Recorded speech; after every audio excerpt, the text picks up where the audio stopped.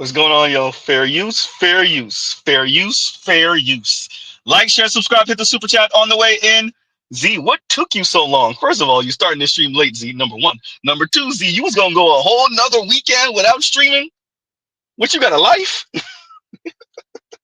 Apparently you got a life, Z. What you doing? Look, y'all, hey, this is pretty much not a regular streams. Not right now. I couldn't stream earlier. Y'all already know. Do not put in the comments. Do not put in the comments. Yeah, life was lifing, so there's that.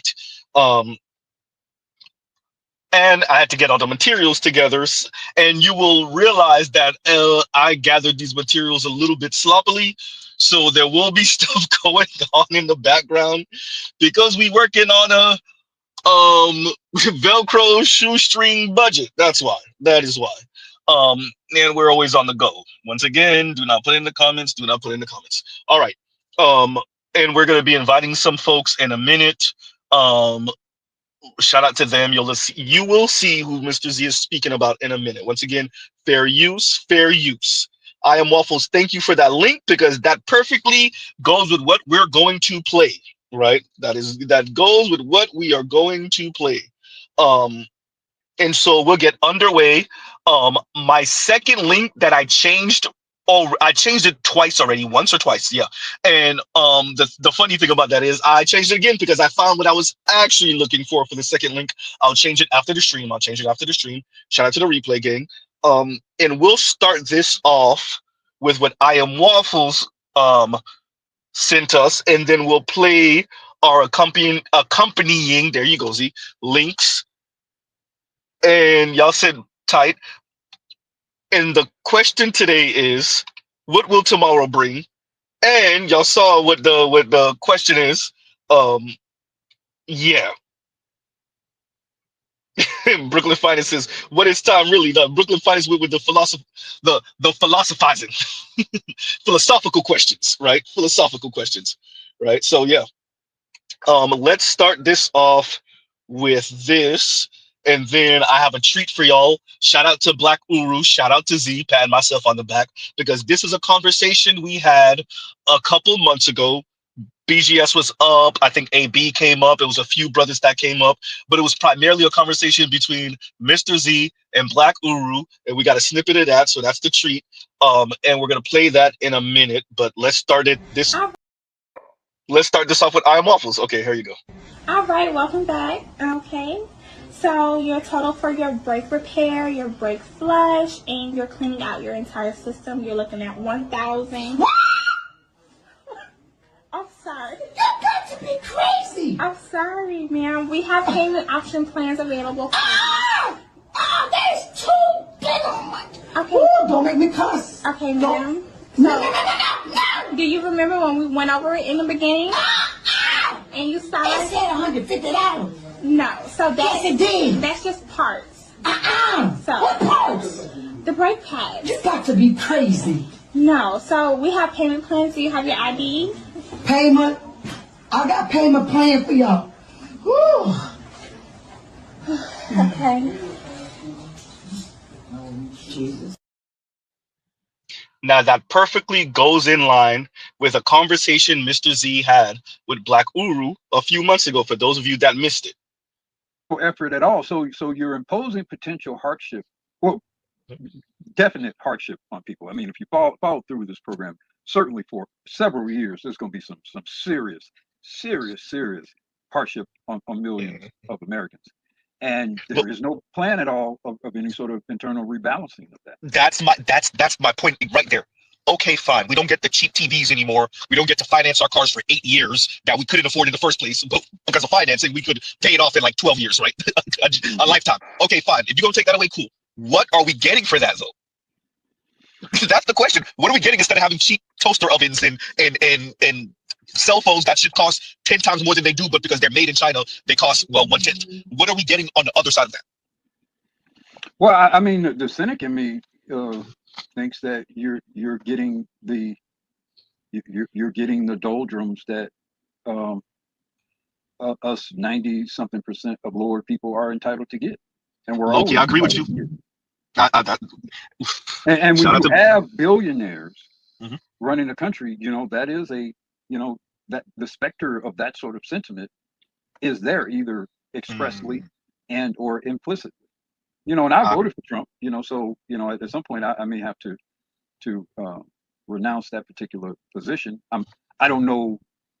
I don't see the scenario in which picking Kamala would have been better. I think That would have been a we've slow probably burn. been trading one Yeah. set of problems for others, and Mhm. to some degree, I guess this where we are, is a reckoning anyway. Now, what I would have probably wanted if I had other options, I would have picked someone maybe other than Trump to lead Mhm. Mhm. the way.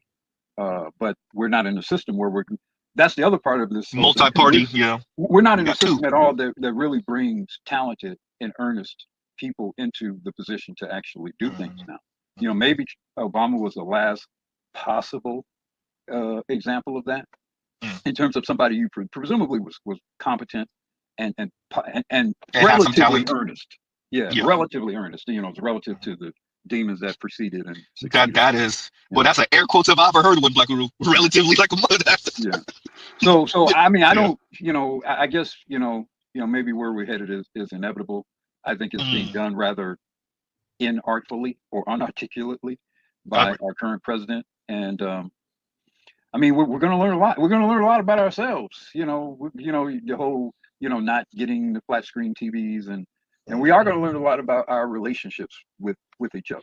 What Within family. relationships? We Well, atomize like a mug. that's the thing too. Well, I think we're going to have to start becoming compounds again.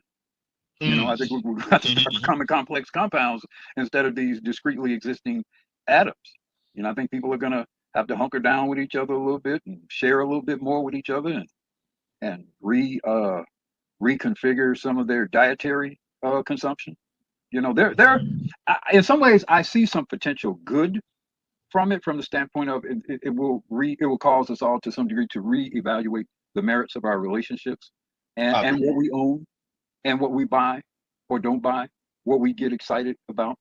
Um, if there is some possibility in this, maybe of reform between black men and black women, if for no other reason but sheer survival. Necessity. Yeah, Yeah. Necessity. there is some possibility of that. Look, if we're reducing government and all that, then you're not going to be able to afford to send police on DV calls, for example. Uh-oh. So maybe over the long term, there's some good to be done for it, but certainly the In the interim, aggressiveness ugh. by which Trump is proceeding and the lack of preparation internally Mhm. is Mhm. is going to be tumultuous for I us agree all. with that. Yeah. I agree with that. Like I said, if there's a plan that we don't know about, and obviously we don't have a choice but to let it play out. That's not our choice. Okay, cool. What is my trade for this? Not as expensive as it can be PlayStation or Xbox. Like, what's the trade off for that, right? And if I still don't get the cooperative woman, and if I still don't get Maybe the the unionized trade-off is job, that is y'all we go back hooping. Xbox. Like, what's the trade off for that, right? And if I still don't get the cooperative woman, and if I still don't get Maybe the the unionized trade-off is job, that is y'all we go back hooping in the park again. yeah, And maybe the yeah, women come out there okay, and watch us hoop like we used yeah, to do, I'll be down when for that. we was kids growing up. Maybe that's the trade-off. Maybe I instead will. of she got to do Ruth Chris, we picnic in the park while we watch people play soccer. Black Uru, these modern chicks would rather goddamn shave their head bald. Well, I mean, it depends. When the options are no longer there to do shit. Females, mammalian females are very survivalistic, and I don't put much cotton in a whole lot of that uppity talk when shit really gets cut to the quick. I don't put that much stock in it. I'll say this, Black Uru. I don't. I respect you as an elder, so I will not disagree that most of them will get their mind right. What I will say is more of them would rather be under the bridge than I think you think. Well, here's the problem with being under the bridge. It's going to be Mhm. dangerous as hell under that bridge. True. And so True. if you want to be continually SA'd and Yeah, starving yeah, and beaten and brutalized and having your whatever little property you have taken from you, and there are no police that are going to give a damn about what's happening, then go and get up under that bridge. yeah. But if some halfway decent guy who can scrape together some shit, and he with some other brothers, and they can kind of scrape together some stuff Yeah, and yeah, yeah. keep folks warm, and people are eating regular. Now I'm being somewhat stark in that Mhm. description, but just to No, it's sort of needed. emphasize a point. Mhm, mhm. I mean, I just I don't see the majority of them just, choosing to stay under that bridge. No, I agree with that. I don't think it's going to be the majority. I think it's going to be more than what you may think, though. But well, yeah, but no, you it have, is in the you know, beginning. go ahead. It is going to be some stubborn. See, like what happened in most cases with things, you are going to have some stubborn folks who are going to have to die or starve to death or get SA'd or a whole lot of other terrible things before other women say, "Oh shit, this is real. It's real." Yeah. Let me go get with short, frumpy, or get SA'd or a whole lot of other terrible things before other women say, "Oh shit, this is real. It's real. Yeah. Let me go get with short, frumpy, Henry, he is pretty good. He's got some hands and he is pretty good with that gun and he, I just think there is the potential of things going in a direction in which there is more authentic relationships and more authentic valuation of relationships. That is a potential, but yeah, it is going to be very painful. There's something you said right there, Black. More authentic valuation of relationship. That one right there. See, you could throw away stability with this BS financialized environment that we have, right? You could throw away stability, but what you just said, right, when you have to reevaluate serious relationships and serious people, right, who have connections in their community or who are good people and other people respect them, when you have to consider that and you can't just throw it away frivolously, that's different calculus. That's a different calculus. Yeah. Okay, so y'all heard that. Now we're gonna get some real serious, sobering, slightly kind of doomer, and I'm gonna put the link for the couple people that I invited earlier. Once again, fair use, fair use, fair use, fair use. So y'all heard that that was a conversation between me and Black Uru. What was that, 2 months ago, give or take, a little bit more than 2 months ago at this point. So this is from the channel Economic Circuit. I'll fix the link after the stream, right? So here y'all go. Chapter 1. Made in America, priced like it. There's a myth that reshoring means revival, that if we just build it here, the past will come back. Jobs will return, towns will thrive, dignity will follow. But no one talks about the cost. Because building things in America is expensive. Our labor costs more. Our energy isn't always cheaper. And the world we once built to be efficient is now a maze of friction. The 65-inch TV that used to cost $400. It might cost $700 now. And that's before the tariffs. The medicine that came from India, stuck in a customs dispute. The sneakers made in Vietnam, back-ordered for 6 months, if they arrive at all. This isn't a policy shift. It's a reorientation of reality. We grew up in a world where things got cheaper, where Black Friday was a ritual of excess, where our sense of comfort was built on invisible networks of distant labor. Now, as those networks fall apart, we're going to learn what things really cost, and who can afford them. The new middle class will be defined not by how much they own, but by how much they can do without. Austerity, not aspiration. Durability over style. Repair shops instead of replacements. It's not just about bringing jobs home. It's about retraining desire. We've been conditioned to believe we deserve everything, fast and cheap. But the world is slowing down, and the price tags are growing teeth. A shirt made in Alabama is not a shirt made in Bangladesh. It carries with it a domestic supply chain and a public desperate for stability. That weight is passed on to the consumer, to us. We'll be told this is patriotic, that it's worth the price, that sovereignty justifies scarcity. But there's a quieter truth beneath the slogans. We're not buying less because we've matured. We're buying less because we have no choice. The new middle class won't be one of comfort. It will be one of survival with dignity. A class held together by quiet discipline, not consumer freedom. And if that shift unsettles you, if you've started noticing how every cheap thing is getting harder to find, then you already feel the tremors. This channel is a place where we trace those fractures, where we watch together as the scaffolding of the old world creaks. Subscribe if you want to follow the unraveling with open eyes, and if you want to support this kind of thinking before it becomes impossible to say out loud, join us on Patreon, where we speak without filter while we still can. Chapter 2. The New Identity of Labor. We used to ask kids what they wanted to be, not what they wanted to do. Because for a long time, jobs weren't just jobs. They were identities. You were a teacher, a doctor, an engineer. The title came with purpose, respect, and some version of stability. But globalization didn't just shift production overseas. It dissolved identity. Work became fragmented, abstracted, and, above all, temporary. The middle class became a sea of contractors, freelancers, gig workers. Titles faded, tasks multiplied. And somewhere in that swirl of resumes and passwords to resumes, we lost something. We stopped building careers and started juggling income streams. Now, in this post-globalization moment, the pendulum is swinging again, but it's not going back to where we were. It's heading somewhere unfamiliar. Labor is becoming physical again, tactile, local, not out of romanticism, but necessity. Someone has to rebuild the factories. Someone has to manage the ports, drive the trucks, wire the grids, mine the minerals. The hands that make and move are in demand again.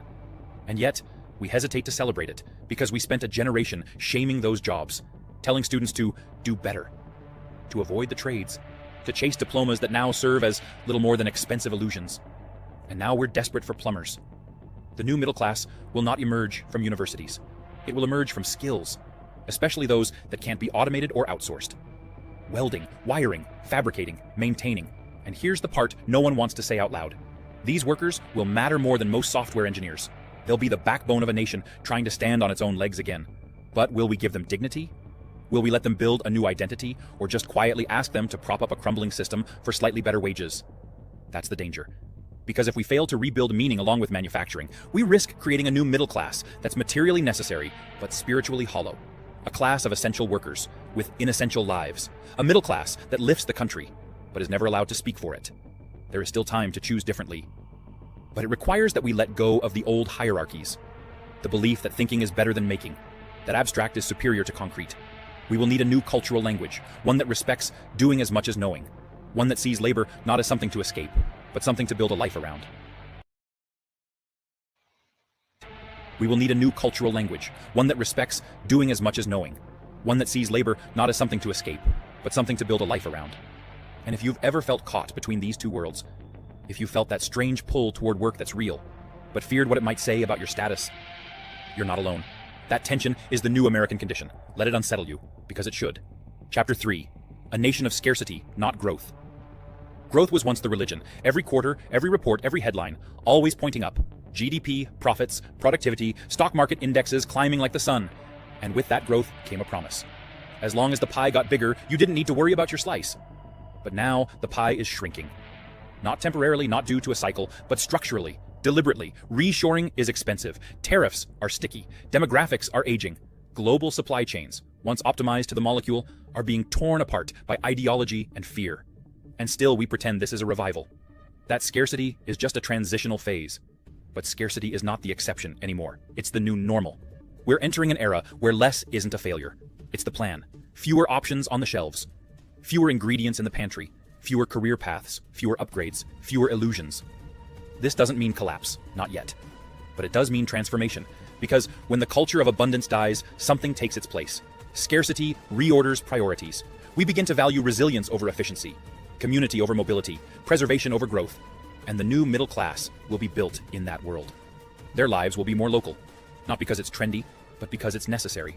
Imported luxuries will become rare. Repairs will outpace replacements. Vacations will stay inside borders. And slowly, the identity of the middle class will shift from aspiration to endurance. They won't measure themselves by what they're climbing toward, but by what they've managed to hold on to. Their homes, their health, their time with loved ones. This shift will feel like a downgrade to those who lived through the age of growth. But to those born into this new reality, I've said it. It will just be life. A life where stability is the prize, not excess. But even that stability comes at a cost. Because in a system that no longer grows, every gain is someone else's loss. And envy, once reserved for the elite, will seep downward. Neighbor against neighbor, town against town, region against region. Not over yachts or tax havens, but over fuel, land, opportunity. And maybe that's the cruelest part. The new middle class won't just be frugal. They'll be suspicious of outsiders, of change, of anything that threatens the delicate balance they've managed to rebuild. It's not a dystopia, but it isn't a dream either. It's just the next version of normal, and it will ask something of us we haven't been good at for a very long time: patience. Chapter 4. The middle class as a wall, not a bridge. There was a time the middle class held things together.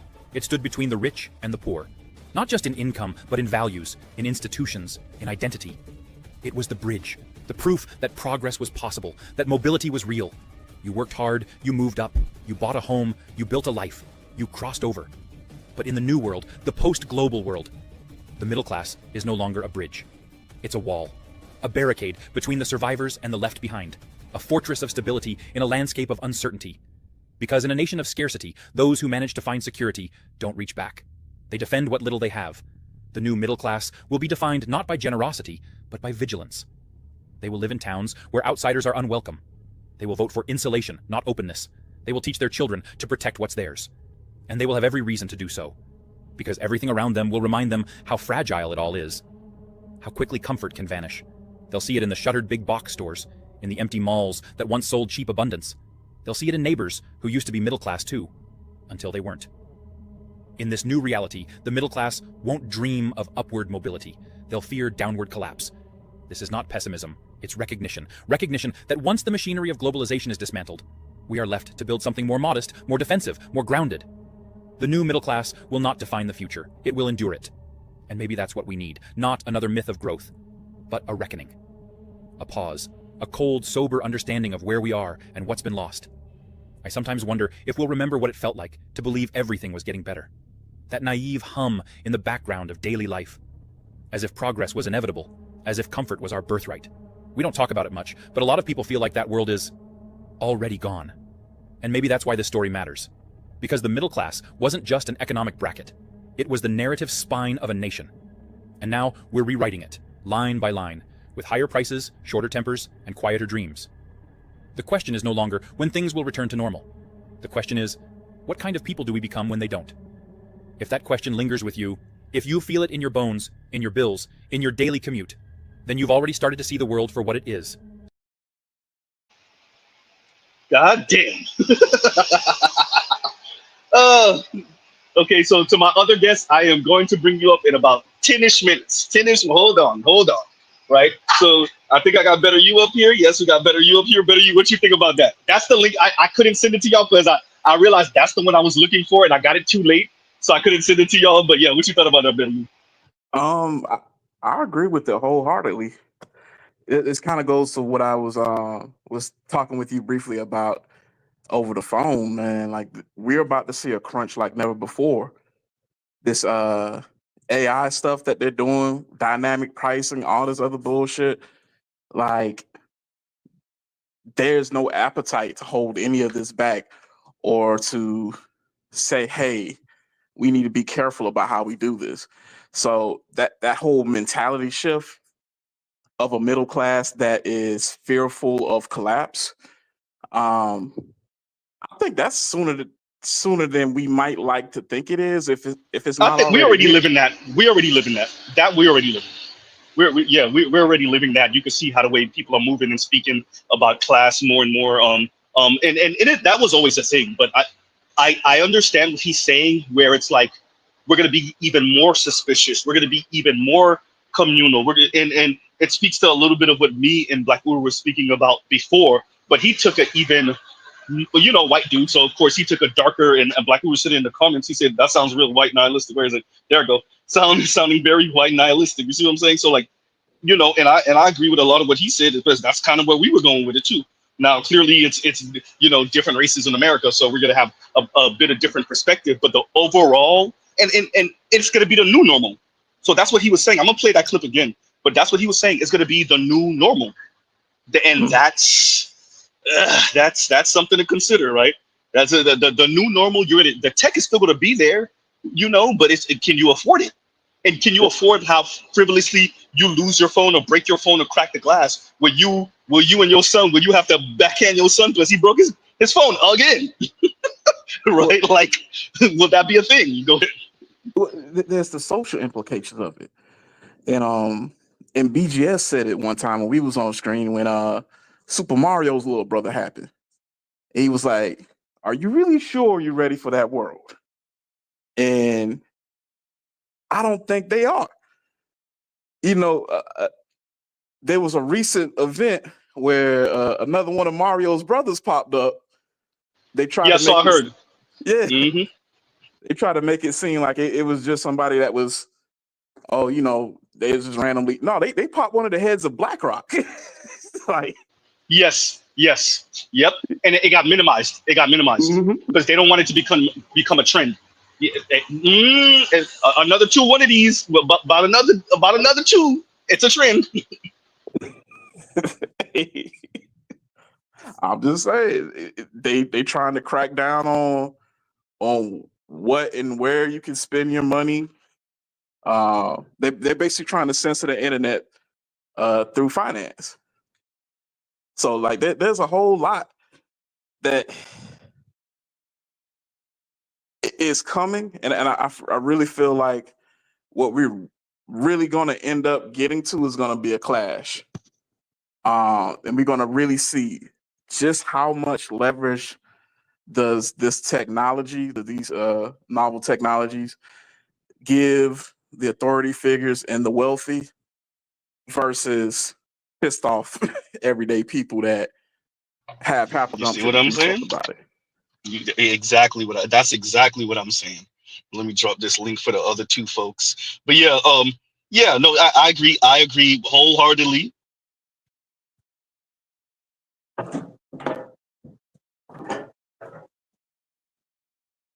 Yeah, it's I don't know what's that quote, man. You always live in interesting times.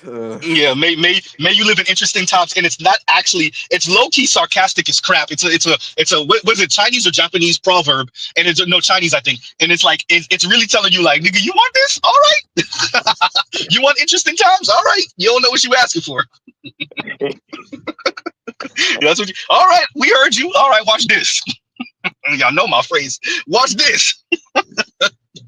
Oh man, but yeah, no, man, I've been like binge watching this dude's whole entire channel.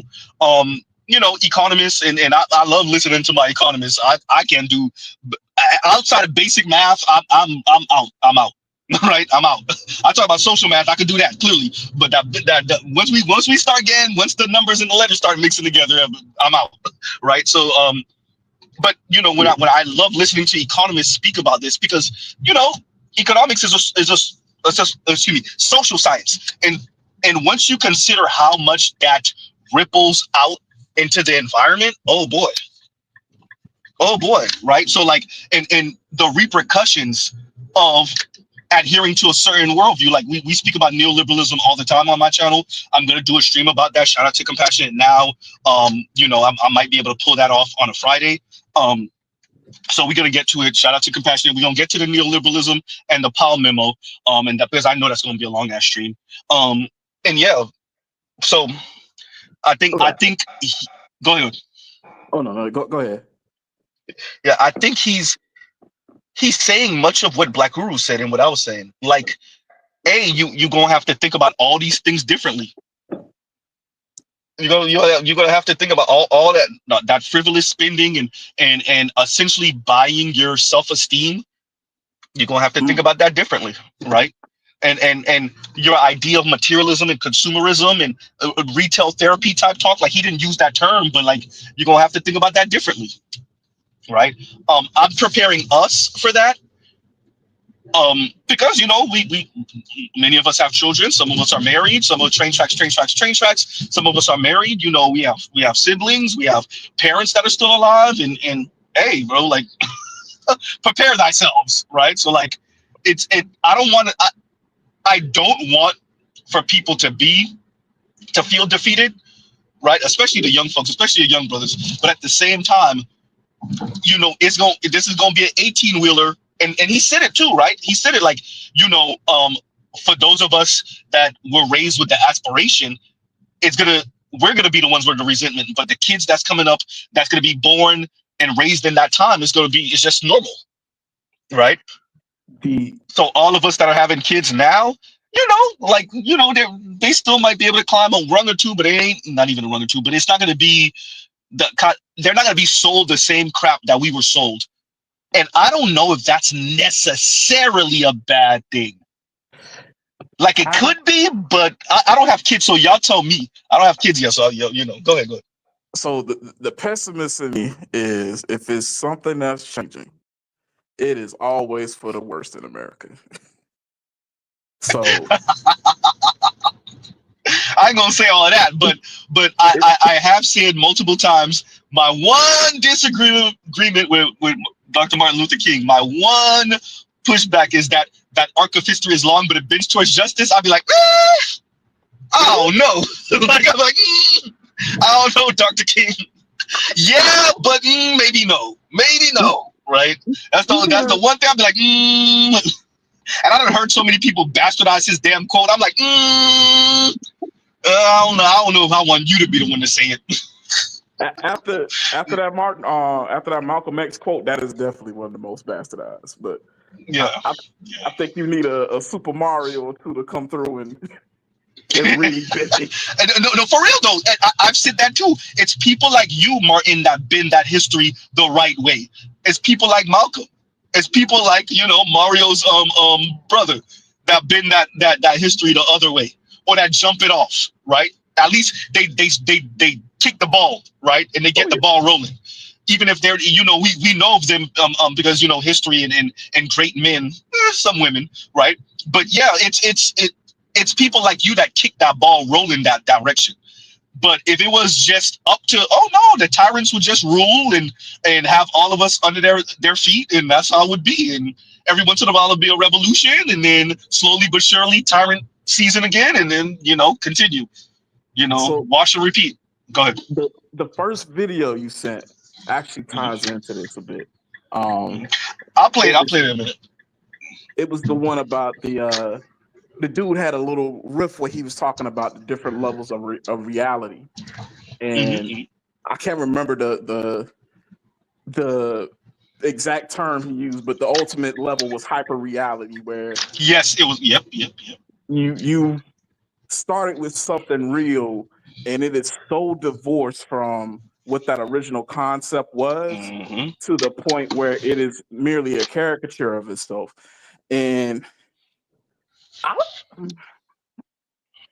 kind of think there's a just similarly how there's a stratification of reality. I think we're headed to a place where, along with class strata and different things, I think we really going to be living in different worlds. And no hyperbole. If you got it, your reality will be markedly different than someone who doesn't. There's people that would argue that's where we are now. I get what you're saying, where it's going to be an even more exaggerated form of that. I mean, right? Yeah. You don't even know or have a concept of poor. Because you just live in it. Exactly. What do you mean? There's people who don't have money. Like, oh, their shipment hasn't showed up yet. They need to get on Amazon and custom manage job. Yeah. That's like, that. Yeah. Yeah. Yeah. And there was another clip, and I didn't have the time to get it, where when he was speaking, I thought of Black Uru and something that Black Uru said, which about the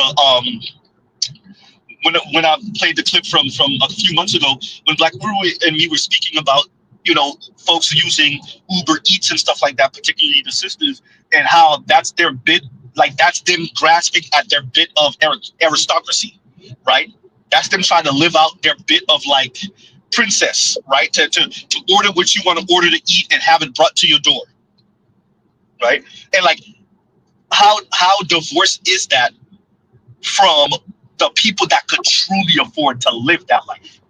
Not you, who's doing it because you have you can't deal with the fact that you ain't a white woman, a rich ass white woman, So yeah.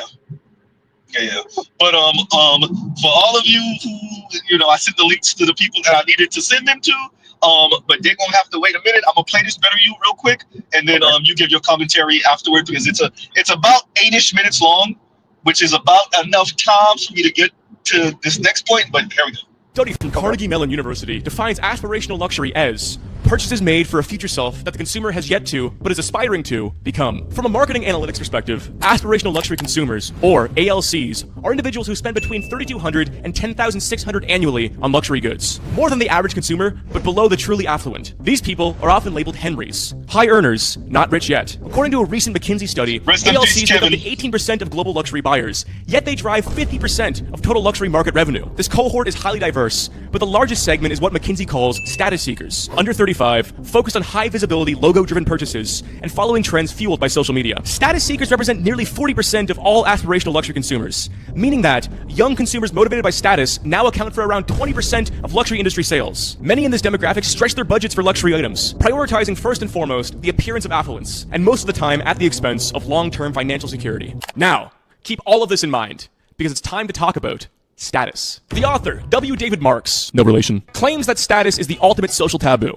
Greater than sex, greater than discussing income, greater than making fun of a man because he's short. We are always participating in status games with each other, no matter the context. Status games aren't exclusive to making more money or being more attractive. They are contingent on what quantifies status in your in-group. For example, your in-group could be the philosophy department of your university. Your status in that group may not be predicated on income or beauty, but it may be something like how many books you've read, how long you've been studying that week, how many continental philosophers can you name drop in a single sentence. In contrast, your in-group might be billionaires, and your status in that group is contingent on how big your boat is, where you vacation, and what model you're fucking that week. W. David Marks claims that because status games are always being played, no matter the context, that status-seeking behavior is actually the primary driver of cultural production. The drive for status is the thing that creates culture as people try to one-up each other in a given status game. For example, we could look at thrifting culture. Thrifting culture, at its peak, was bent on curating and collecting the tackiest and most out-of-date outfits. Most notably, the dad shoe. This newfound obsession with thrifted New Balances and Nike Monarchs then informed high fashion, prompting luxury brands like Balenciaga to create the Runner and the Triple S,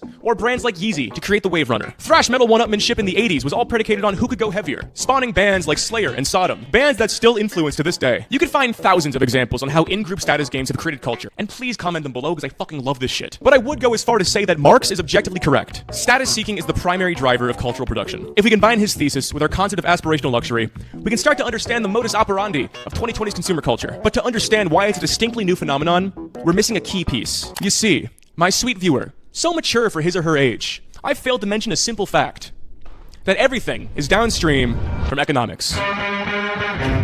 I've spoken about this a lot on my channel. One could say it's basically what the channel's about at this point. But young people have been priced out of many basic life milestones that were a given for previous generations. For example, we face record high average mortgage payments of $2,800 per month, a 177% rise in tuition since 1970, adjusted for inflation, a 220% increase in childcare over the last 30 years, again, adjusted for inflation, and a normalization of debt, with Gen Z having more debt and credit card usage than any other generation at the same age. And all of this, while the real hourly median wage has only risen by like 10% since 1970. When I rattle off stats like these, and there are many, people often refute my claims of despair with the simple fact that we still exist in material prosperity. We're not going hungry, we have shelter, we don't work too much, we have a decent amount of free time, we can consume, things are generally fine.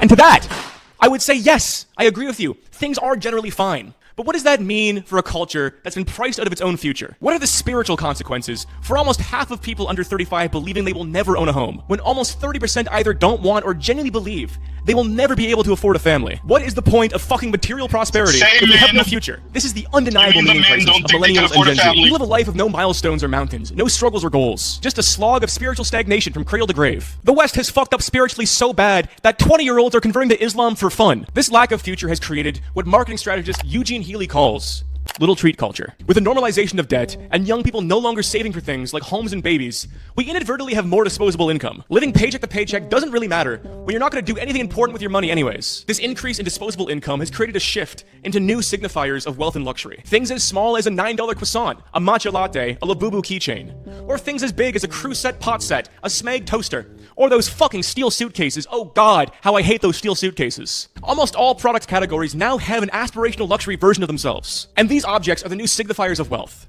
You may not have land, a house, a family, or a car, but you have the same luxury consumer garbage that people with actual wealth have. In the sense that status seeking drives cultural production, aspirational luxury objects in lieu of tangible wealth and equity are now the dominant form of consumption. These are the objects we post on social media, the objects we decorate our basement studio apartments with, a performance of luxury and a simulation of wealth in a generation that has lost access to its own future. So, what happens in a culture when all wealth is simulated?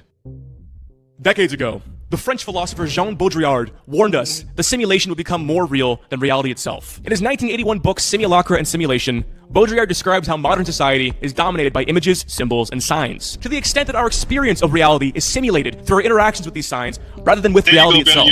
He refers to these signs and symbols as simulacra, which literally just means a copy of a copy. In a media-dominant culture, a sign slowly becomes untethered from reality as it is copied again and again, passing through 4 distinct stages before it becomes what he calls a pure simulacra. So what the fuck does that mean? Well, let me give you an example. We can imagine a first-order simulacra as a vintage photograph of a cowboy from the 1890s. This is a photograph of a real person, a faithful copy of reality itself. But what if we abstracted just a bit from reality? We can imagine the second stage of simulation as a classic Western movie from the 1950s. Media has taken the idea of the cowboy, real people that existed in a real context, and narrativized it. The cowboys in the movie are not real cowboys. The stories in the movies are not true stories, but it is an abstraction of a symbol that was once real. This second stage is an unfaithful copy. Now the third stage would be something like Quentin Tarantino's Django Unchained, a contemporary movie, but a movie that's in direct conversation with classic 1950s westerns. In the third stage, you not only have an abstraction of reality, but an absence of reality. A copy with no original. A reference to a reference to a reference. The fourth and final stage is pure simulacra. This would be something like a Django Unchained Halloween costume. A sign that bears no relation to the original reality of the cowboy, but only to other signs. Baudrillard would call this world of signs hyperreality, when the simulation or sign completely replaces the real world. Now, we have pure simulacras, copies with no originals, and hyperreality, a world made of pure simulacras. Let's take these ideas and apply them to how we think about wealth and status. In the first stage, wealth would be contingent on land. You can farm on it, you can flip it, you can build an empire on it, but that all requires the ownership of physical space. The second stage would be like owning a house in a suburban neighborhood. You own the house, which is on land, but because of the HOA, you can't build whatever you want on that land. You couldn't start a factory or an opium farm, but you do own the house, which is an abstraction of the purpose of land ownership, an unfaithful copy. The third stage would be a condo. Now you have no land, just property. It's like owning a house that's floating in space. You can't tear down the walls, you can't remodel the bathroom, but you can fill it with consumer goods. The wealth of condo ownership is in reference to the wealth of homeownership, which is built upon the wealth of land ownership. A copy of a copy. The fourth and final stage, the pure simulacra of wealth, would be just the consumer goods in a rental unit. You own nothing concrete, no land, no lasting property, no equity, but possess the signs of affluence, floating free of any foundation. This is pure simulation. Wealth measured in transient, highly visible goods, rather than any material stake or productive asset. We now exist in the hyperreality of wealth, a hyper-real simulation of affluence in response to economic exclusion. We seek status and create culture through aspirational luxury, buying things for the version of yourself you see in the future, but a future that will never come. It's what separates all of this from previous consumer trends and makes them fundamentally different. We are inside a simulation that is manufacturing new forms of aspiration, new symbols we can name ourselves to and identify with. It's Labubu's. It's a $20 smoothie. It's a Von Dutch hat. Whether you like it or not, this is the culture we exist within. The car is on fire, and there is no driver at the wheel. We may be in a recursive cultural simulation the likes of which no other point in history has ever even comprehended before. But at least we're all here together. Thank you for watching. Never kill yourself. What y'all think about that? What's going on, LAR? What's good? What's up with you? What you think? You think we're aspirational in this way and spending crazy money because we can't afford a house and a family? Since LAR who has a house and a family. Go ahead. I think white people are just black poor people in the 80s now, and now it's supposed to be an issue. That's what happened. Yep. Y'all got it. I gotta get busy for like a couple minutes, so y'all got it. Go ahead, y'all. Hold up, say that one more again, man. I said white people are just black poor people in the 80s, and they, and they have an issue now.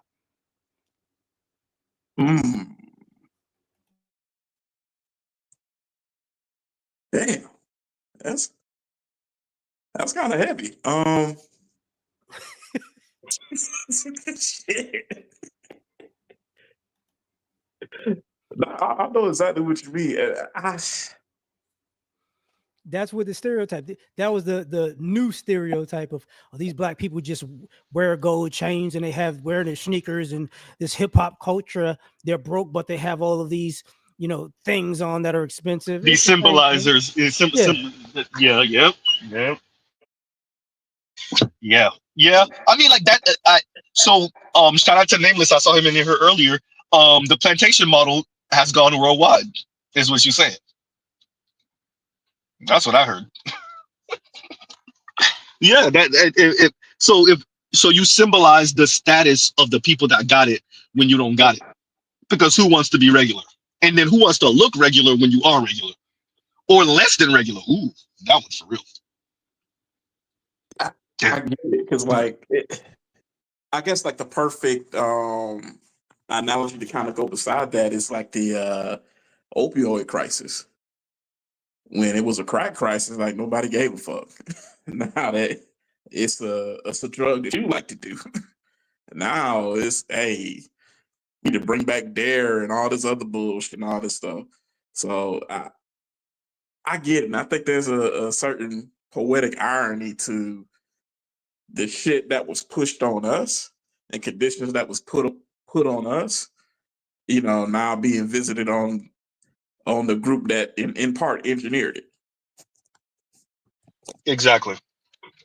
It's a new normal. That's why my title is "What Will Tomorrow Bring?" Right? Like it's gonna be a new normal, and I want to prepare us for that. And so you can look out for your family. I don't know what everybody else gonna be doing. I don't know what other content creators are talking about. I don't know what they on, but we try to keep it real over here, and it's not always sunshine and rainbows on Z's channel. It can be sunshine and rainbows for individual folks, but yeah, I don't know what everybody else is on, but yeah, we don't only talk about the hoes over there. I gotta get the clip of Terry Crews saying that shit in Friday After Next. I gotta get it. I don't care about these hoes. I gotta get the clip, man. I'm gonna get it. I'm gonna get it because that, yeah, man. Like we talk, we talk about black women and they effery, black women effery, but yeah, not yeah, that's not what we only talk about here. It's the world is the future. I'm looking forward to dope ass technology if I can afford it. Right, I'm looking forward to that. But even if you do get it, like the Economist was saying earlier, it's not like you could just frivolously just throw these things away. You're gonna have to go to repair shops. You're gonna hold on to these things because they're gonna have a different value, right? Yeah. So that's very important. That's very important. I'm about to read that super chat in 1 minute. I got you, Saint Sir. I got you. But yeah, yeah, y'all go ahead, y'all. The interesting thing about technology now is it didn't make society more efficient. It made us lazier. So it's just going to be people are getting double and triple times lazy because they say technology is a help, but in reality, technology is only a help for people who are on it every day. But when it comes to real world things that don't need technology, you're dealing with a society of idiots.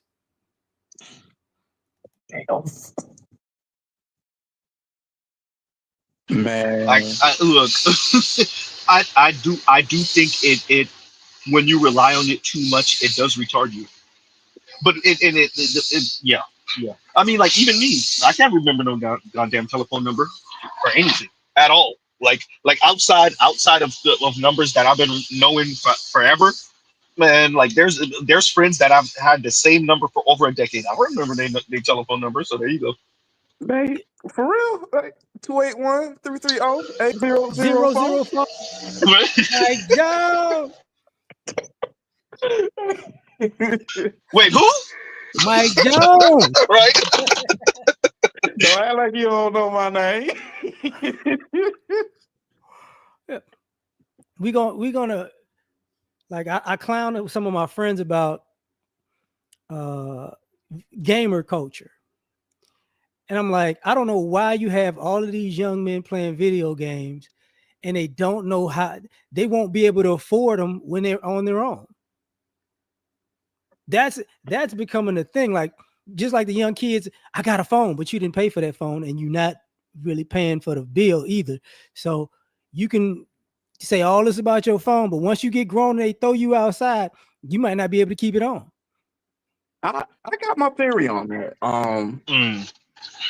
As generations have progressed, the one thing I've noticed is there is a growing aversion to children in particular and hardship.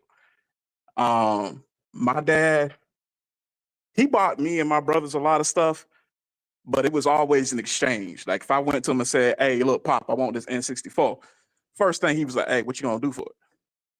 And we'd have to negotiate. And I had to cut X number of lines, do whatever. And if I didn't bring home all A's, that was already shot down.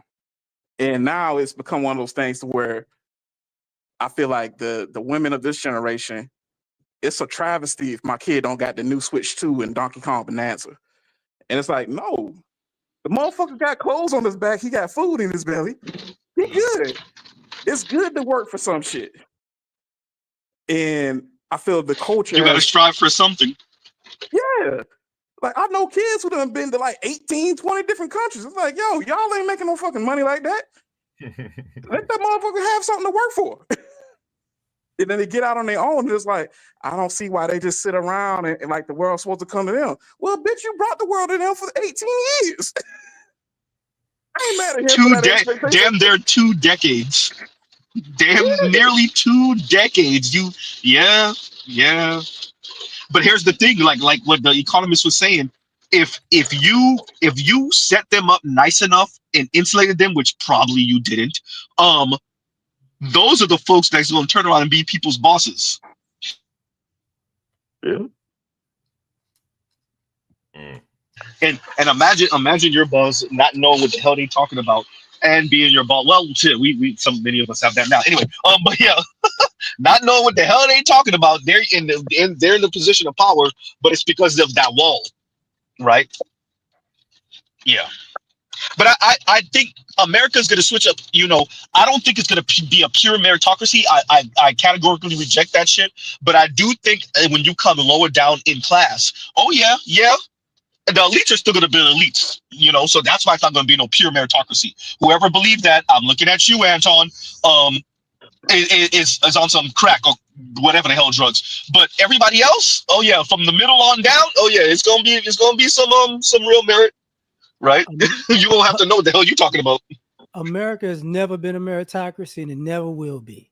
Fuck yeah. The reason why I can't be a meritocracy is because the elite's kids ain't that good. They've never been that good. Say that. So they're always getting beat out by people who are better than them from a different class. So you can't afford to have a meritocracy. You can afford to have a small one. You get what I'm saying? That's what the NBA, NFL, MLB, and that's what hitting the lotto is. And LAR, let me say this real quick. I gotta reload because it's not. I gotta highlight this. Super chat is showing me, so I gotta reload. So you got it. And compassion. I guess after LAR, then you go ahead and make your comment. My bad. That's what this is all about. Because at the end of the day, the major problem with the meritocracy and nepotism is the same thing you see in our society. The people who made it in a meritocracy, now they're using nepotism to make sure their kids get it. And their kids ain't as good as them. So you see it over and over and over again. But the problem becomes, so now we're going to have another group of mediocre, overpaid people. Mm-hmm. Well, any hierarchy counts. Go ahead. My fault. Better you. My bad. I was just say this. I think the problem with it is for them is that there's groups of people who actually believe that shit, and to put it in sports terms, while they sitting on their ass taking naps, we outside shooting in the gym.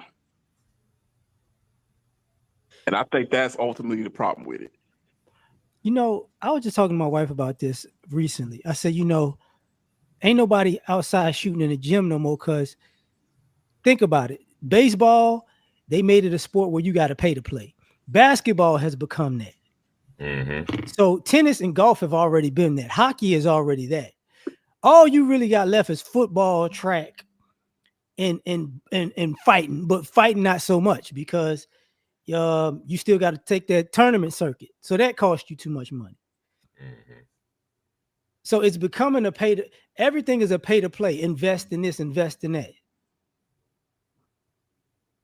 Well, like the documentary spoke to, maybe not for long though. And that's going to change abruptly. And I guess that's what we speaking about, is how people going to cope with that sudden change away from, like you said, like the financialization of everything and this perpetual growth model that everybody think it's a possibility to be, a millionaire, a billionaire, and football, to your point, is starting to take that AAU basketball route too, especially with NIL, and it's starting to become super lucrative early. That it's just going to become even more like a club sport, just like everything in the whole country. So like that documentary is fascinating because it really does illuminate what this society is starting to turn into. And it's fascinating. It's my bad, but it's fascinating the part where we gonna kind of retreat back into like a more tribalistic model, which That's what then I heard. what came to mind though was like, wow, so neoliberalism in a way is an anecdote to tribalism. But we know neoliberalism isn't really sustainable either. But I think globalism too. I think the fall of globalism is going to do that. Really, it's really the fall of getting everything that you need, no matter whether it's in season or not, no matter how, because the production, it wasn't here, right? And so you could export out essentially the toxicity of the system to somewhere else. I'm not just talking about the actual literal smoke pollution, but the pollution of being able to produce this for how cheap. You know, think of the East Asian woman that's probably dying of cancer right now because of whatever the fuck type of material she got to deal with, right? Like building the phones and whatnot. So like, and I'm sorry to go so dark, but like you could export all of that toxicity out.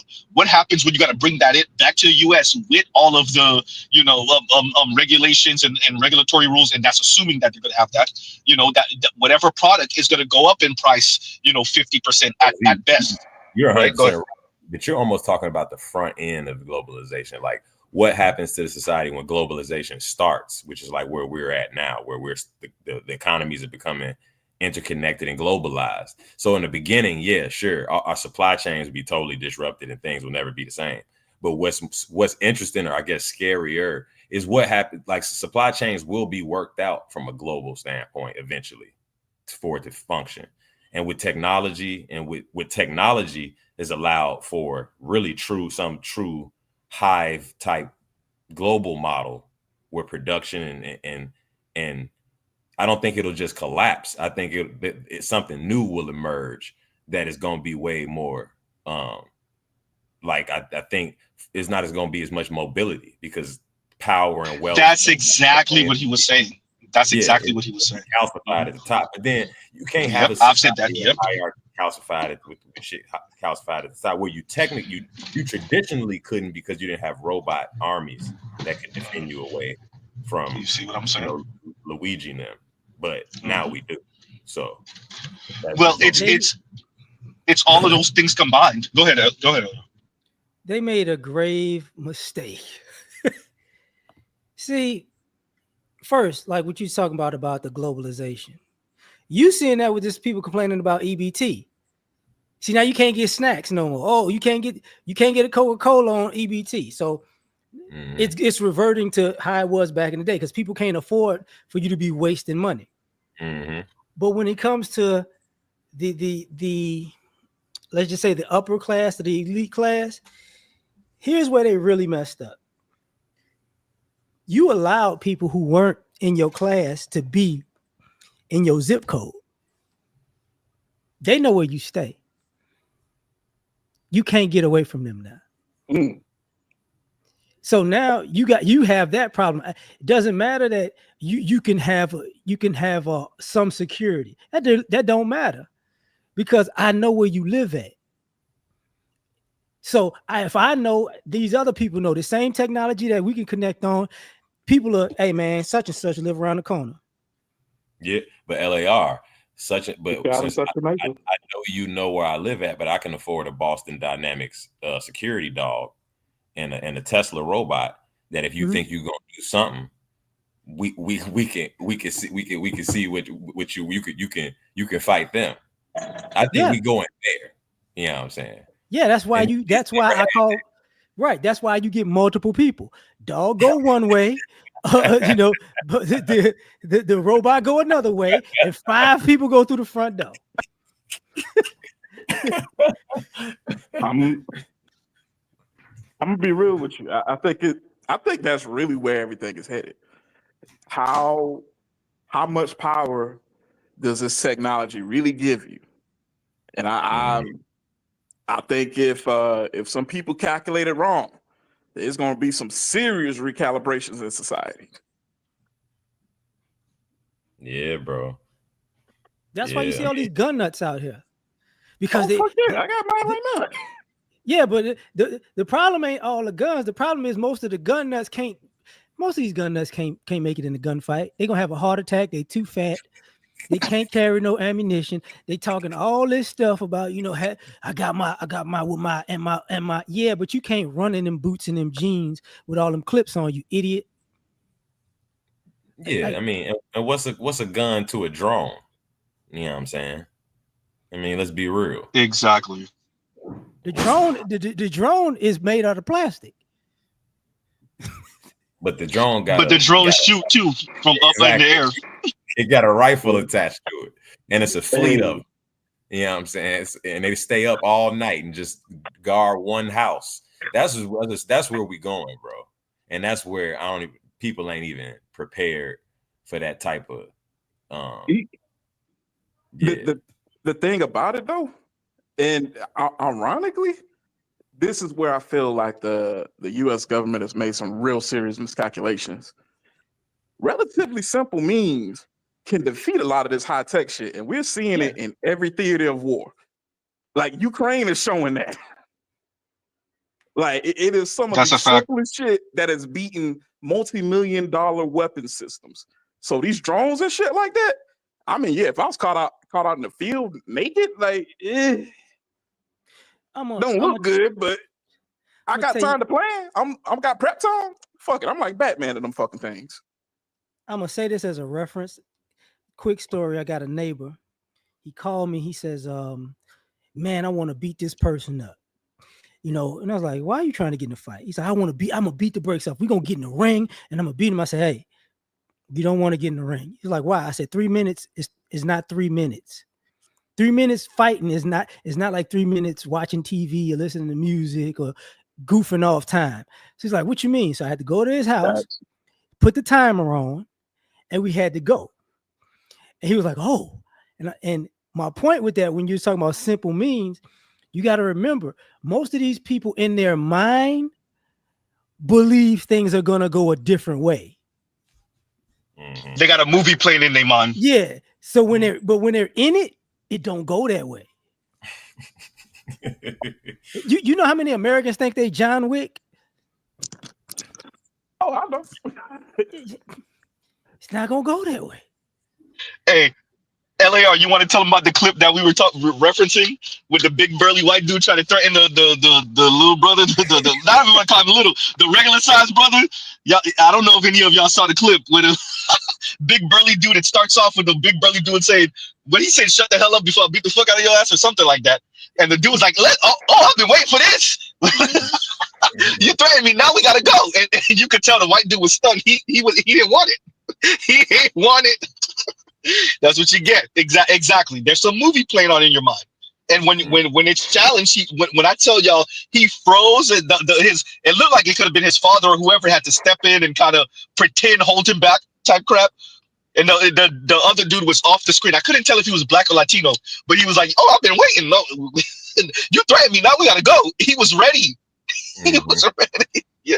But that going to what LAR said, they got a movie playing on in their mind. It's a movie, right? I don't know what. Go ahead, yo. No, my bad. But to your point, LAR, was interesting your response to that essentially black folks created a what do you call it? A simulacra. A simulacra. Yeah, a simulacra. I think that's what they called it. The highest degree of the simulation theory or whatever you're talking about was the simulacra, which was essentially essentially what black folks do with consumerism or have developed over these decades as a response to being economically disenfranchised in this society. So we created a bunch of tokens of wealth, and what we see a lot or make fun of a lot within our own community. We've been kind of we've been experiencing what the society is just now catching up to for decades. So that's going to be interesting on multiple fronts. On multiple fronts, yeah. You know what I saw today? Like when I talked to Z earlier today, I was at the gym. I looked up on one of the screens and it had like Little League baseball, Little League and softball. Little League baseball, and softball. And they were showing clips. And all I saw was white kids dancing and acting a fool while they playing the game. And all that reminded me was, oh, y'all get to do all the things y'all cussed us out for as a kid and said we was stupid, we was being idiots for.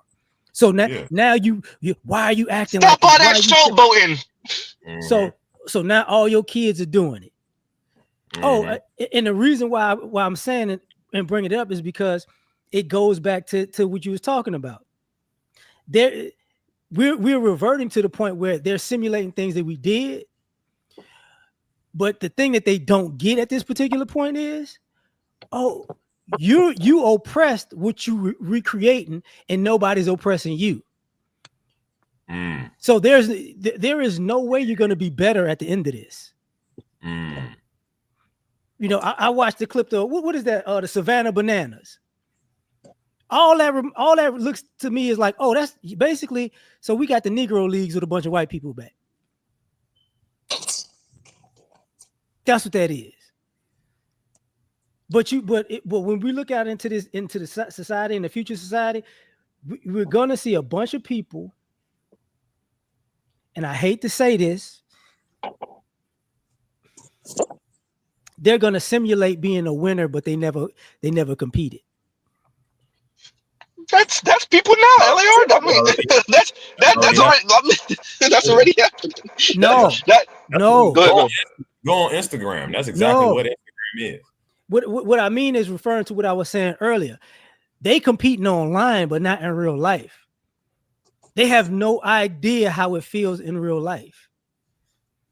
You're gonna see a bunch of people really have mental breakdowns, crash out, and possibly take themselves out because I thought I never actually did it for real. I thought I was legit, but I wasn't.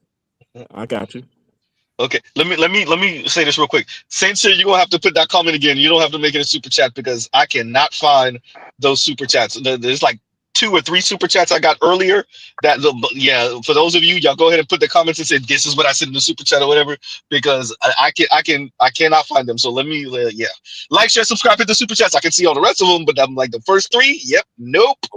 You was playing something the other day of dude. I think it was another content creators compilation of women crashing out because they was realizing they was broke and didn't have families and weren't gonna have kids. I don't remember if it was me. There's been a couple. I think I don't know.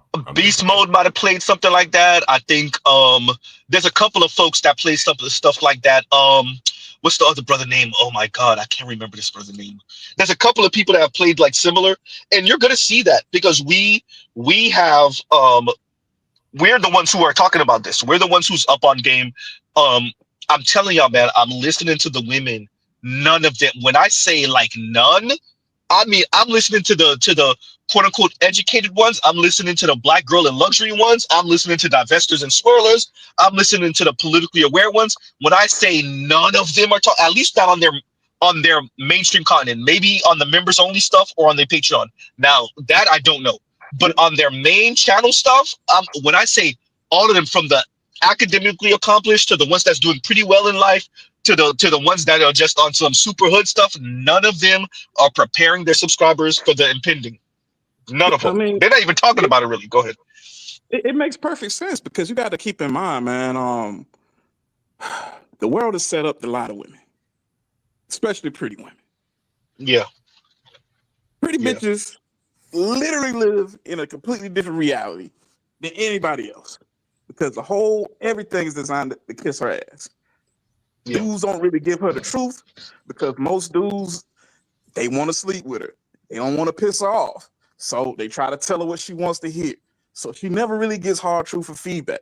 So it's not a surprise at all because like it would mean grappling with some uncomfortable truths. And if you've never had to do that, why would you do that? Yeah, exactly. You know, America is basically a pretty woman. Yep, I was gonna say that. Oh yeah. The origin stories of this is all a lie. If the only reason black people fought against it is because of black people's position in this society, but the origin story, if you think about it, like Malcolm X, Plymouth Rock, and all that other stuff, all that origin story crap, the manifest destiny crap, All of that is a lie. All of that's BS. So yeah, pretty woman. The U.S. is a pretty woman that send me your homeless, your sick, whatever the hell. All I that's mean, BS. Go ahead. No, I don't think y'all appreciate what LAR doing up here. LAR is coming up in here. We giving all these soliloquies, that's the and he black just pitch. throwing one line knockout punches. But the LAR always does that. No, but and I think it's Roger important. Report too. That I sent him the Roger Report. Roger Report over here messing up. I'm calling them out. But yeah, look, yeah.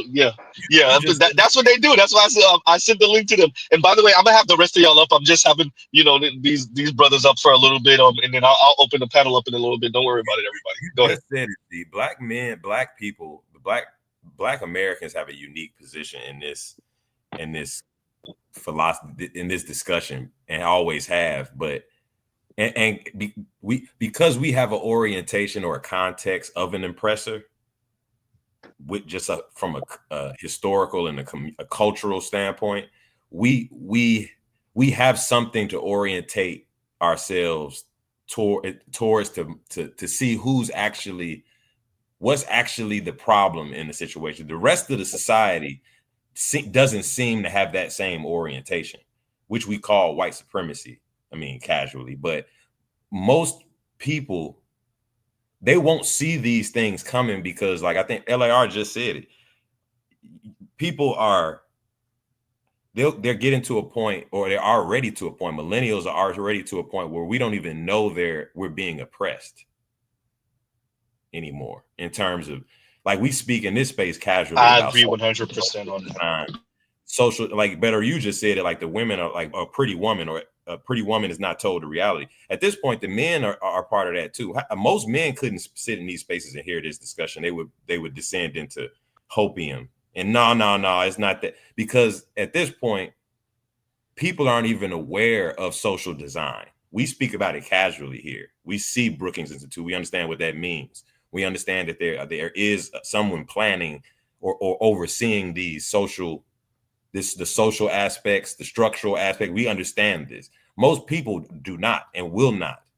The creators you were citing that aren't preparing their subscribers, they are not prepared for these things. And it's hard to really grasp that sometimes. You know what I'm saying? Here you go. Compassionate. Read Black Uru's comment. It'll tell you everything you need to know. He said, Black Uru says, women, if push comes to shove, I would just crawl into bed of a man. Yeah. Well, yeah. That's where, at a certain level, their position and perspective, or what we should expect from them, is less and less consequential as reality starts to become stark, because they have never operated. They're going to move with the environment. We are the only ones that are going to think about this and contend with the environment. Like the women aren't going to do. They haven't ever. They're going to get up under the men who figure out a way to contend with the coming environment. And go ahead. I'm sorry. No. Go ahead. Finish. I was babbling. Just go ahead. No, I'm gonna make a controversial statement. Oh shit! The vast majority of the men can't change the society. They don't have the skills, the will, or the ability. Yeah, checkmate. So I don't think that's controversial. Oh, it's controversial because most of these people actually feel like they like that. Yeah, we start from we start from a premise that push come to shove, males boil down to will be able to react. But millennials are proof that they're not. We don't, like BGS and them be saying, we don't pick it or do nothing. We don't even worry about it. Won't be us, they'll be our kids. It won't be us. It is going to be our kids. Are you coming to the dark side, Compassionate? Are you coming to the dark side? No. It's because this is and when I say that, I mean when I say it's not going to be us, it's going to be our kids, because they're the ones who's going to grow up in the BS. See, we'll still be. What's going to be our opiate? The aspirationalism. Yeah, we be bitter. That's what he was saying. We're going to be the men are going to be bitter. The women are going to. This is much of the reason why I'm playing on these today. Y'all be careful. Y'all think they sound crazy now? This is the thing. They at least still got the aspiration, because it's still like they still. I'm almost there. I could grab it. I'm just inch away. When that door get clearly shut, oh, that means it's gonna be crazy. You have to Right? Like it's gonna be crazy. It's gonna be even crazier than they are now. Right? And I think it's gonna be their kids and it's gonna be our kids that grow up in the muck, right? That are gonna have a different orientation to challenge this crap. We won't fuck them up though, Z, because I don't know how how won't millennials fuck, even though those kids will be in the they won't be buffered by this market shit like we have. They'll be more close to reality, but we're gonna be some insane ass parents in that. I think so. Yep. So let me read this real quick and then you got to better you. Spainman says salute Z panel in chat. Salute. And go ahead, because I want to read these as these come in because the first three just disappeared in the void somewhere. The first two or three, so that's why. Go ahead, buddy. You go ahead. Yeah, gotcha. I agree, but for different reasons. So going back to the whole pretty bitch thing, you have said this a number of times that Black Americans are the most American Americans because we actually believe a lot. Yep. Yeah. And that is why I don't think it will be millennials, because millennials have mostly bought into this neoliberal frame of thought where, I'll be frank, most of my friend group, most of the people I go to is speak to when I'm in group settings for community events and things, they always look inward. They have an internal locus of control for things that are far outside of their scope. It's like, yo, well, I can't find a job. It's like, nigga, do you know what the jobless numbers is? No, yeah, I gotta look harder. I'm gonna play the breaking points clip that I sent y'all in a minute. I'm gonna play that in a minute. I'm gonna let LAR go. I'm gonna read I'm gonna read KMS's comment because that's gonna I'm gonna let LAR go. I'm gonna play the economic circuit stuff again. Then I'm gonna read KMS's super chat because that goes perfectly into what economic circuit was saying. So go ahead, LAR, and go ahead. No, better you. It's not bought into. Millennials are cooked. They were. What did Bain say? We were born into it, molded by it, nigga. We didn't see collective action until we were already grown. we don't understand none of that shit. So it's not even bought into. For some of us, we ain't see collective action until we got here. Literally. Virtual collective action on the internet. And half the women are collective action about them niggas ain't shit. Yep. That's not as close to collective action as that's facts. I can't even disagree with that. That's facts. Go ahead. The niggas ain't see collective action to high-speed internet. Yeah. And what he say? See, by then it was already blinding. Hey, bro. Niggas still can't accept it. So go ahead. Oh man, go ahead. I'm gonna say what y'all said from a different perspective, because it's for somebody like myself and the people that I grew up in the generations that taught me, it's reversed. We never believed in America. We were always cynical about it. We never believed in a lie. What it looks ding, like ding, from exactly. From my perspective is the younger generations. I don't know who told them to drink the Kool-Aid, but we didn't Jim Jones these little kids. LAR, pause for the cause. I real quick, LAR, better you. I tend to I bring LAR up here, but we be disagreeing all the time. It's just that LAR is real cordial with his shit. But I don't know if I've ever agreed with LAR so much. Like, who the fuck drank the Kool-Aid? What? When he said that, it was like, I don't even know what to say to that. Go ahead, you got it.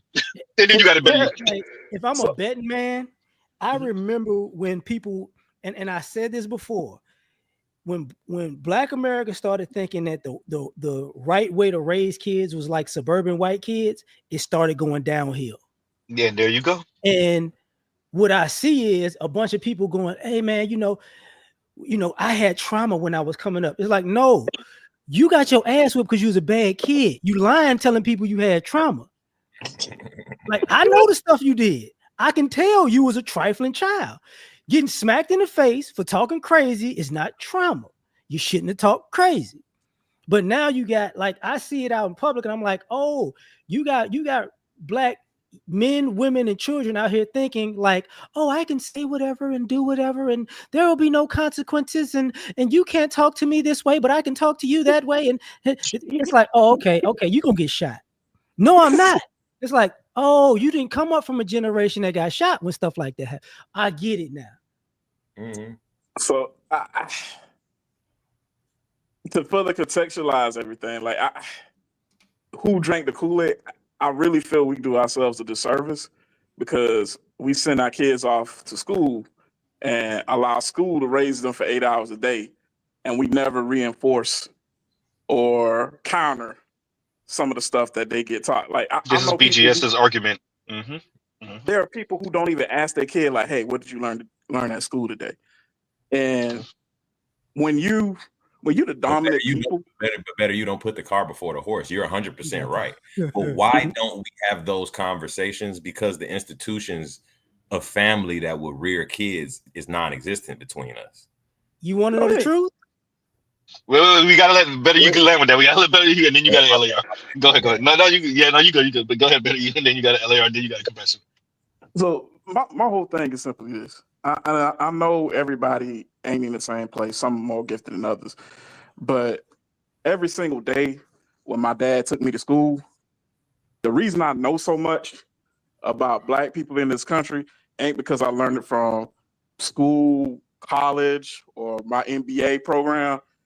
It's because my dad, 15-minute car rides, was telling me some shit that he witnessed, that he lived through, or in some cases, some conspiracy theories that they thought was conspiracy theories that they found out was actually true, like Move City. But that's another story for another day.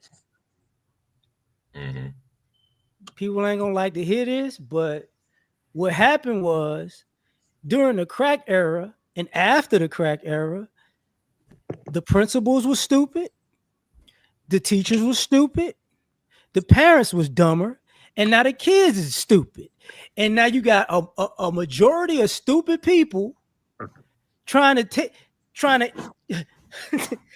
teach your kid nothing, because we used to have teachers that didn't like smart Black kids.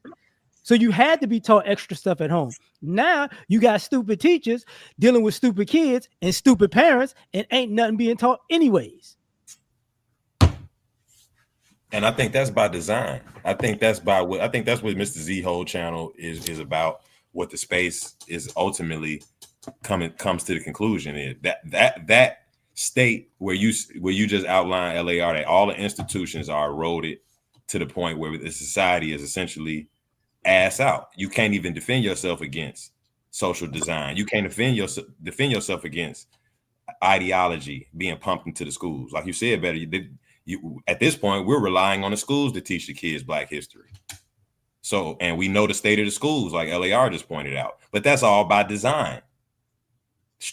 That's by design to make this money-making machine even more efficient of a money-making machine, and less of Powell memo time, where why the Powell memo existed is because they didn't want to have to contend with a populace that was cool with social upheaval when they didn't like the way things were being managed. We gonna whip their ass with this money.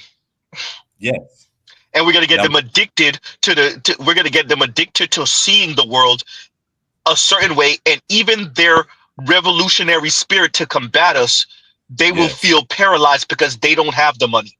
And if they don't really need it in that way, not to battle us, but they'll think they do because we told them that they. If we do that long enough, checkmate, bitch ass nigga. Yep. Your kids, there won't be no revolutionaries. Yep. Go ahead and land with that, and then I'm gonna play these clips. I'm done. Go ahead. Okay. Here y'all go. We're gonna start off with this. All right, let's go to this next one. We've been wanting to talk about this for a while. Viral chart that has gone everywhere recently, and actually really does say a lot about the state of America today. This kind of gets to my point earlier. Are you richer than you were in the year 2009? If you have stocks, yes. If you have television, if you measure your ability to buy a nice flat screen LCD TV, yes. If you measure it in terms of your ability to afford an education, to afford a home, no, you're actually a lot poorer. Let's go and put this up there then on the screen. So this is a quote, estimated percent of 30-year-olds who are both married and homeowners. So as they point out, back in the year 1950, it was over 50%. Up until the year 1990, it steadily was above 40%. 1990, where you basically had, the total financialization of our economy in the unipolar moment, NAFTA, everything starts to come in. You see the precipitous decline from 1990, where you have some 42, 43% of people who are married homeowners. It drops to 2010 to above roughly 22%. So, basically halves in that time period. And then after 2010 to today, it is now less than 15%, probably somewhere between 7 and 8% of people who are estimated 30-year-olds, both married and homeowners. It makes sense. I mean, just take a look at all the data that surrounds this. So, for example, let's go ahead and put, what was this, A11, please, up on the screen, because this is where it all kind of starts to come together. Here you have the median yearly wage right there, which is flat to 1970, basically flat. Go ahead, Eliar. But remember, when the video, because I downloaded, when I unpaused it, I got to play it from the very beginning. So go ahead and say what you would say. I'll play it again. Go ahead. Because there was only a minute and a half. Go ahead. Just for the record, when y'all look at the chart, it starts going downhill during the civil rights movement. In other words, we're gonna punish you Negroes and whatever white people are close enough. That's all, because that's when I looked at I'm like, oh, okay, that's 63, 64, 65. Now it goes downhill. Okay, they're not saying that. Hey, it fell off a cliff in 79 though.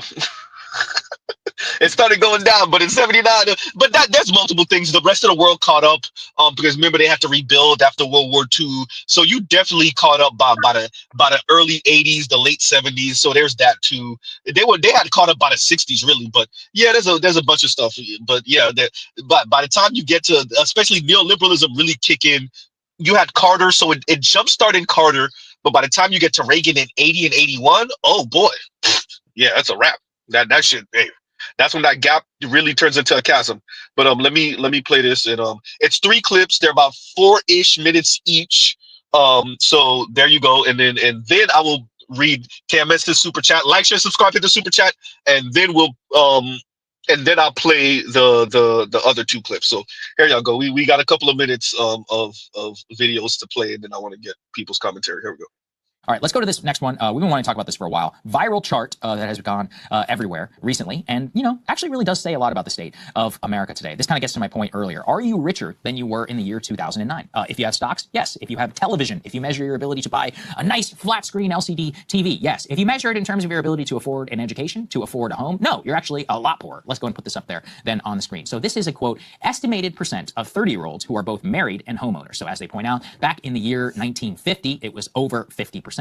Up until the year 1990, it steadily was above 40%. 1990, where you basically had, the total financialization of our economy in the unipolar moment, NAFTA, everything starts to come in. You see the precipitous decline from 1990, where you have some 42, 43% of people who are married homeowners. It drops to 2010 to above roughly 22%. So, basically halves in that time period. And then after 2010 to today, it is now less than 15%, probably somewhere between 7 and 8% of people who are estimated 30-year-olds, both married and homeowners. It makes sense. I mean, just take a look at all the data that surrounds this. So, for example, let's go ahead and put, what was this, A11, please, up on the screen, because this is where it all kind of starts to come together. Here you have the median yearly wage right there, which is flat to 1970, basically flat if you factor in inflation to 1979. Take a look at the median home price, which again, this is all in real dollars. Median home price was roughly around $250,000 back in 1979 in today's dollars, and is now well over $350,000 to $400,000. Even that, by the way, has been fluctuating. The other problem is that that factors in the entire country, which, in my opinion, isn't really the right way to look at it, because we have such consolidation in the urban areas. If you look at the urban areas, like the top 10 most populous cities and their urban metro, it's roughly between $500,000 to $1 million.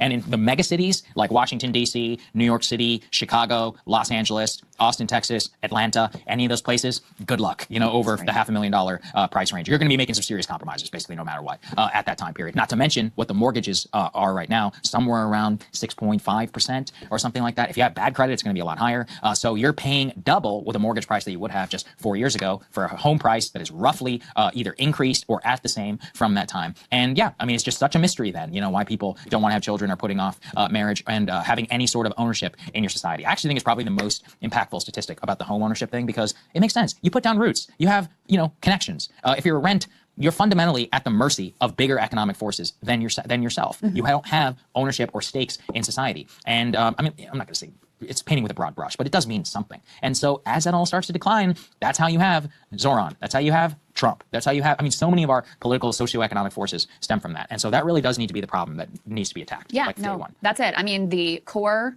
building blocks of middle-class life just get more and more and more expensive and out of reach. And, you know, there's a lot that goes into that chart, because you're talking about marriage age and you're talking about home ownership. And some of these elements are, you know, are very cultural, right? It's a trend across the developed world that, you know, people are getting married older. Of course, women entering the workforce means they're, you know, they're going to college, they're starting careers, that puts off marriage, that puts off, you know, having kids. So those sorts of things play into it too. But when you look at the really falling off a cliff in the 90s, you can't just blame the feminists for that one, because most of the introduction of women into the workforce had happened prior to the 90s. So then why does this metric fall off a cliff there? And yeah, it's not a mystery. It's because houses got really, really expensive. And so people couldn't afford it anymore. And it truly is devastating in terms of, you know, culturally, we place a very high value in this country in particular on home ownership. That's not the case everywhere. Actually, the Nordic countries have more of a culture of like, rental, you know, sort of like that's typical, and getting married later, that's kind of typical. And so the fact that you have this cultural desire to be a homeowner, and you have all kinds of government policy that really rewards home ownership. I mean, the, you know, mortgage interest dededuction up to being the biggest one. Capital gains is a big one. Yeah, and as a renter, you know, economically, you're just like, the way our society is structured, you're just getting screwed. And home ownership is also the way that most people build any sort of wealth that they can then pass on to their kids that can give them some sense of stability. And so if this cornerstone bedrock piece of the American dream is just being pushed completely out of reach for people, they're having to wait till they're, you know, 40, 50 before they can even dream about it, if they ever can at all, living in one of these big cities. Yeah, you're going to have complete disillusionment with the whole bargain, that is the whole sort of social contract that is supposedly operating here in the US. So, you know, I think you're right to say that this truly is at the heart of what is going on with our politics. And it's extraordinary that I feel like now is the first time where there's really any political grappling with it, you know, and it's not like— How long have we been talking about this? 7 years? For sure. I mean, and just now, do you have politicians even saying anything about it? And I don't really hear anyone having like really great solutions that are at scale to actually deal with the crisis. So, you know, it does make people feel less invested in the country. It makes them feel a sense of betrayal when you look at what their parents were and their grandparents were able to achieve and at what age. And it just feels impossible for, you know, for younger generations. Yeah, I totally agree. Let's go ahead and put A9, please, up on the screen. Take a look at this. This is the unpaid number of student loans by—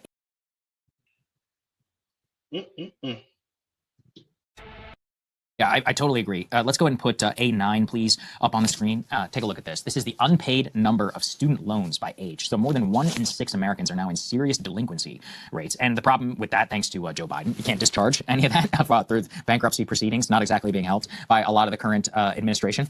This is the problem. This is for the older millennial set. And I actually, you know, people often talk about this with the Zoran phenomenon. There's a lot of people who are like, why is it educated liberals are becoming more radical? And it's like, well, in a way, and I'm not saying this to put down like working class Americans or anything, they, quote, did everything right. As in, they went to college. Like, what was the message? Go to college, you take out the debt, you'll be able to pay it off because of the wage premium. Wage premium obviously still exists. Going to college is still generally a good deal if you don't factor in the debt.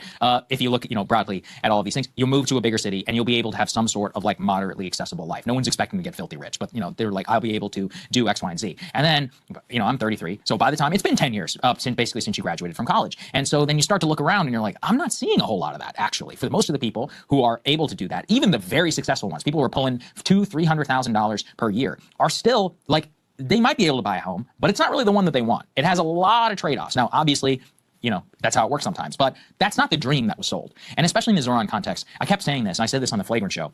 I don't know why everyone is acting like $100,000 in New York is in any way rich. Like $100,000 post-tax is roughly what, 75,000, 79,000, something in like New York City, state, local, and federal. So if you take that over 12 and then you look at the average rent price on a 1 or 2 bedroom apartment and anywhere on Manhattan or like reasonably commutable, you are rent poor. Like almost 40%, 50% of your income is being spent on rent, which has massively inflationary over the last couple of years. So yeah, of course people are going to be upset about that. And then you flip it on the working class side, their wages have been basically flat, as we showed there, since 1979. And then for a lot of them as well, as we've seen the remote work thing kind of spread wealth around the country, that makes home price even less accessible to them wherever they used to live. So Texas, where I'm from, I watched the city of Austin go from sleepy, not sleepy, but it was a college town, it was the capital, okay, whatever. And now it's the destination of tech and all of us. And now they're places like Bastrop, where Texans will know what I'm talking about, which is like 45 minutes out. And even there, it's apparently pretty expensive. Dripping Spring. I never in my life would have imagined many of these places with $2 million houses that are apparently for sale with like luxury buildings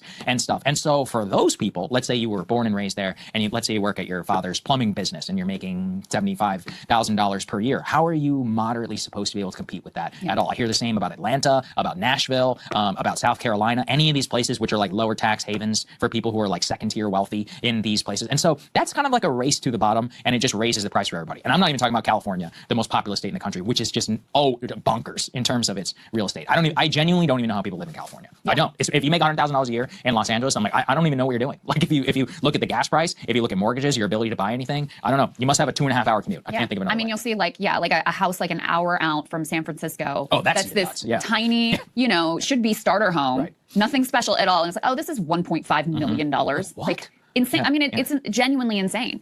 And with the New York, talking about Zoran, the knock on him is like, oh, you want to raise tax on the wealthy, you're going to chase all the billionaires out of the city. And his rejoinder, which I think is really worth thinking about, is, you know who's actually leaving New York? It's not the billionaires. The people who are leaving New York are the working class, the middle class, the poor. Like the ordinary people are the ones who are fleeing New York because they can't afford to live here. So how about we have a policy that seeks to keep, to make it possible for them to live in this great city again? And I think that apparently has a lot of appeal to a lot of New Yorkers of like, hey, how about I'm able to afford to live in the city instead of worrying about like catering to the whims of this, elite billionaire class. The student loan debt, it is similar to the homeownership betrayal. It is another betrayal, to your point, of a sort of deal, social contract that was offered to people. Okay, you're going to, school's expensive. You're going to take out debt. You're going to take these years to go further your education. But at the end of that, you're going to have that same kind of stable middle class life that, your parents' generation may have been able to achieve with like a union, manufacturing, or blue collar job. Now, this is the new economy, and that's how you achieve that. And for many people, that has not panned out to be the case. When you factor in how expensive healthcare is, how expensive housing is, the dwindling wage premium, still a wage premium, but dwindling wage premium from going to college, it doesn't pencil out the way that people were told that it pencils out. And so it does represent another betrayal of Americans who were promised one thing and, were sold a false bill of goods. The last point I'll make, this is a point, shout out to Ben Norton made this, and I think it's worth contemplating. The original chart that we showed of like homeownership and marriage age just falling off a cliff in terms of being able to achieve those things by the time that you're 30.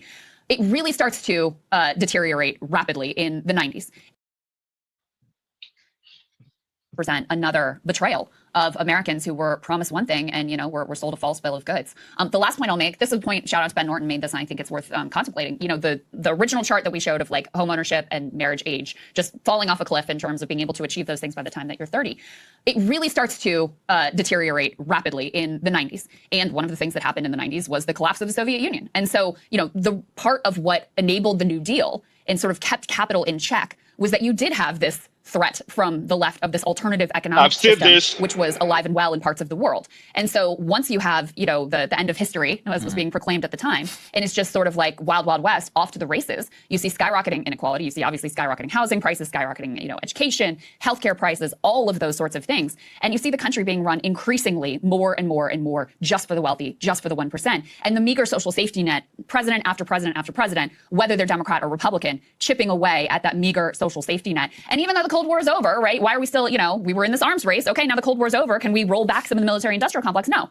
More and more of our tax dollars continue to go to support an ever increasing, expanding Pentagon defense budget and funneling billions into that military industrial complex, in spite of the fact that our primary geopolitical foe was defeated. Yeah. So, then we could talk about the Iraq War, we could talk about the housing crisis, but, I think it's worth contemplating why that point in the 90s seems to be a true turning point. And I think, NAFTA coming in at that time as well. I think it's multiple things. It's NAFTA, it's immigration, and these are all stacked on top of each other. It's NAFTA, immigration, financialization, the explosion of wealth, student loans is a huge part of it. All of that together, NIMBYism is also like a major part of the story, and then globalization generally. I mean, I've talked about this before, but part of the reason that, especially at the higher levels, if you look at the markets for like Los Angeles or New York, well, half of it's foreign owned. It's crazy. Like the global super rich just come here to park their money and make it massively expensive. And then you have all their like slaves basically who work for them, as private chefs or gardeners or whatever. This stuff is real. Like it's literally like a Gilded Age. If you think about the level of staff and other things that kind of spread out. And it actually amplifies if you start thinking about Instacart, and all these other different services that happen. Finally, though, we did want to emphasize that there is a different way of living. Let's go and put A10, please, up on the screen. This was from this is from Carl Zha. He's like a Chinese propagandist. I'll admit I hated Carl for a long time, but I have been forced to say that he is correct on many things. And here he points from a 2017 story, I apologize, in China, where they say, quote, the country where 70% of millennials are homeowners. China has one of the highest home ownership rates in the world, including among millennials. If you're age 19 to 36 and you don't own your home, you're probably not reading this in China. While young people around the world are struggling to get on the property ladder, HSBC found that 70% of Chinese millennials have achieved the milestone. In fact, I just saw a statistic that some 90% of people who live in a domicile in China are living in something that was built after 1990. Flip that around and think about that for America. Now, a rapidly developing economy, it's a little bit different. We have legacy housing stock, etc. But the point being that the starter home is alive and well in China. And compare that to the stock market thing, like I was talking about earlier. So the actual building blocks of wealth or educate anything in America is massively expensive, whereas all of the bullshit is much, much cheaper. So it's the inverse of like of what's you've become materially richer for. Whereas over there, it's the opposite. The stock market is flat. Who cares? You have a home. You can get very cheap food. By the way, food delivery over there doesn't have to be expensive. They got drone delivery as cheap as hell. They've got incredible public infrastructure. They have no crime. And so people here are always like, oh, the Chinese people yearn for democracy. I'm like, I don't think so. I'm like, I think the system's working pretty well over there. I mean, not if you're Uyghur or Hong Kong democracy activists or any of that, but that's the price that broadly they're willing to pay. And so that's a lot of lessons, I think, for America. And by the way, they have the coolest cars in the world. That's it's true. It's true. They do. I still need to film my video soon to go drive some Chinese cars. Oh, yeah. There is a conversation to be had about an increasing amount of people that say, who needs democracy? Let me get that new cell phone. Who needs democracy? Let me get that new whatever the hell. Who needs democracy? Like there's a whole conversation to be had about. Look, LAR, look who done drug himself in here. As if it ain't your fault. I'm like, as if it ain't your fault. How is it my fault? It's crazy because I'll be doing that to my lady. I'll be like, hey, yo, I'm the one running late, but then I blame it on her for some magical reason. It's her fault. Nah, it's all good. It's all good. Been interesting so far. I went back to the beginning and heard everything said, so I'm all caught up in and all that. Perfect. Y'all been doing some what good you think points so out far? there. Well, I'm gonna throw in. I'm gonna come in as the optimist this time instead of the so much doom and gloom. Oh hell no! Wait a minute. Go ahead, Raj. Go ahead. Still gonna be some doom and gloom though. I think this is where the clever people win. The elite does have a setup to make sure that they maintain power no matter what's going on. They're willing to bury whoever needs to be buried for that to happen. But this is where the clever folks start to win. The people who don't necessarily buy into the propaganda, the people, and you know what? A lot of these people might just be black men. Because we don't buy into the stuff the way other people buy into the stuff, and we don't necessarily have. That's what LAR just said. Yeah, I do agree with him on those things. So at the end of the day, now don't get me wrong, I want that big screen TV. I do. Okay, I got a 50-inch in the bedroom because that's just where I like to live. You know what I'm saying? So I want that big screen TV, but I could actually wait a week or two, or 3 or 4, depending on how things go. It's not going to press me to the point that it presses other people. So I do think a lot of people are caught up in that status thing. So therefore, they're going to make certain moves because they want to feel like they have some type of status. But really, I don't care what you think about me for real. It's nice that my mama like me. It's nice that my daddy like me. I got some friends. You sound like me right now, Raj. You sounding like me right now. Go ahead. So my friends and family cool with me, but at the end of the day, I don't buy into this large scale that I have to be liked by most people in society. I think I'm a very likable person, but if you don't like me, I just assume something wrong with you. It's that simple at the end of the day. So I think this is going to turn into an issue of those who can truly understand what freedom is and those who are told what freedom has to be. Bars. Who want to follow behind Raj? Not me. Look, Raj, nobody want to follow behind you, but okay, let me read this from KMS. And KMS says, may the odds forever be in your favor. So I'm going to play these clips again because I played them early and some of you didn't see it. And I actually, let me do this in this order. I'm gonna play what Saint Cyr sent. Then I'm gonna play me and Black Uru a couple of months ago. Then I'm gonna play the stuff from Economic Circuit. So y'all hold on for about 10-ish, 15-ish minutes. If y'all want to go get y'all refreshments, for those folks that already seen this earlier in the stream, y'all go ahead. But for everybody else, we're gonna play this in this order. As a matter of fact, I'm gonna play what I Am Waffle sent, then what Saint Cyr sent, then me and Black Uru, then Economic Circuit. There you go. All right, y'all. There we go. All right, welcome back. Okay. So your total for your brake repair, your brake flush, and you're cleaning out your entire system, you're looking at 1,000. I'm sorry. You got to be crazy. I'm sorry, ma'am. We have payment option plans available.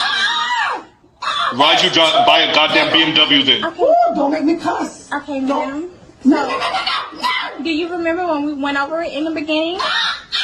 And you saw It said $150. No. So Yes, it did. that's just parts. So What parts? the brake pads. You got to be crazy. No. So we have payment plans. Do you have your ID?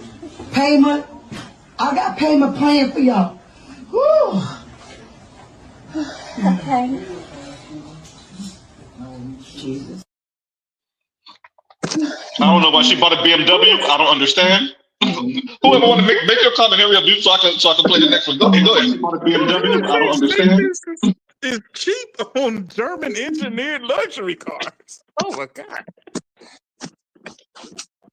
Look, look. If you buying something German, and you, bro, like y'all know I got the Z. Y'all don't want to know what the labor an hour for the Z is. No, that's slowed up. My whole car project done got slowed up. Because it's true. The part I spoke to Roger about this offline, but bruh, hey, we gotta push that Z project. Like, I'm still working on it clearly, but what I thought was gonna be done in about 2-3 years, no, bitch, that shit gonna take about 6-7 now.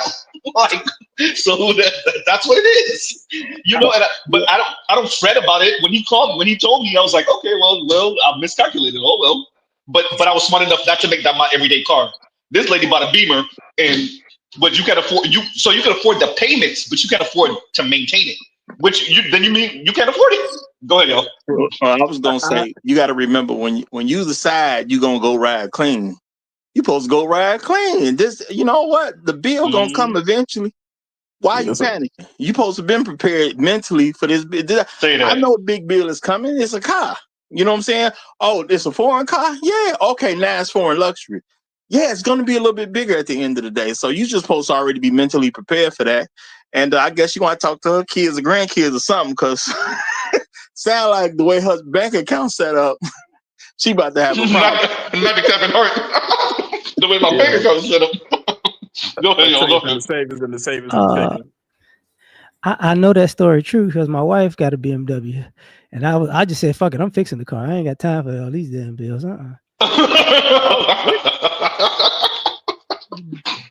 I laugh because it's true. Go ahead, yo. I was dating a chick one time, and she drove a BMW. I remember it was some shit that was going on with it, and I'm not a mechanic, but I know a little bit about cars. I remember I popped that fucking hood. I looked at that bitch. It was so tight. It was so many hoses that I couldn't even. I literally just landed that bitch back down. I was like, "You gotta take that shit to the dealership. Ain't shit I can do for you, baby." Hey, I don't know what they think. I'm with Roger on this. If you're gonna ride clean, you gotta know what you signed up for. And this is not the first story. I used to know somebody that worked as a mechanic at a Land Rover dealership, and he told me, Z, when we tell the people how much the air suspension is gonna cost, sometimes that truck be sitting there for a month and a half. So they paying the payments. They could afford that. They could afford to put gas in it. But the second those air shocks go on, and I think at the time it was like $5,000 type thing, it's sitting there. And we're talking about 07, 08. Yep. Well, I'm gonna say, because when I say mentally prepared, you got to mentally be prepared. Now, I ain't had to take my car to the shop for nothing, but I got a nice car. But my thing is, why go to the shop if I ain't got $1,000 in my pocket? I need at least $1,000 in your pocket. I'm not even going up there without $1,000. I don't even expect bills to be small like that. You know what I'm saying? Now, of course, I'm always hope it is, but you got to be realistic about what you're doing. You buy something nice like she did. Why are you taking it up there and you ain't got $1,000 to pay for it? What's the point? She said, you said 4 something. I was like, nigga, that's for the parts. Go ahead, Leor. Can we add another reality into this that people don't seem to catch? It's so bad now that if you take your car to a mechanic, they might not. They might play you because they don't know what they're doing.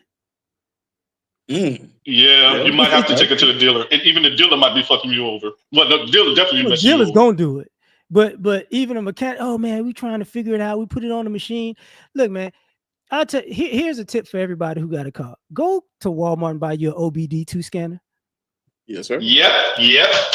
Save you a lot, and you get to see them try to lie to you, and you actually know what's going on with the car. Don't tell them. Just see if they're gonna lie to you or not.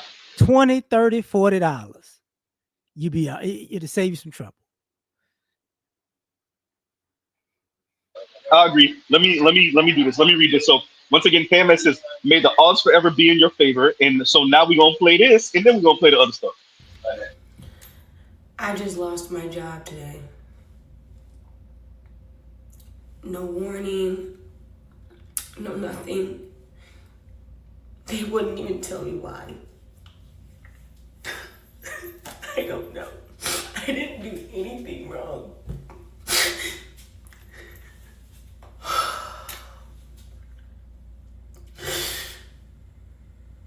I have no savings.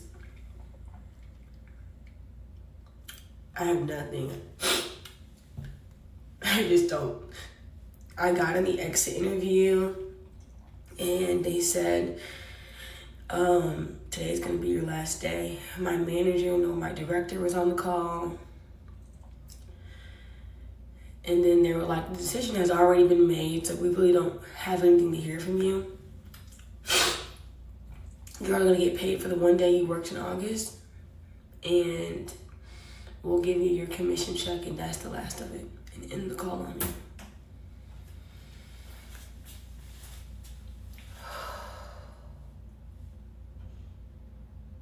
I'm low. I'm low.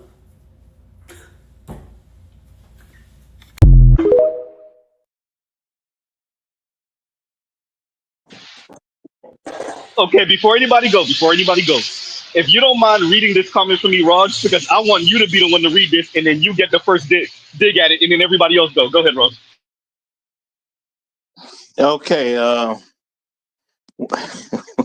When you play my video, keep in mind, women in the comments were saying, excuse me, what was it? Women in the comments were saying, and black men are rejoicing about this. Stay strong, girl. These men, black men, have been hoping for this, so you'll go 50-50.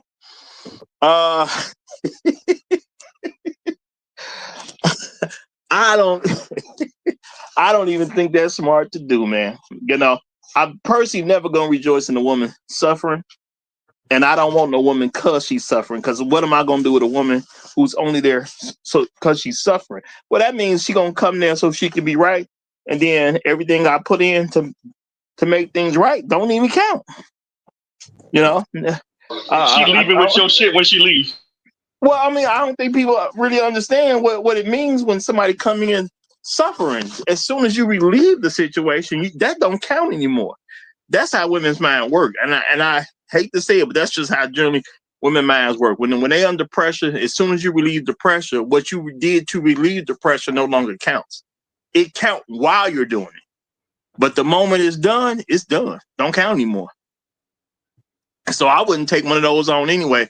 I think a lot of people are overestimating that women gonna suffer, so therefore they're gonna come to men. But I think a lot of men gonna have the door shut and just ain't gonna let them in. I think that's the part that ain't nobody really planning for. The men don't let them in? Because everybody just assume we gonna open the door. Say that. And I'm not saying, I am not saying, because I understand how black men are, I am not saying black men ain't gonna want to open the door. We're gonna be worried about our own problems, right? If the economy is bad, I got to make sure my personal economy okay, right? Am I gonna make a huge sacrifice for some woman that's not my wife? Probably not. Let's just keep it real, you know. And it's hard to put people out nowadays. They make putting people out your house a lot tougher. Do I really even want to let you come in? Me personally, no. If you ain't my wife, I don't have room for you. I don't care what's going on. You got to be my wife to get in. If I don't trust you like that, man, I don't know what to tell you if you're suffering. You know what I'm saying? You can come spend the night. Maybe I can relieve you of a little bit of something. But I can't take care of you, baby. I can't take care of you, baby. You got to take them tears somewhere else. Hey, let them know, Raj. Let them know. And imagine watching her cry. Okay, that's a human thing. You lost your job. You don't have anything in savings. A bunch of us have been there. You watch her cry, and your way of trying to relieve that stress, your way of offering some comfort, is by telling her, "Hey, don't let them niggas see you sweat," which is essentially the comment. Shout out to Saints here. That's essentially the comment. Don't let them niggas see you sweat. Cry in silence. Suffer in silence. Woof. I got 2 quick points. One is, just for the record, when it comes to like helping with the car at the mechanic,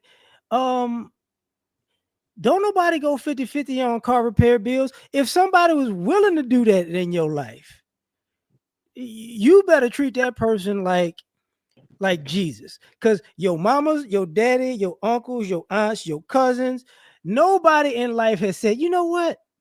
I heard you needed a new transmission. I got, you know what? Let's go 50-50. It's never happened. And on the other thing, man, that bathroom was kind of fly for a young single person. So I know and that's gonna suck because you know the rent probably $1,800 at least. You get 5. I'm thinking more like 22 or something like that, LAR, to be honest with you. And then you saw the weave kind of tripping out at the top. But man, I can't have what do you call that? I can have sympathy for people who do their job. I really can. But all you people who say 50-50, I ain't gonna do good. Don't do it. Because here's the reality. Remember that. Because a lot of let me say, Z, before I say that I'm finna be disrespectful, I'm gonna tell you I'm finna be disrespectful, okay? Go ahead. I told you this a little bit earlier. Look, man, black people can't even cook no more. So all of this, y'all Uber Eats and everything, it's gonna cost a whole lot of money to keep yourself together nowadays, okay? So I see y'all out in public buying these outfits that you look horrible in. You ain't got good sense when you shopping neither. You're gonna need somebody to be 50-50 with. I seen y'all school shopping out in these streets. The whole family look like, as Bubba Dub would say, trash. You need somebody to help you. Okay. I want to say, hey, real quick, Raj, compassionate and Roger's fellow Chicagoan says, I got $40. That's what Corey said. He said, I got $40. That's what Corey said. We're not laughing at her. It's the situation, young lady. If you come up on this, we ain't them other sisters. We ain't telling you to suffer in silence. That's insane to me. That's what they say. God damn. Go ahead, Raj. Go ahead. Well, I mean, $40 is reasonable because when you think about a lot of, more of the top prostitutes for regular people is about 100. So 40 is a reasonable price, just so people know. Now, for the person who made that comment or anybody who thinks that way, if you literally crying, how you gonna help me do 50-50? I'm a man. Your tears tell me 50-50 ain't happening. So guess what? You think I want 50-50? I can't get it out of you, so you ain't even on the table. That's the reality of it, bro. Ain't no crying women got 50-50 on anything. My thing is this. As somebody who I was unemployed for literally a year and a week, 372 days. I wish I had a motherfucker that could go half with me on some of these goddamn bills. 50%? Man, look. You know know, I'm hustling like 14, 16 hours trying to make goddamn rent. Yo, that's how Y'all you wanna? know. I'm sorry. Go ahead, brother. No, I'm bad. I'm sorry. I'm about to be trifling. Y'all want to know when it Oh, started shit. going downhill? When you When? couldn't use somebody's Netflix subscription, Amazon cut you off, Disney cut you off. Y'all should have known. Y'all should have known. Let me say this first. If we're gonna go be petty, then let's do it. Kim Foster, you said something about individuality when you was on that Clubhouse panel. Here's the individuality for average women. I hope they can live vicariously through you and eat that. Go ahead, yo. My whole thing is simply this. You have to be so detached from reality to be trying to keep points at a time when somebody's suffering. Like, I don't believe everybody should have everything in life, but I believe everybody that's able and willing. If you want to work, I feel like you should be able to work. To be like, yo, niggas is happy that women are losing jobs, so we'll go 50-50. Bitch, you ain't on our fucking mind. How about that? Like, I don't know if any real dude is just sitting around thinking about, oh, I don't how to get these women do 50-50 all damn day. No, wait. No. Let's rewind. Because you're right, but you start in the middle. No. I want these women to suffer so that they will do 50-50 with a smile. No. Many of us know that's going to happen for many of you, but ain't nobody waiting and hoping and praying that you suffer so that we could, I open the door for you now. Bro, nobody wants desperate cooch. Well, most people, most men, most black men don't want desperate cooch. I don't know about everybody else. There's somebody's background.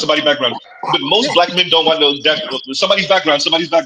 But yeah, most black men don't want desperate cooch. I don't know about everybody else, but that ain't how black men move. So go ahead, yo. So, go ahead, buddy, you and then everybody else. Super hot take. I want women like her to suffer and go away so that mentality can die off. Because I really believe what we're seeing is a self-imposed extinction event. Because a lot of these mentalities, like, you know, it don't work. How the fuck you talking like this? Bitch, you make 35K average? Nah, most of you can't talk like that. Most of you, that ain't your reality. Most of you hurting. Most of you on antidepressants. Ooh. No, you're wrong. You ended up in nursing home and nobody checking on your ass. If we don't go there, let's go there. First of all, you wrong, Betty. You wrong. Because you got to have medical insurance. I know LA ain't telling nobody they wrong. Oh, good point. Yeah. Good point. You got to have medical insurance to have antidepressants. You got weed. Weed and wine. Thank you. Stella Rose, whatever it is. Barefoot. Yep. Yeah. Don't say these people on antidepressants. So in other words, they self-medicating. Yeah. So that's why people out here acting like DMX. Yeah. But you know what else they got? They got them rose toys too. I'm just saying, they got them rose toys too. They buzzing themselves to damn near being paralyzed. They got that too.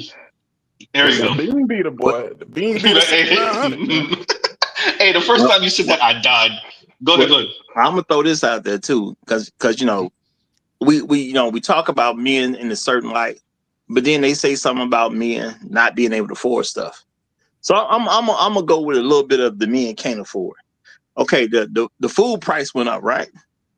I can afford to feed me. Can I afford to feed some random woman? That's what I'm saying. I don't know if the door is gonna open like that. I can afford my rent. Can I afford a woman coming in and bringing up my light bill? Okay, bringing up my gas bill. That's got to be paid for. I'm not a woman. I can't just go in the street and cry and somebody finna give me something. No, I got to pay this. So if she's unstable in her situation and not even stable enough to stay in her own home, what makes me think her chaotic mentality won't be transferred into my home if I let her in? All I see is my bills going up. You talking about 50-50? No, I'm going to have an increase in my bill.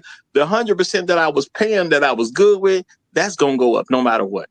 Okay, I'm gonna have to buy more toilet paper. There's gonna be more toothpaste. There's gonna be more some of everything. And if I have sex with the woman, she's gonna feel entitled to get it all for free. So where does 50-50 coming from? Because women don't come in with that type of mentality. They come in with the mentality that you need to rescue me. I'm going to increase your bills, and you should be able to handle 100% of that. So I don't even know what she's talking about with no 50-50. And my thing is, the women are who they are. Why would I let you in? I don't understand where the man's gonna get anything out of this for real. Let me do this. I can access sex easier. Why you in the street? Why? Because women will give up sex for small amounts of money. If I let you in the house, I'll take care of you. And what's the pattern of a lot of women going on right now? The woman that's taken care of,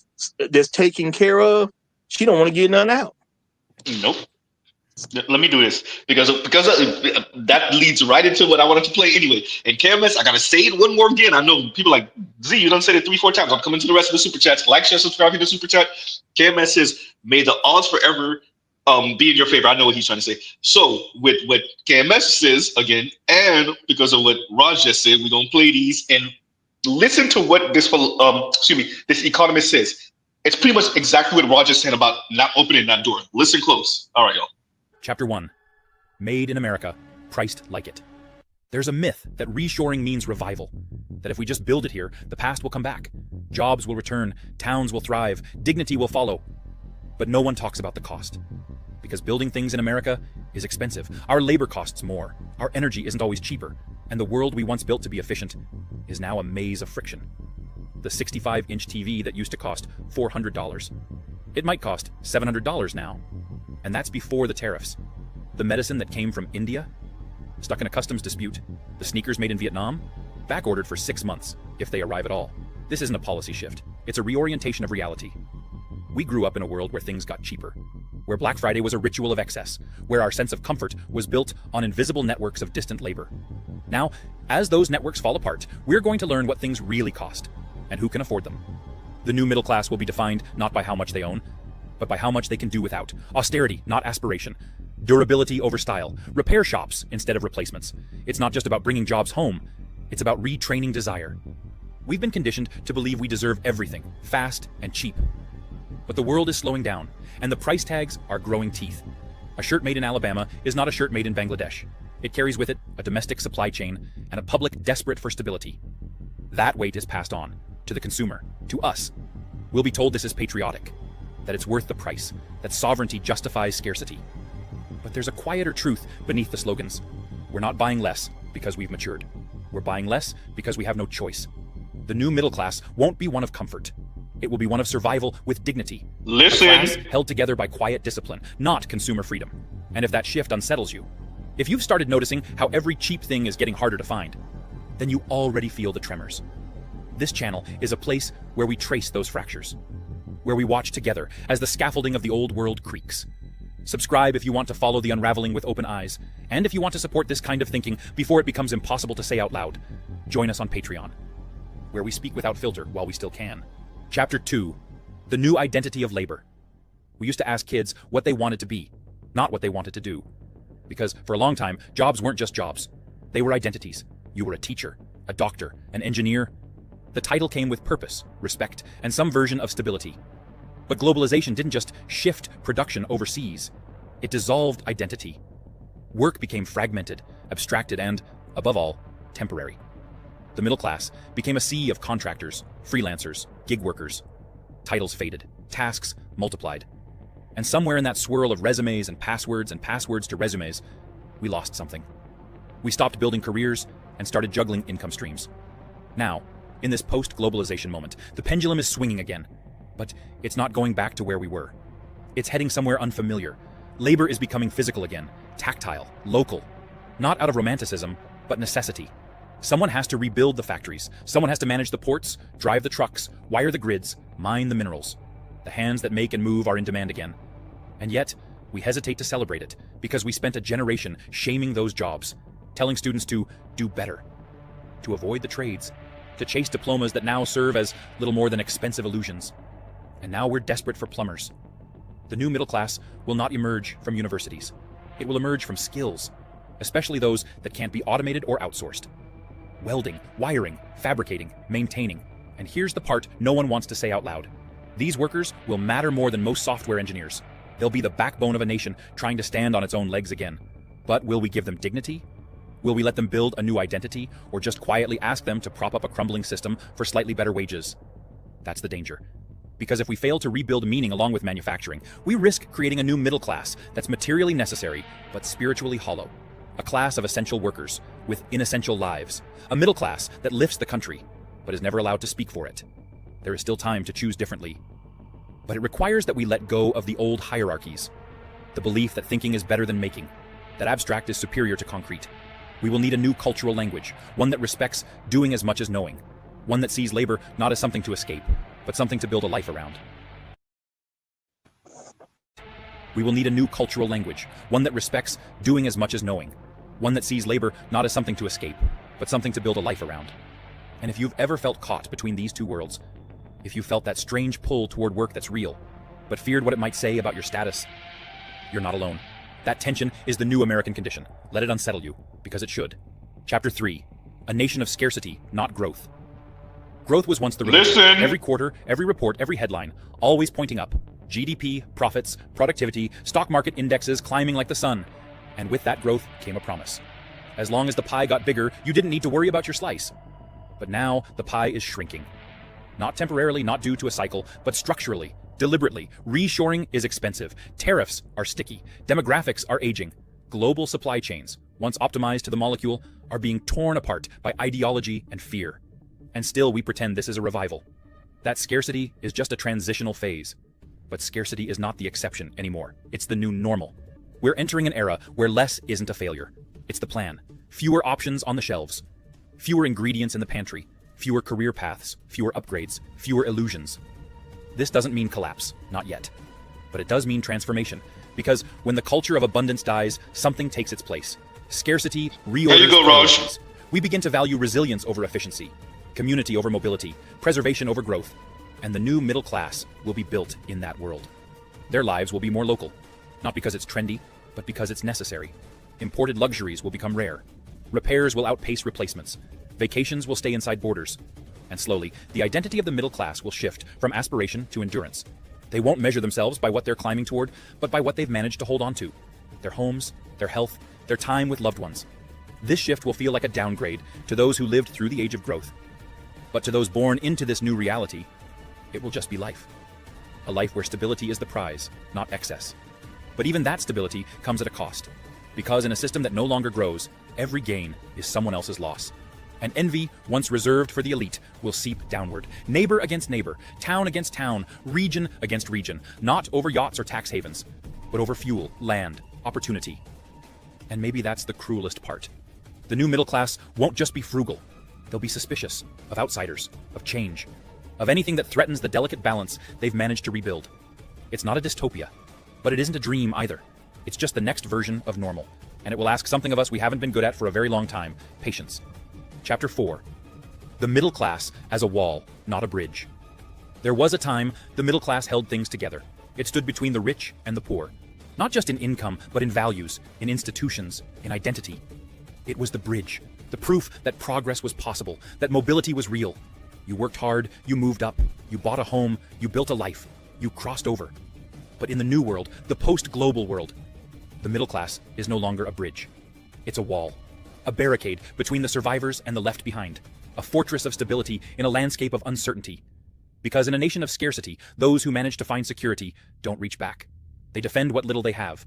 The new middle class will be defined not by generosity, but by vigilance. They will live in towns where outsiders are unwelcome. They will vote for insulation, not openness. They will teach their children to protect what's theirs. And they will have every reason to do so, because everything around them will remind them how fragile it all is, how quickly comfort can vanish. They'll see it in the shuttered big box stores, in the empty malls that once sold cheap abundance. They'll see it in neighbors who used to be middle class too, until they weren't. In this new reality, the middle class won't dream of upward mobility. They'll fear downward collapse. This is not pessimism, it's recognition. Recognition that once the machinery of globalization is dismantled, we are left to build something more modest, more defensive, more grounded. The new middle class will not define the future. It will endure it. And maybe that's what we need. Not another myth of growth, but a reckoning. A pause. a cold, sober understanding of where we are and what's been lost. I sometimes wonder if we'll remember what it felt like to believe everything was getting better. That naive hum in the background of daily life. As if progress was inevitable, as if comfort was our birthright. We don't talk about it much, but a lot of people feel like that world is already gone. And maybe that's why this story matters. Because the middle class wasn't just an economic bracket. It was the narrative spine of a nation. And now we're rewriting it, line by line. The narrative higher prices, spine. shorter tempers, and quieter dreams. The question is no longer when things will return to normal. The question is, what kind of people do we become when they don't? If that question lingers with you, if you feel it in your bones, in your bills, in your daily commute, then you've already started to see the world for what it is. So let me answer this. What channel is this video from? It's called The Economic Circuit. The link is in the description box. It's not the same video though. I'm gonna change it after the stream to this video that I just played. But it's The Economic Circuit. So y'all go ahead and what y'all think about that? Too doomer, too black pill, he's wrong about stuff. What y'all think? The only thing I disagree with brother on is when he said that the middle class is going to go from a ladder of graduation to a wall. Middle class has always been a wall. Other than that, he's spot on. There you go. Who else want to eat? Oh yeah, fair use, fair use. That's how I put this up. Fair use, fair use. Go ahead, yo. Well, my thing is not all doom and gloom. Some people are going to be able to prepare themselves for situations like this, and other people are not. Now, realistically, if you're going to have a new middle class because somebody's doing trades or whatever, as black men, I think I like my odds. You know what I'm saying? I'm just saying. I'm not tripping. Just saying. It sounds all right to me. It sounds, but you know, it could. The math check out. It could re-spark a whole thing about not so much big corporate stuff, and just we go right back to more and more mom and pop type situations, and that's what's going to somewhat solve the majority of these problems. You're going to have more and more. Not so many big box stores. We don't really need them anymore. You know, the individual can create an online business. The individual can sell his goods to the world by just shipping. The individual can do more stuff. So it may spark some innovation in individuals. I agree with that.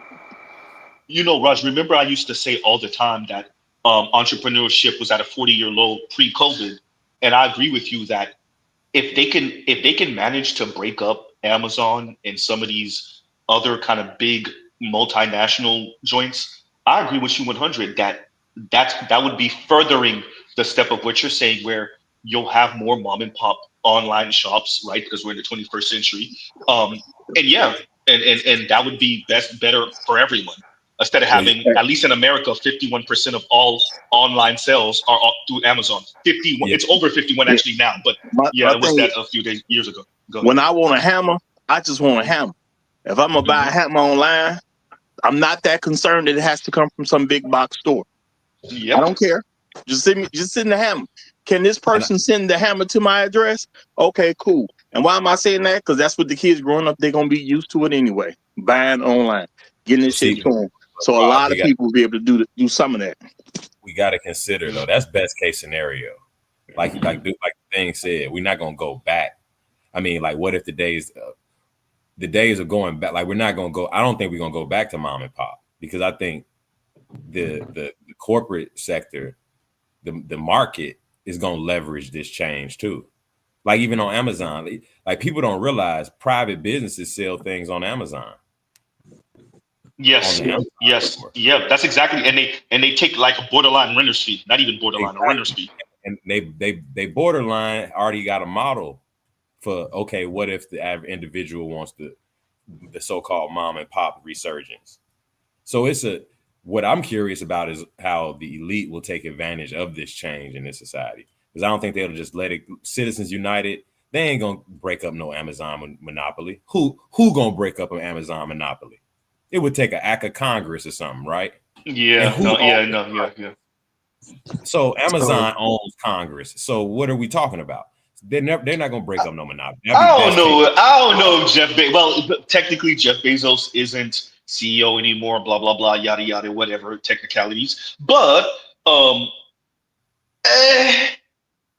Yeah, not under Trump administration. I don't see it. When what's his name was in there, because and it wasn't even about Biden. It was the what's her name, the antitrust. What was her name? She was Middle Eastern.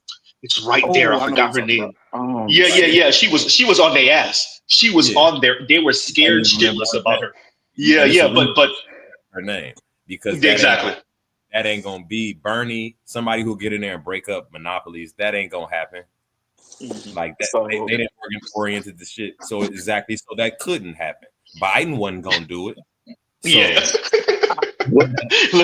let me read this real quick. And FLX says, Roger, if she alive and she talking, she lying. Hey, yo, hey, niggas get shot every day, B. You be alright, nigga. You tough, right? Yeah. And FLX, thank you for the super chat. Thank you for the super chat. I agree with him on that one. That sound about right to me. And I do agree that ain't nobody gonna break them up. It's just gonna take individuals to start To making not, decisions about. yeah, to They're not gonna have to patronize make them. more. Yeah, they're gonna have to make more. Oh, I'm saying they're gonna have to make better economic decisions from a general standpoint. They're gonna have to. The individual's gonna have to say, well, I could get it from Walmart, but I could get it from John's paper box store. And they're gonna have to say, hey, let me go to John's paper box rather than use Walmart when I need them. But until I need them, I ain't talking to them. The individual gonna have to do that. Here's another issue. I could. I'm Go sorry. ahead. You got it. You got it. So I can see it under one scenario. When we did go trust busting in the past in this country, it actually proved very lucrative for the individuals who own those companies. Yeah. John D. Rockefeller was exponentially richer on the back end of Standard Oil being busted up than he was beforehand. Facts. So the thing I could actually see happening is we looking at Jeff Bezos and all these other people as the owners of these companies, and it's like, yeah, but not really. The biggest thing is private equity. You got Blackstone and BlackRock out here who own pretty much everything. Yeah. Well, they got a piece of everything, literally. Like, I'm not joking. I'm not exaggerating. Better you know this. Like, they literally are invested in everything. That's how they're making their money. If they decided that, like, you know what, we see an opportunity to make more money, us and these big brands down into smaller regional brands, and we can get 5-6 stores out of them, and in 10 years we be making just the same amount of profit as this one entity is. I could definitely see that happen, but I don't think you get bust down to a mom and pop level. Never again. Let me go ahead. If you mix the gig economy with AI, you get what you're about to get in the coming years. People without that sounds jobs, like Wale, but dystopian. Go ahead. Yeah, people without jobs and people that can't afford cars, having to do everything they can online with digital money. And at the end of the day, and it sucks to say this, like Roger said, if I need a hammer, y'all could go get a hammer. Problem is, you got people nowadays who could actually go get a hammer up the block and they sit their butt in the house and wait on it. The economy right now isn't necessarily just the issue. The issue becomes we're living in a society that don't want to pay for anything cheap because for some odd reason, you want to act like you luxurious all the time. Wait, pause right there earlier. Pause right there. So, damn it. So now you made me really beat up on myself because I should have clipped out that part because me and Black Rule spoke of that a couple months ago. I'm going to play the clip in a minute. But there's a part that I didn't clip out that me and Black Rule spoke about a couple months ago. And he said exactly what you said, which is motherfuckers is buying this shit, Uber Eats and whatever, to feel that bit of aristocracy. That wasn't the word Black Rule used, but that's the word I interpreted, and he agreed with me. Like it's to feel that, like you said, luxury. It's to feel like I'm some type of aristocrat. I'm some type of nobleman where I have the food being bought to me from on yonder, right? Like type shit. So yeah, exactly what you said. And they would rather spend the extra $20 for delivery to have that feeling. It's not that they're busy. It's just that it's I don't want to get up. Okay, so it's laziness, number one. But number two, it's the feeling of having that bought to you, right? So yeah, go ahead. That's why people want to go out. That's why people want to go traveling all the time. That's why people want to. Bro, I hate to say what I'm about to say. I really do. I'm sorry that I'm about to say this to y'all.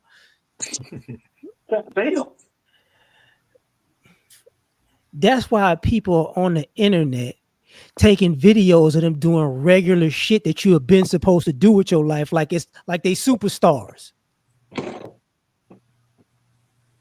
the problem here is, Elliot, I don't know what you're saying. What's the problem here? Do you realize how lazy you gotta be nowadays? Think like And seriously. I think it's the similar car that the French philosopher was saying earlier, which is like you're recording yourself doing something normal. Somebody makes a skit of it. Somebody takes that like the fact that you're recording yourself doing something benign and normal and it's actually entertaining is a thing within itself. That means more people ain't doing it no more.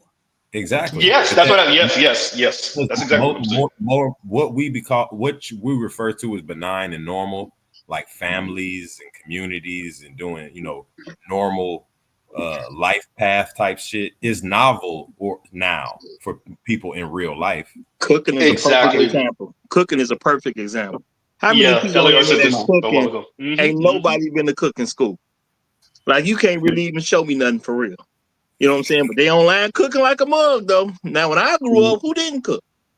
Because we ate every day. So I don't even understand this world where these people don't cook. Because I don't hang out with those folks. Of course, I ain't never been invited to dinner because I ain't never made nothing. So listen, Yeah. I'm gonna say this. Totally I know a bunch. reliant. I'm sorry. That's why you totally reliant. You're looking at a society that's not oriented around human beings anymore. It's oriented around virtual entertainment and the market. So that's all you have. Exactly. Yeah, it's sad as that is. That's all you have. Which is, and once you look at it that way, things start to make sense. Let me read this from KMS real quick. And KMS says the gender war is a luxury that women are quickly learning they can't afford. The real conversation is best of men versus rest of men, which LAR has said. I'm not LAR. KMS has said before, and we're gonna play this clip because that gender war, the luxury, after the gender war, this is gonna be them, y'all. I'll do whatever you want. I'll cook for you, wait on you, make love to you. I can make you happy, Josh. I can make you so happy.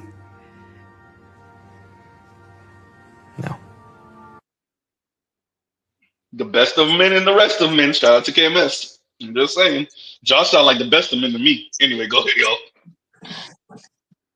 Y'all about to see how bad it's about to be in the next 4 months with this football season. Break that down, please. Wait. Yeah. I was about to say, where does that come from? What do you mean by that? 32 major cities, 32 major teams, games everywhere. What do dudes do? Either go to sports bars, for the most part. Few people go to the games. Most people go to sports bars. A lot of people gonna be sitting at home watching, ordering food. Guess what's not gonna happen? A lot of damn interaction at them damn sports bars because they ain't gonna be at them suckers no more because they don't want the girls to come up to them trying to act like they're a fan to get a free meal. I think more and more men not going outside, period, like that. And when they are, they're going for a purpose. Like I gotta go here to do this. I gotta go there to do that. Look, there's multiple studies. As a matter of fact, do I have it up? I have it up. Yes, I do. Here you go. Where is it? There you go. New study shows millennial men are not interested in going out as much as women. The men ain't going outside. We not, right? Yeah. I mean, one of the utilities of going to sports bars used to be back in the day was no one got all the games. So you had to go somewhere that bought all the games. Now with ubiquitous streaming and all this shit, they got everybody YouTube. You could be watching the game on your phone now. You don't even need to leave the crib. So it's that feedback loop of technology and society that we experiencing. A tumultuous time, to say the least. Yes. Well, I want to throw on right on that. The thing is, the men never went outside. We just didn't see it because we was forced to go outside. The men went outside, like you said, to go see the games. In order to see, you had to go there in person. It wasn't no NFL and NBA like that. So you went to the local game, the college, the high school game, all that type of stuff. So yeah, you interacted with people more. But as the technology grew and grew, it was, you had 3 channels. Next thing you know, you got 10 channels. Now we got 898, 16, you know what I'm saying? I don't even know how many channels 17, 11 of them. It's like 1,000 channels out here nowadays. And that don't include going to some place like a YouTube or any other social media where or now Netflix or Hulu or whatever the hell. Right. You got 98,000 other channels technically, so it's a billion channels to pick from. So why am I going out if everything I went out for is right here? Because the men, technically you went out for women just a little bit to the club, but technically we was out to be out because we didn't have access to the stuff that we wanted at home, and the women just kind of came with it. So men went out, but truly in their minds and their hearts, it never really went out. And now you got people on YouTube watching the game, live streaming the game to you if you want to watch their channel instead of watching the damn game. Nah, because it's more fun with people's commentary, and we could all collect it. There's this weird, like, it's parasocial. Like, once again, that kind of ties to what Ron just said. The men ain't going outside like that because we have a favorite commentator we like listening to. So we watching him watch the game because we want to hear his comments, but he's funny to us. We watching niggas watch the game. Bruh, seriously. Like, that's a whole societal thing where the kids are watching other kids open toys, right? Your lady watching fake ass listen to what I'm about to. Your lady is watching reality TV that's scripted. Or at least they set them up in the situation so that something could go down, even if it's not word for word scripted.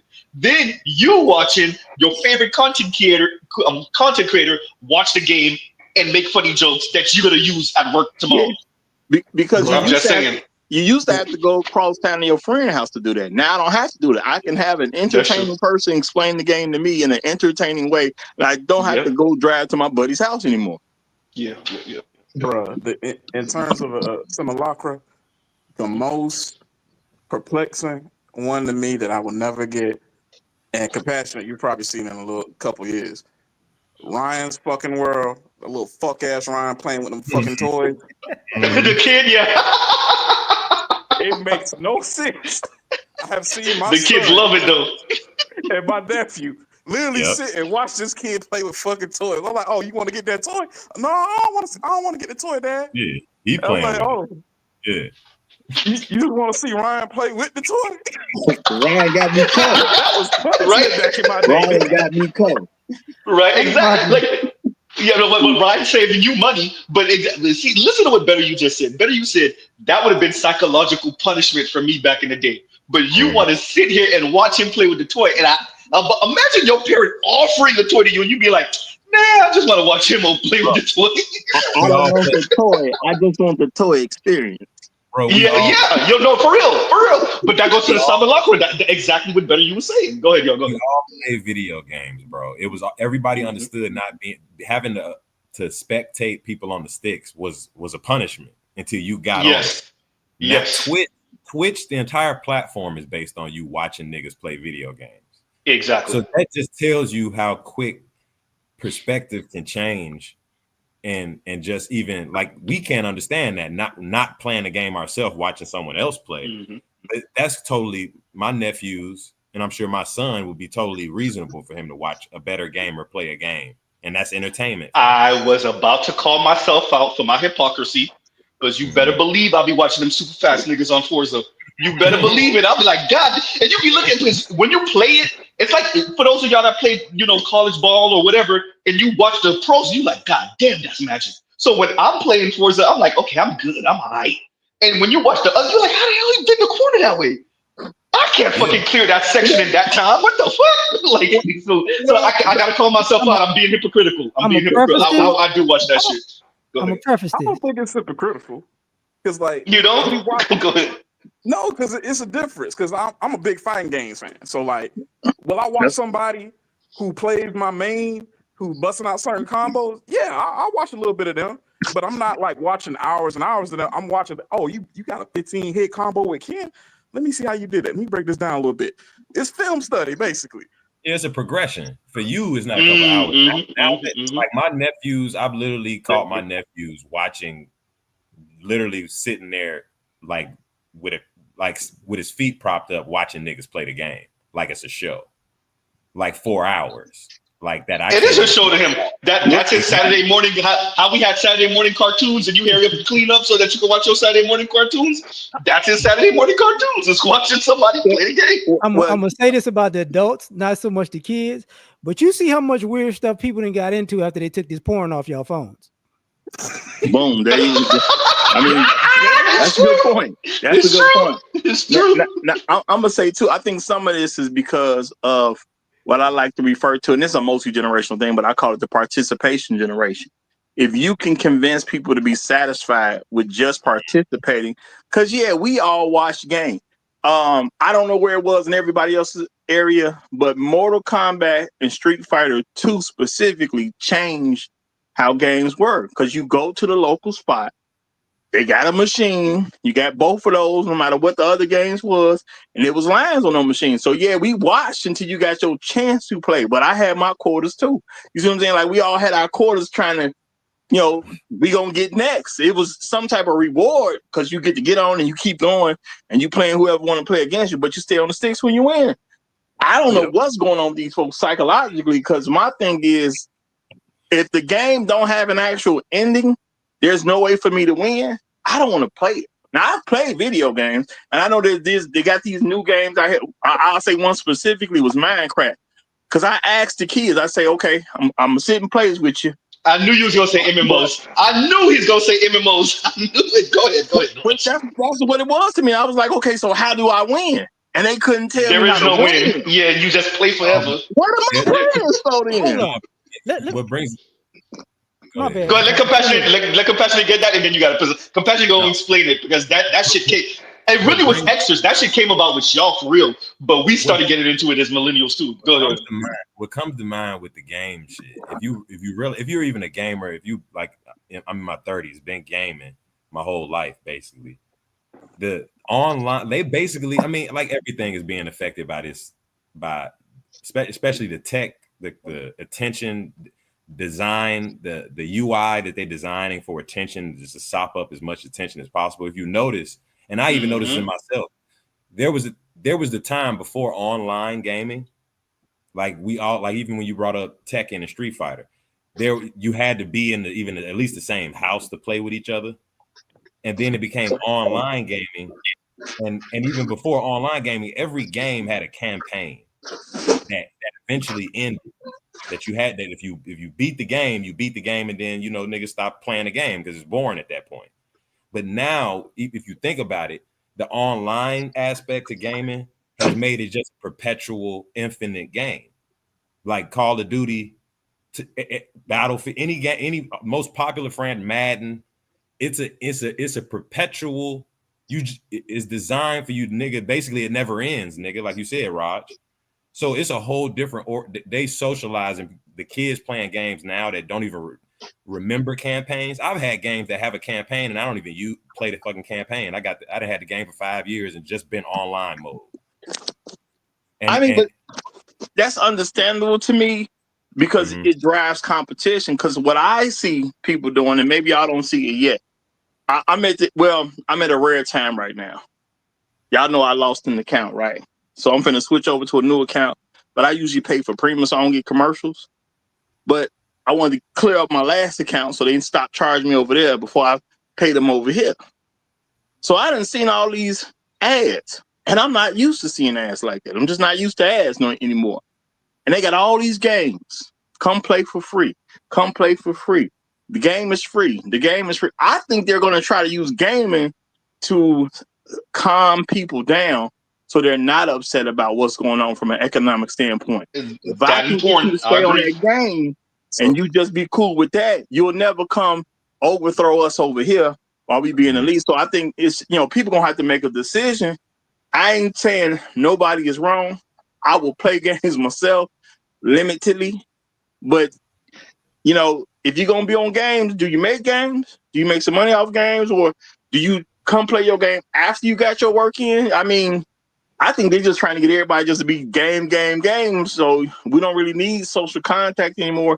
And you ain't gonna never come put a bullet in my head because I'm trying to lock you out the economy. I'm gonna say people wrong. I'm finna say, as a person who grew up playing video games, if you're a parent in this modern era of video games where there's actually no disc or no cartridge, and you bought your child a video game system, you're an idiot. You bought them a video game system and put your credit card and debit card information in it and let a child decide whether they're gonna add stuff. That's what you did. And I got a couple of coworkers whose sons stayed charging that Fortnite. They come to work complaining about this shit. So, I'm sorry. Go ahead. No, go ahead. So I actually kind of see it as the opposite. Initially, I saw it kind of like where you were going, Raj. But the thing that's been rather interesting over the last 2 generations of consoles, it used to be the worst time to buy a console and to get into gaming was at the start of a generation because everything would be its most expensive. Prices have not dropped these last 2 console generations. Like the Nintendo Switch, when it launched, it was $300 in 2016. That motherfucker just went up. It is $350. And PlayStation 4 did not drop. PS5 has gotten more expensive. Xbox more expensive. So I see it actually kind of being one of these things where that chip shortage in COVID really kind of has stoked the greed in some of these company heads where they're okay with nichifying gaming again because they're making less sales in terms of units moved, but they're just going to keep squeezing people until they get to that point where they got to back off a little bit because they're breaking folks. But they're going out all the way up to $80 games with Super Mario World, Super Mario World Tour. So I see a lot of people getting priced out. Here's the question. That's what I was going to say. Wait. So that's where I was going to go. What does a console? Because remember what era we're talking about here. What does gaming and console, having a new console come out, once every 7-8 years maybe? What does that world look like in a multipolar kind of, we ain't as quote unquote globalized as we used to be, although it's going to be happening. What does that look like then, right? What does it look like? Is the Switch still just $350 in the next generation? Nintendo's still just, let's say, under $400 in the next 5 years, right?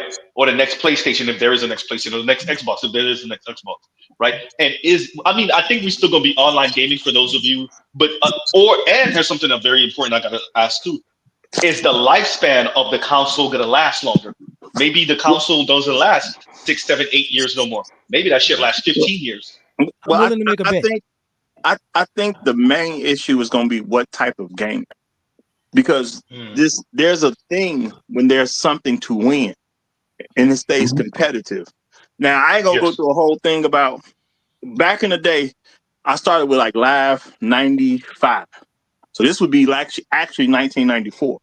We started doing stuff with that games, and I ain't finna explain it all here. That the systems now are just starting to somewhat touch what we figured out a long time ago to make it more competitive, to make it more exciting, to increase the reason to play, because we wanted to up competition. So me and my friends was just doing something, but we was getting together and doing stuff with the games. So the competition is just more at stake at the end of the day. The online gaming has not caught up with us yet, and we was doing this in 94. So they still got a long way to go to catch us. But now they're putting out these games for the smaller children where there's nothing to win. If you make it where there's nothing to win, you can lull the masses to sleep because they're used to it.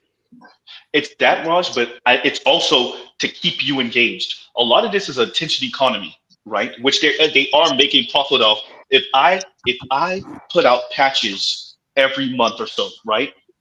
And the patch has, remember, like I said, I play Forza.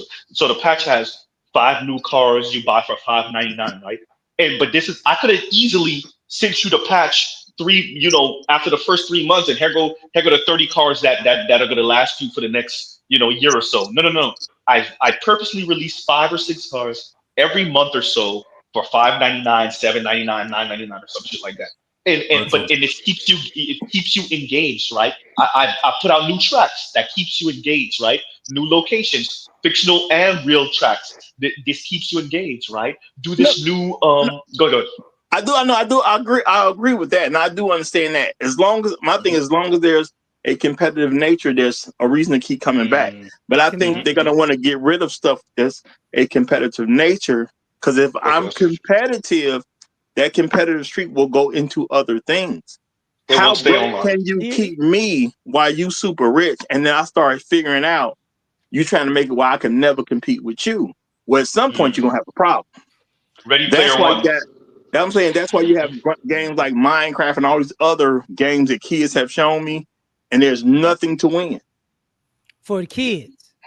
But for the teenagers and adults, gaming and gambling got an interesting relationship. Yep. Oh, absolutely. You remember last generation? That's what it was. Me and my lady had this conversation about the gamification. I don't know if y'all remember last generation of games. You couldn't go nowhere without having to spend something it wasn't. You weren't gambling necessarily money, but it was always some slot shit. It was every game. It was racing games, fighting games. It was first-person shooters. It's like, what the hell is going on? It was always some slot shit. So yeah. And it was an industry-wide thing. Yeah, go ahead. And a lot of people that play video games that's grown are gamblers. That's the other hustle. I don't know about that. Oh, I know. Yeah, I can't do that. But let me read this. My bad. Go ahead. Go ahead, and I'll read this. It went from betting your friends to doing parlays. Yeah, that dude does something. I have friends and coworkers that's on that shit. And Eurydice says it's so cringe. Thank you for the super chat. It's so cringe when people talk about the younger generations being effed up like millennials weren't raised by boomers and Xers. They just arrived on Earth out of a pod like Kakarot. Eurydice said, "Stop talking shit about us millennials." The oldest millennial is 44. You did not just get out of the pod. Yeah, no, but that's what he's saying. He's saying like, stop talking about us like we just popped out of nowhere, and like we weren't raised and molded by the oldest of Xers and boomers. Well, I mean, a lot of them wasn't. A lot of them just didn't pay no attention to what their parents were trying to teach them at the end of the day. And you was molded by people in corporate offices. That's what I'm saying about the little kids. What I'm saying about the little kids is not really about video games. It's just about killing the spirit of competition. Raj, I gotta cut you off. Because Kinsey and Red just caught your ass. And Kinsey and Red says, "Thank you for the super chat." I know what you said. Kinsey and Red said, "Finally, Kinsey and Red has come back to cut Roger off." Mr. Z, damn, I hate you, Kinsey and Red, because I know how this gonna go. Just make it quick next time, Kinsey and Red. Just make it quick. He gonna get my ass on Ross channel. It's coming. Thank you for the super chat, Kinsey. It's crazy because I'm just scrolling through the comments, and I was like, "Oh, Kinsey, I already know what this is." For those of y'all that don't know, this is what Kinsey and Red does. So when he's on the Raj Reports channel, if I'm there, he'll say, "Raj, cut Z off." And if Raj is on Mr. Z channel, he'll tell me to cut Raj off mid sentence too. He wants you to do. He wanted it to be painful. Right? He wanted to be when you making a really good point. Yeah, I'm respecting it. That's all I'm saying. I'm respecting it. Right. Really, when you making a good point, you're about to and then the whole group gotta talk after you. You can't look, man, that's it. Raj gotta wait to sit this one out. We gotta do a whole round now. Thank you for the super chat, Kinsey Red. Thank you for the super chat. Go ahead, y'all. As a matter of fact, no, I want to play this. This is a few minutes long. We'll play this and then we'll get our commentary afterward. I'm gonna play this and then we'll get a commentary. And I'm gonna play because I don't think Black Uru heard Black Uru speaking earlier, but I'm gonna play Black Uru in a little bit too.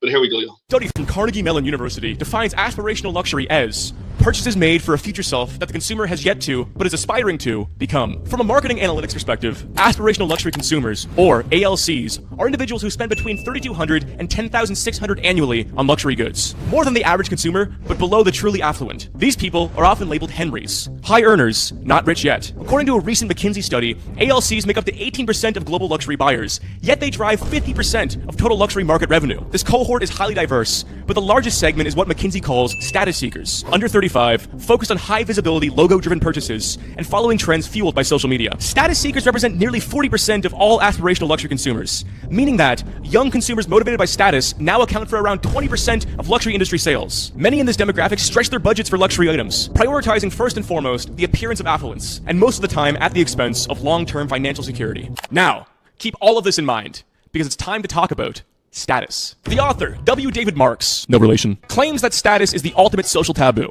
Greater than sex, greater than discussing income, greater than making fun of a man because he's short. We are always participating in status games with each other, no matter the context. Status games aren't exclusive to making more money or being more attractive. They are contingent on what quantifies status in your in-group. For example, your in-group could be the philosophy department of your university. Your status in that group may not be predicated on income or beauty, but it may be something like how many books you've read, how long you've been studying that week, how many continental philosophers can you name drop in a single sentence. In contrast, your in-group might be billionaires, and your status in that group is contingent on how big your boat is, where you vacation, and what model you're fucking that week. W. David Marks claims that because status games are always being played, no matter the context, that status-seeking behavior is actually the primary driver of cultural production. The drive for status is the thing that creates culture as people try to one-up each other in a given status game. For example, we could look at thrifting culture. Thrifting culture, at its peak, was bent on curating and collecting the tackiest and most out-of-date outfits. Most notably, the dad shoe. This newfound obsession with thrifted New Balances and Nike Monarchs then informed high fashion, prompting luxury brands like Balenciaga to create the Runner and the Triple S, or brands like Yeezy to create the Wave Runner. Thrash metal one-upmanship in the 80s was all predicated on who could go heavier, spawning bands like Slayer and Sodom, bands that still influence to this day. You can find thousands of examples on how in-group status games have created culture, and please comment them below because I fucking love this shit. But I would go as far to say that Marx is objectively correct. Status seeking is the primary driver of cultural production. If we combine his thesis with our concept of aspirational luxury,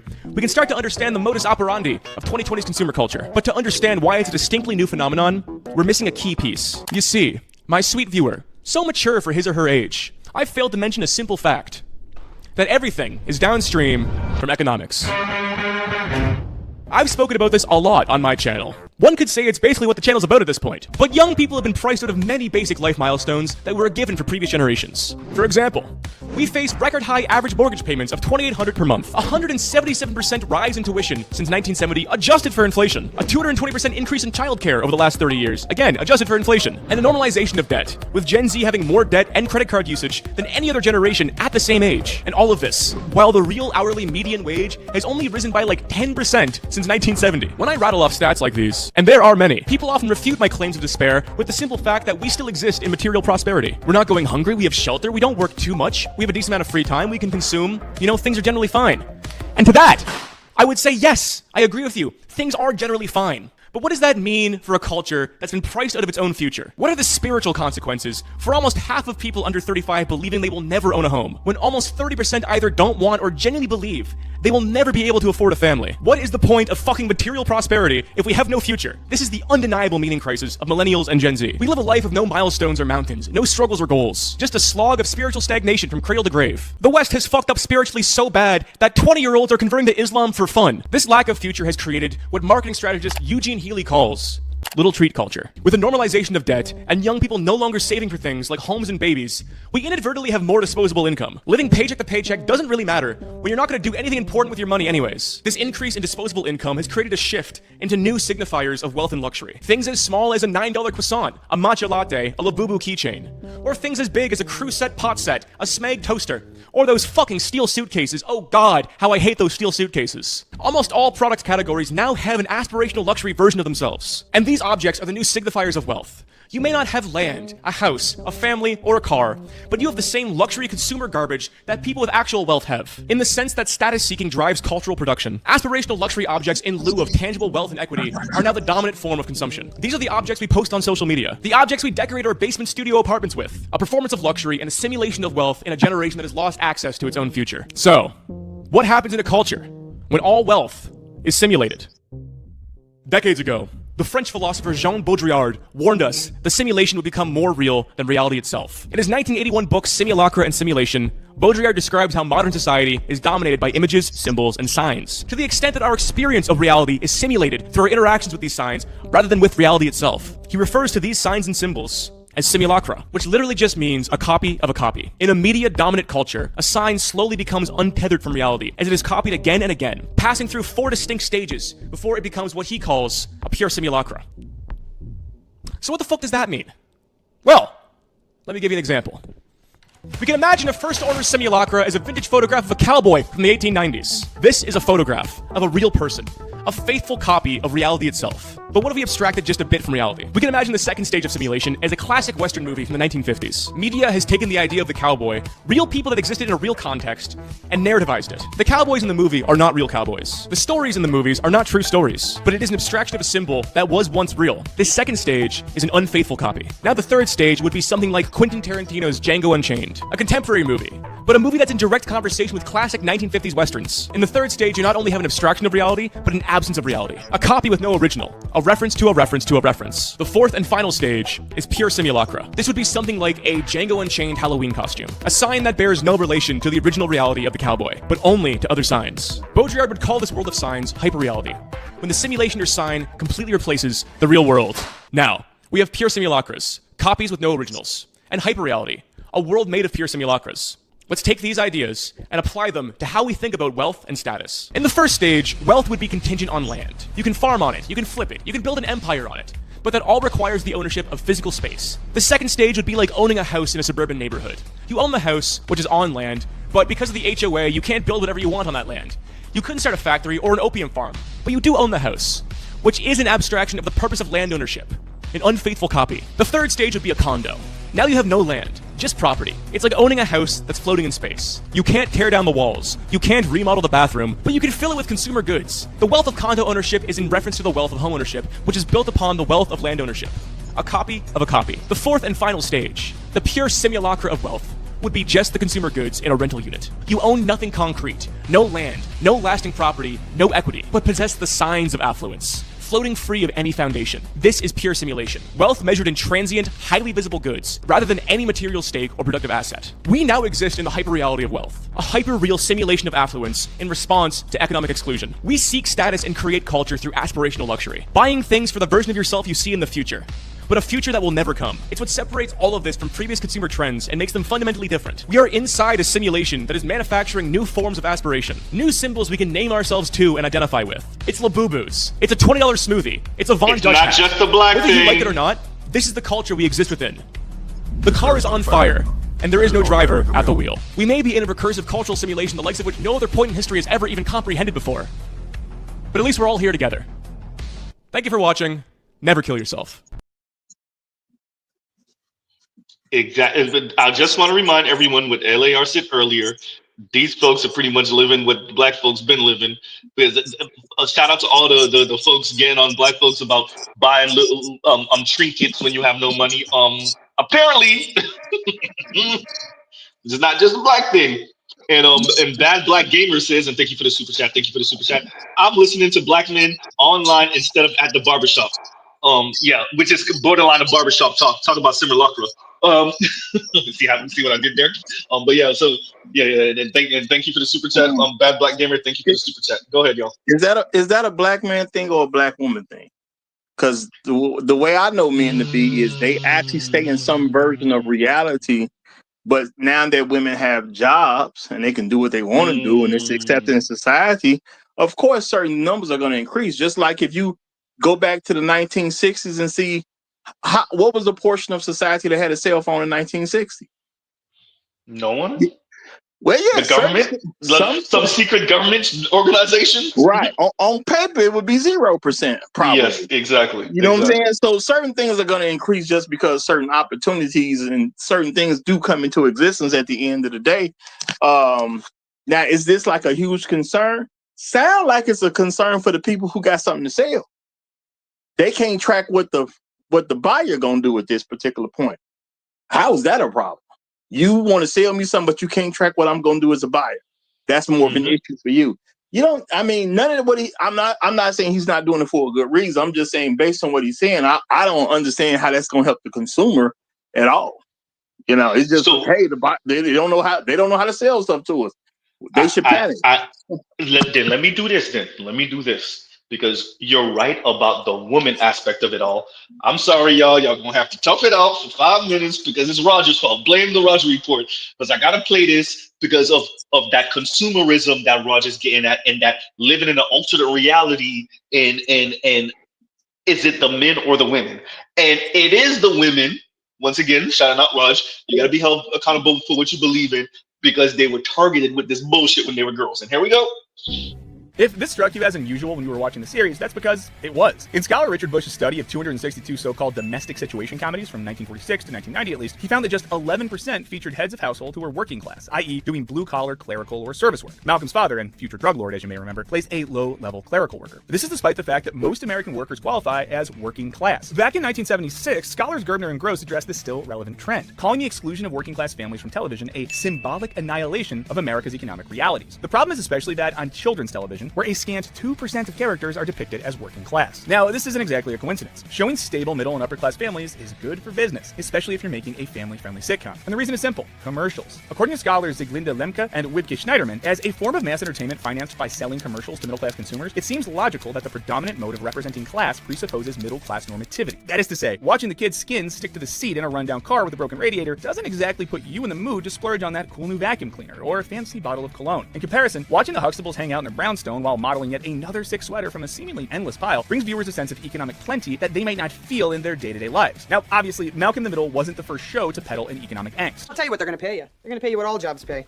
Less than you're worth and just enough to keep you crawling back for more. We saw this as far back as the 50s with the Honeymooners, while the mid-70s brought Laverne and Shirley, and the late 80s saw the debut of America's most famous working-class family on Roseanne. But for anyone with enough business savvy, it just didn't seem financially smart to make a family or children's show about bringing your leftover egg breakfast to school for lunch. What do you have?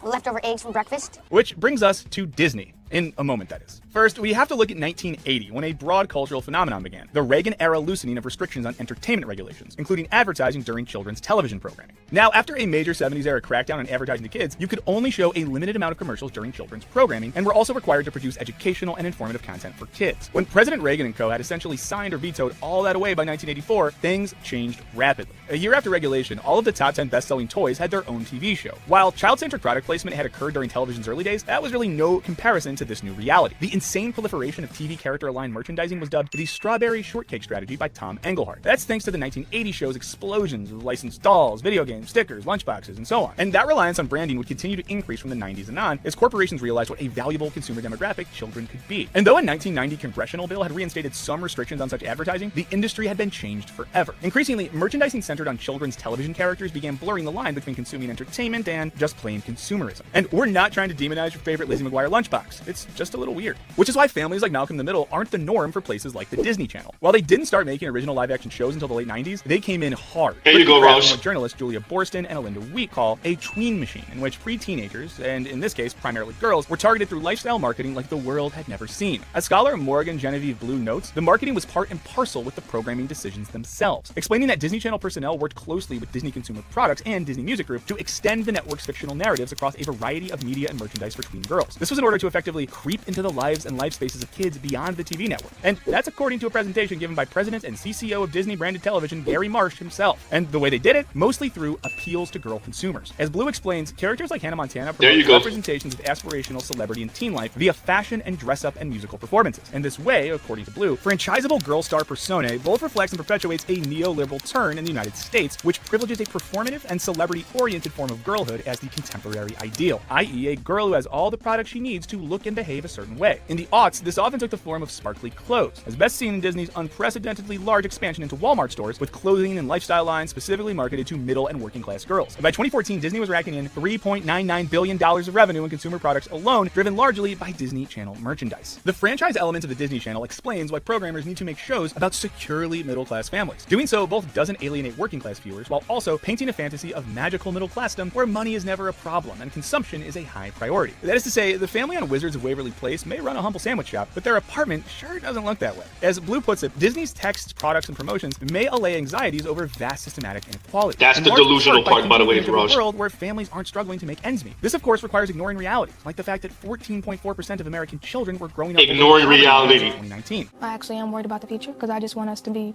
good and don't have to worry about how we're going to get the next thing or how we're going to get food. Of course, it's not just Disney and it's not just tween girls being targeted. Cartoon shows like Teenage Mutant Ninja Turtles and the Smurfs were extended through a huge amount of Raj, give it another 30 seconds. Ranging from films to comics and books to computer games. Scholar Marcia Kinder observed back in 1991 that this transmedia intertextuality effectively eliminates any distinction between the original text, i.e. the show, and the spin-off text and commodities that bank on the show's success, which may be a large reason why children's and family television typically finds its comfort zone in middle to upper middle class bliss, where the biggest problem is your family photo shoot coming out squeaky clean. And there's nothing wrong with that. We love these shows, but it does present a skewed perspective of what American life is like. As Stile Sakira and Larry television serves as a tool that continues to mold the public consciousness, in part by fostering a single-minded interpretation of superficial symbolism as an indicator of status and quality. By basically a single-minded interpretation. The sparkly outfit can bring you happiness and cement your status as happily middle class. TV reinforces a materialistic status quo. No. Go ahead, Raj. You got it first, and then we'll have everybody else. You said this is, but real quick, Raj. I'm sorry for cutting you off. This is exactly what the first. I gotta say what you said. I say it all the time on the channel now. You got to be held accountable for what you believe in. But I don't know if you recall one time I covered. Was it you or me that covered the black women who her mom and her dad were helping her find a man, and they have her like in that old school like Regency era type of wardrobe and stuff like that, and you called it psycho crap because they're selling particularly black women, right? And then the dad said something along the lines of like, I want my daughter to be courted correctly, and I don't want her. And he kind of did the whole respectability black men thug shit. And you remember you called it psycho crap because they're selling black women this very particular era in time that they could go back and imitate of like elite white women.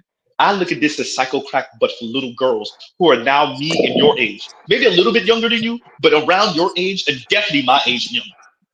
And so go ahead. Damn, they're in our age group too now. Yeah, my thing is, this was to sell to women, because let's keep it real, man. I mean, I was a little kid too, y'all. I had He-Man. Not only did I just have a He-Man, I had the He-Man where you hit him in the chest, and then the chest would change and show like the damage and all that. So I didn't just have a regular and ordinary He-Man. No, I got the one with the chest gonna change on you and all that type of stuff. Me and my brothers, we had a Castle Grayskull, we had multiple characters and all that type of stuff. And you know what I wanted when I was in the 5th grade? I think it was.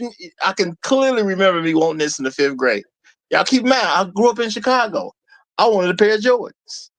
Now, how much did Jordan cost? A lot back then, especially if you in the 5th grade. Okay. When did I get a pair of Jordans? When I was 35. Now, I actually like Mike. He played for my team. He helped my city win championships. So I like him probably than a lot of other people. But I got a pair of Jordans when I'm 35. Now, my thing is, if you're a responsible black man and you have gym shoes and you don't have a pair of Jordans, I don't know, man. I got to question that. Why would you get some shoes and don't get you a pair of Jordans at the end of the day? Because at least a black man is endorsing that, making some money off of it. But at the end of the day, this old aspirational stuff that they were selling to kids, men got to deal with the actual reality that comes with my point. Things. Exactly.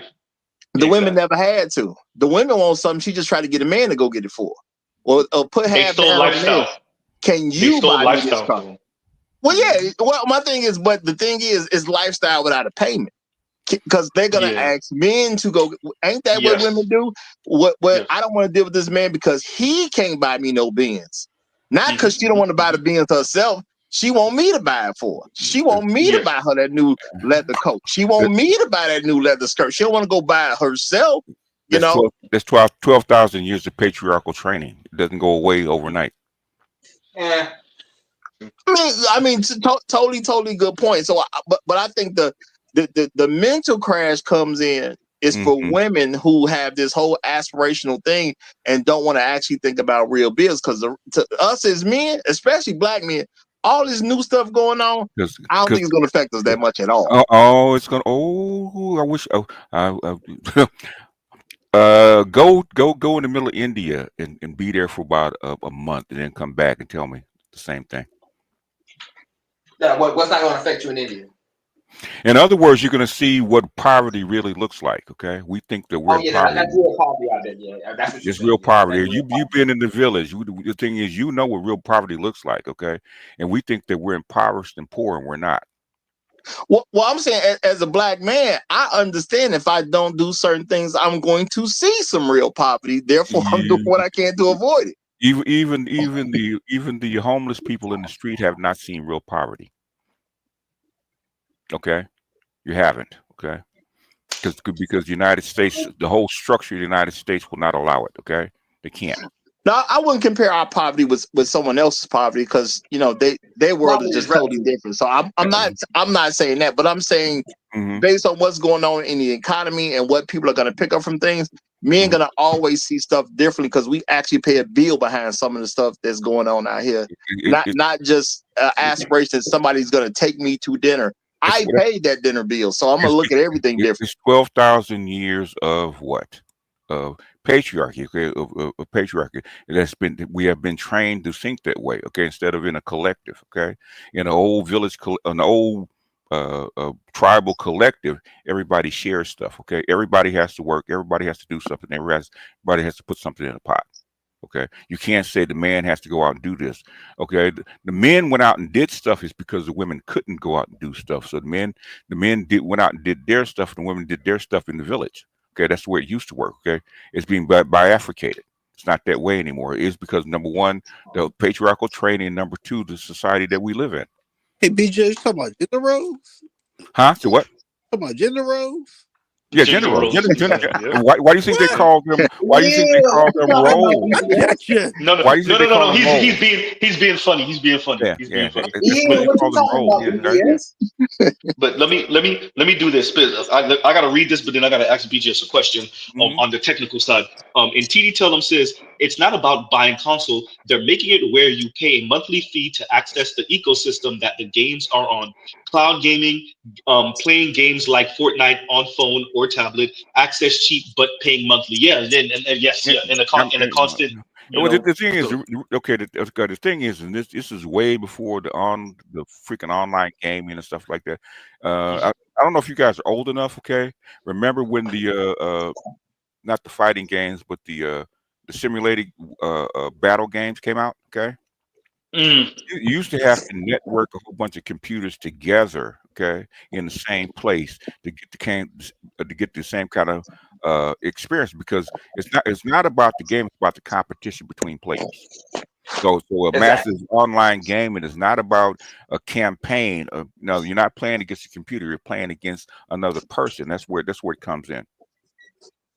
Okay, and then let me do this because I got to ask you a technical question. Okay.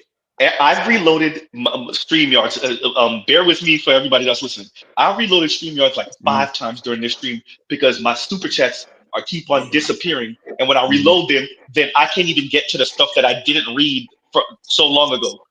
Usually, you have it starred on the side and you could always go to them. So like people are paying for super chats. I want to be able to read their super chats. So like now, if I reload, it's going to erase a bunch of stuff. It's because the original 2 people that own StreamYards don't own them anymore. And thing is, these guys are experimenting with new features, and so you're going to have okay, because it was remember the original StreamYard guys, okay, the two guys in Canada that actually made it, and then they sold it to another company, and that company sold it to Bending Spoons. Okay, so this is the 3rd iteration of it. So you're gonna have glitches in StreamYards is because the original people that owned it, okay, their mission was to make it rock solid. So even though you didn't have all the features, okay, it was 100% reliable. Okay, these guys that bought it more about features and reliability. Okay, so let me do this then for all this. For all the subbies that, if I didn't read your super chat, what I'm gonna do is I'm gonna go through the stream after this. I'm gonna screenshot every super chat I didn't read, and I will do a separate stream and read those and then answer those. But everybody that sends one from this point on, I'll just hurry up and read it. That way it doesn't get lost. Because what's happening is it'll reach a point and I can't scroll past that going upwards. Yeah. right? So that's what's happening. Nah, Yeah. That's it's what fine, Z, because I can verbalize my super chat because it goes back into the Go ahead. video games thing. Because Mhm. even nowadays, the average video gamer spends at least $1,000 a year as compared to a relationship. Because you just saw, because you posted it, because now it just comes out a man spends an average of $5,000 to $12K per Mhm. Oh year. yeah, I got you. I got you. About $1,000 a month. Yeah. Yeah, here you go. Here you go. And let me move this out the way. Otis, trust me, I'm gonna read it. I got you, Otis.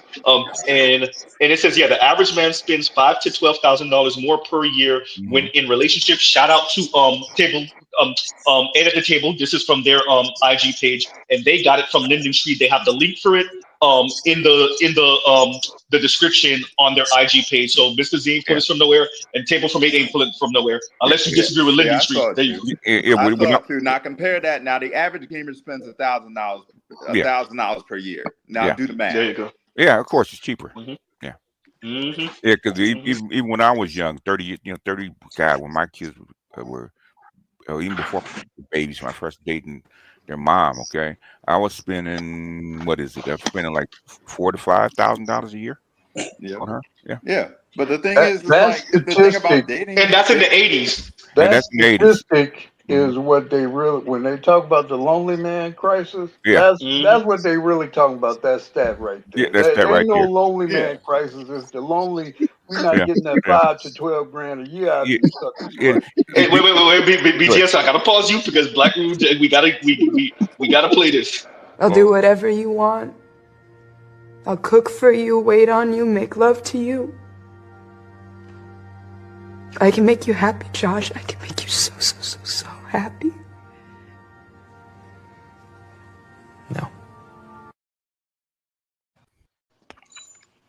What would you say you do here? Go ahead, y'all. Go ahead. I'm sorry. Yeah, I had to do it. Go ahead, y'all. Go And ahead. this is something I question, especially with women. Okay, you know how hard it is to socialize and how long it takes to socialize boys and men and train them to value in a certain way. Okay. About 7 years. And which no, it takes generations to actually slowly but surely train these boys to act a certain way. Okay, and it has to be passed down. It has to be passed down from man to boy. Okay, and the thing is, if you break that, start breaking that, and like I said, COVID was a seminal event. Okay, that broke it. Is because men with testosterone addiction, which going out and chasing coochie and having sex, okay, and then that training that you had to have a woman to be happy, okay, especially in the Black community, right? Okay, when you would go locked down a year and a half with COVID, where you couldn't chase it, and you had to get over that addiction, and you had to get over that mindset. When the guys emerged, they found out exactly how much women cost, how irritating they were.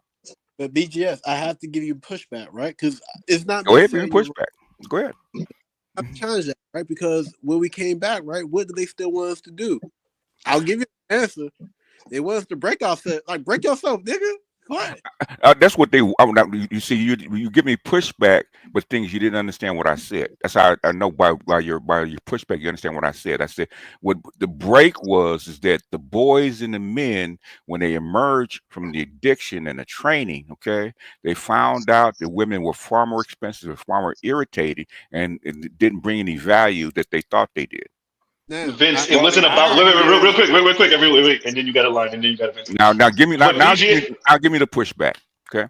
but BGS in factor the women in. He's saying it's about the men. The About men the men. were checked out. Yeah, Men checked out. Yeah, I think over time we're going to realize that Kevin Samuels kind of changed the world.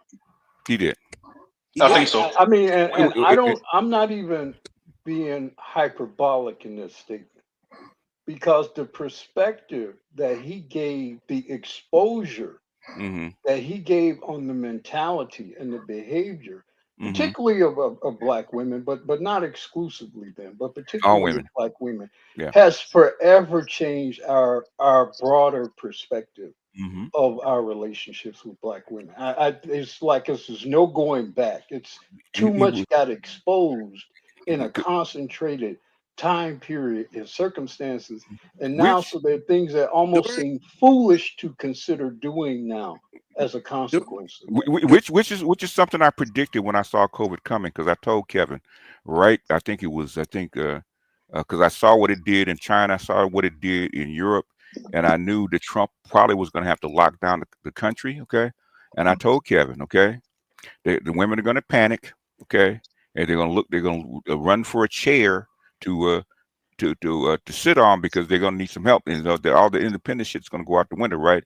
And I said they're not going to start at the bottom; they're going to start with the most capable men at the top, okay? And but you guys, hold on, let me finish, and you can jump in, okay? Unless you know what I'm getting ready to say, if you can complete my sentence, if you want to. I'm saying, go ahead. Okay, because you're jumping in like you know what I'm going to say, okay?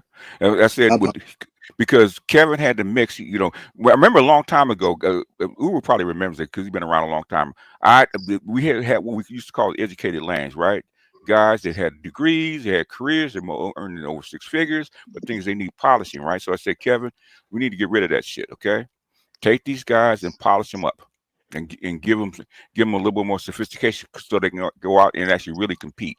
And that's what he was doing. So he had a case of like 600 guys in that arena, right?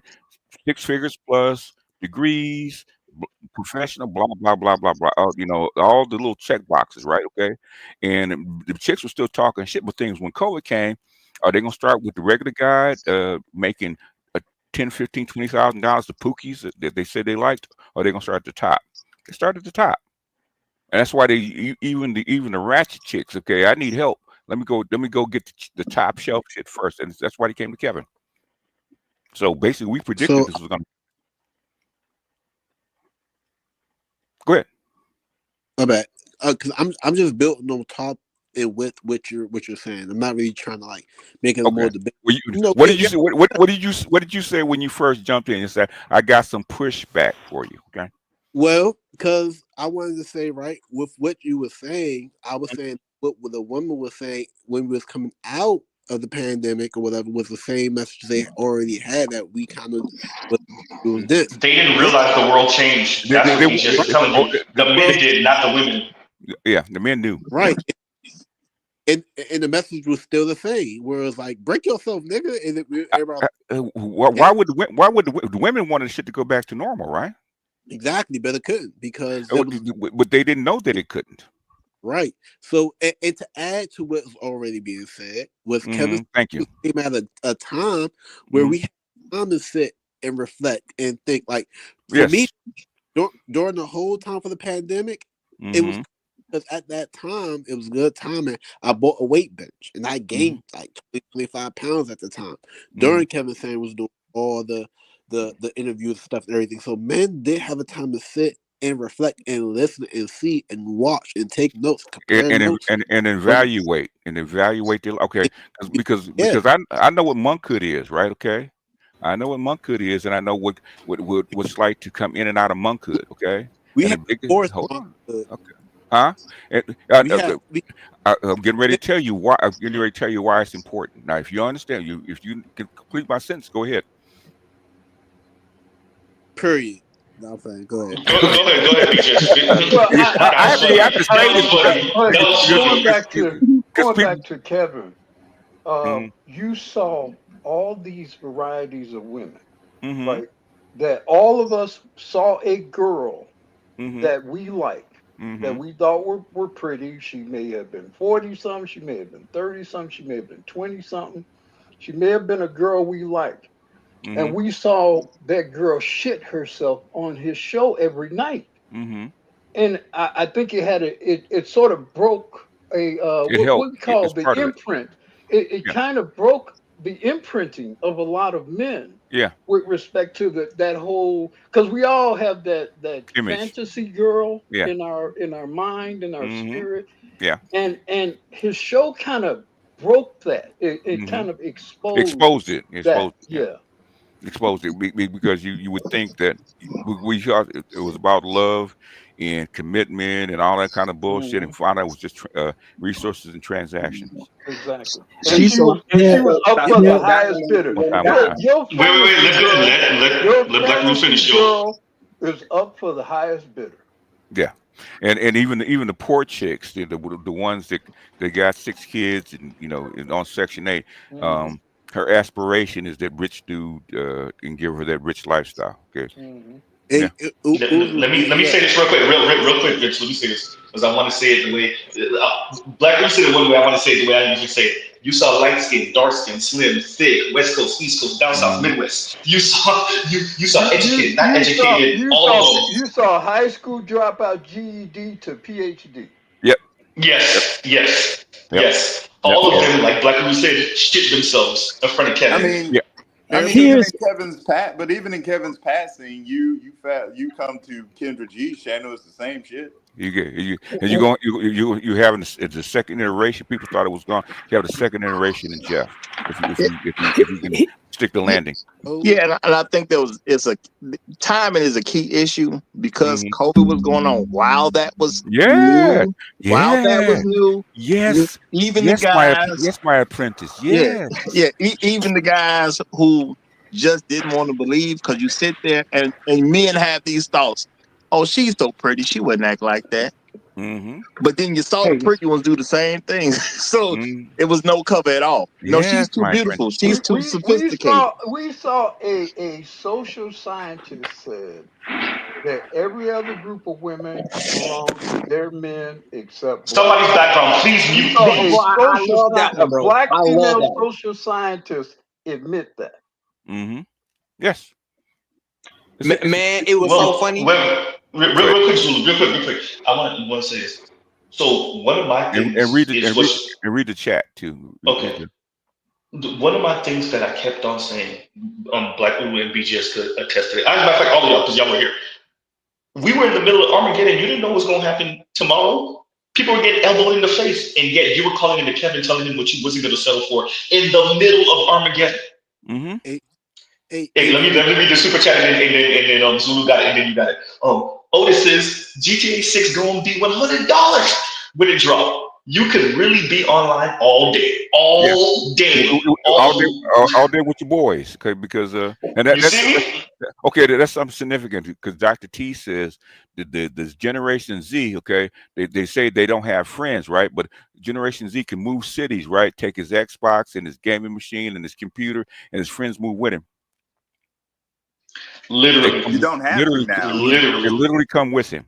Yes, but you don't even have to do that now because all you need is a strong internet connection. You don't even need to do that. Man, I recovered from surgery, and I got a whole new group of friends online. When I was sitting there, couldn't really get up, couldn't really do too much because I'm chilling for 6 weeks. I've got a whole new group of friends just for playing games online.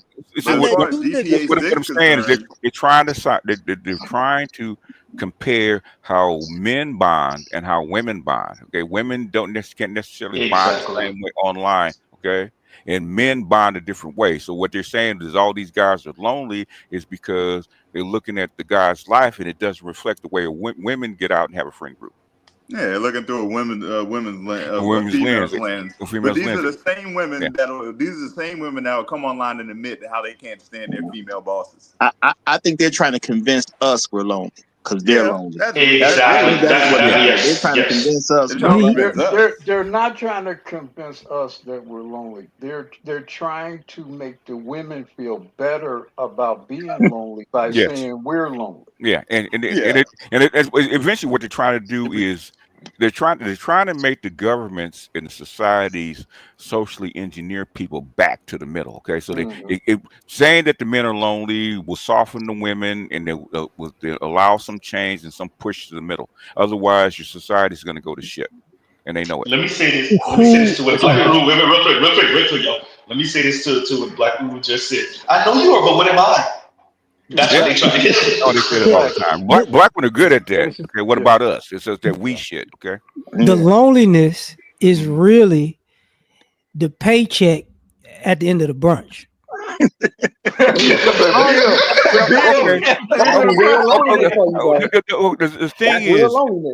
The thing is, and you from New Orleans, man. You from New Orleans, man. You should know better than that shit, boy. Come on, man. Black men with their They want the paycheck is just part of it, right? Okay, the sex, the entertainment, the attention, all that shit. That's probably even more important than the paycheck at the end of the brunch. Brunch is just about attention, okay, and entertainment. Okay, niggas be getting entertained with their boys. Hey, Mr. Z. You can, let me go to chat because I got to step away from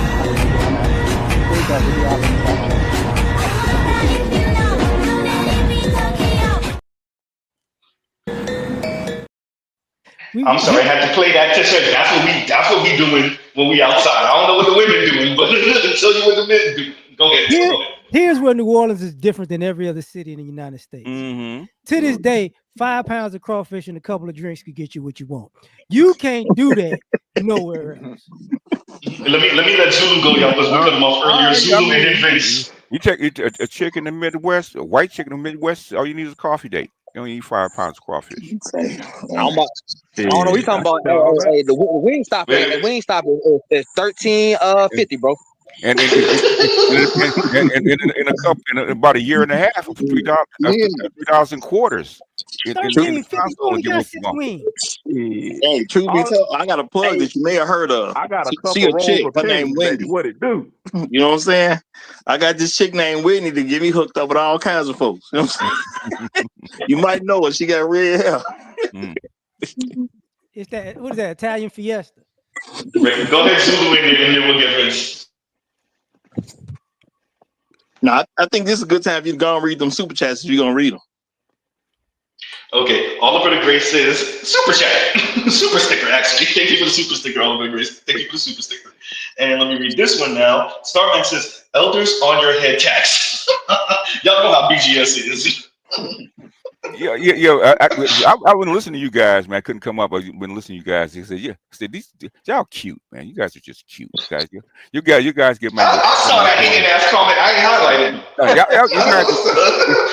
The thing is, I'm listening to what the guys saying that think you have to establish a new normal. Yeah, you guys have no idea what the fuck is coming down in this country, man. And the little feel good shit that, even though it looked like it was dystopian, that's feel good shit, man. All you have to do is adjust your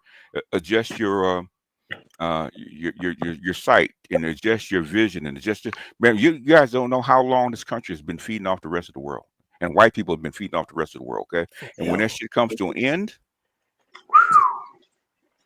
okay. In other words, basically the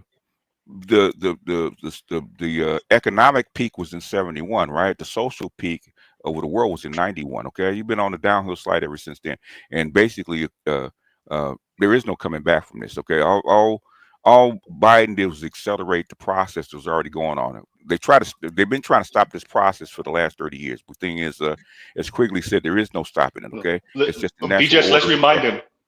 Let's remind, because I want you to go into detail about that. It was a big gamble that Biden gambled, and it was a fork in the road. It was the big gamble was, like BJ said, either you're gonna slow up everybody else by sabotaging them, right? Or you're gonna accelerate this. And he flipped the coin, and well, snake eyes.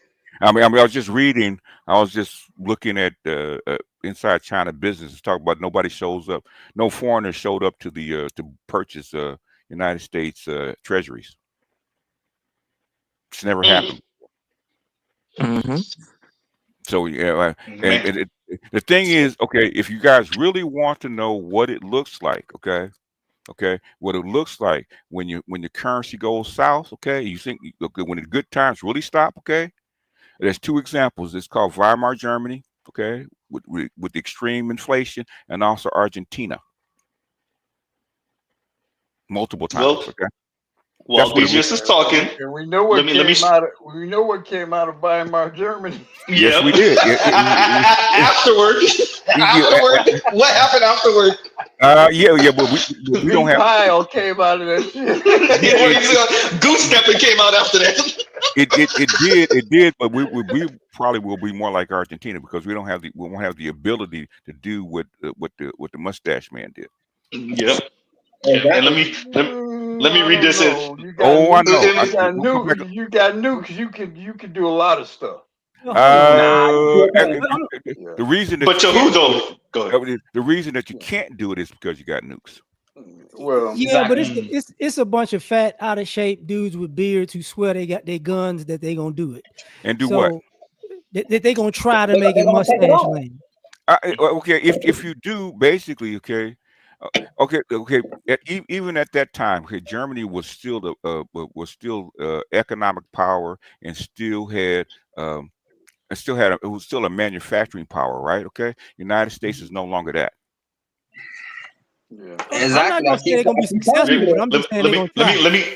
Let me do this. Let me read this, and then we got to get Vince because we ain't let him go. And MS Delta guy says, "Hi family, BGS tax." And thank you for the super chat. Thank you for the super chat, BGS. You got me on super chat.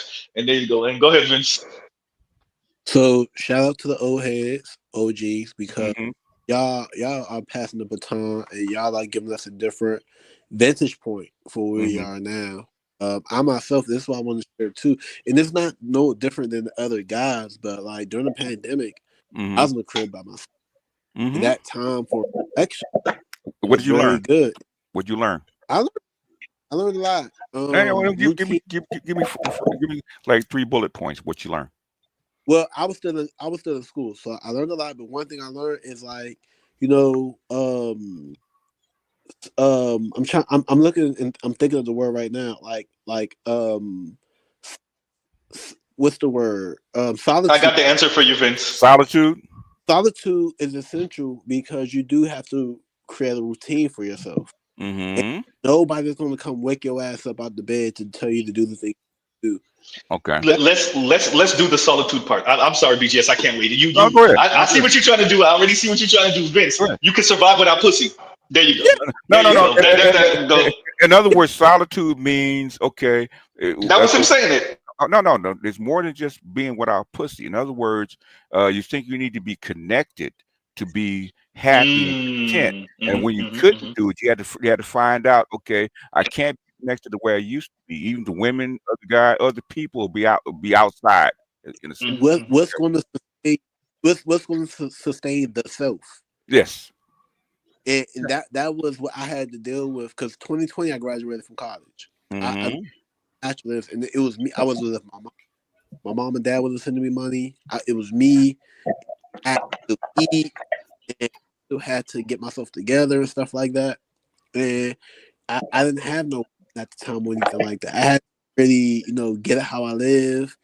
The roads were clear. Like I remember Z, you mentioned it. You saw how clear the roads were. I was yeah. Live. And it was an era of time, and during that time when people was at home playing video games, they had their girl at home or however people condition they was in and stuff like that. Dudes like I myself, who was home alone, had time to sit and marinate and think about life as it is. If I had to go out here and forge on my own, if things would break down and I had to grow stuff out in the backyard or whatever like that, so be it. But that solitude gave a lot of introspective of where shit's going, where am I at? So again, when we came back out and girls was like, break yourself, nigga, it was like, hey, what? What? Translation, I'm starving and I don't need you to see me. This is me trying to scare you because I'm scared. Vincent, that's really what they was doing. Vincent, let me ask you a question. And this is not, I ain't trying to be a jerk or nothing. A serious question. Okay. How prepared do you think your family prepared you for being an adult at that time? So my dad, he gave me a lot to think about. Another thing I wanted to share too is one of the first things I've ever learned about like women on the serious note was like, you got to have a job. You have to have a job. You have to make money. You have to have a job. So that prepared me, but I was still unprepared. But okay. I have a few answers, but I'm gonna try to make it short, quick, concise. I'm working on being concise. My father prepared me for life because he told me I gotta work. My father's an electrician by trade, so he prepared me. If I don't work, I don't eat. If I don't pay bills, things like my mother showed me how to pay bills. My father showed me how to work. But as far as being an adult, it's still things I had to learn by myself, like time management. And making sure I make enough money to pay my bills and eating right and things like that. I think they gave me the basics, but it's still things I still had to learn on my own. If that answers your question. I'm white. Yeah. I'm asking that because of your age. Uh-huh. So how prepared you think the people in your age group are? Oh shit. I don't know, because also I went to go learn. I went to go forge my own path too. As far as people in my age range, I turned 33 in like 2-3 weeks. Well, what, 2 weeks? A lot of people, if they haven't already went to school, but the people who went to school was following a stencil cutout, a lot of people aren't prepared, because also a lot of people my age also had kids before time and had liabilities before they was able to even, pour into themselves. A lot of people were living a facade of who they think they should be, living in the streets, living like a lot of people aren't prepared. A lot of people about to be asked out, holes in their drawers and holes in their socks with what's coming down the pipe, in my opinion. Like, let me say this, I'm gonna chill out. The part you said about the streets, I was talking to a young lady from Chicago, because and we was laughing about it. I'm looking at a younger group of people who are trying to be in the streets but still live at home with their parents. That's not how it used to be. You couldn't be in the streets and go home. You had to have your own place to stay, because you was a liability to everybody in the house. Right.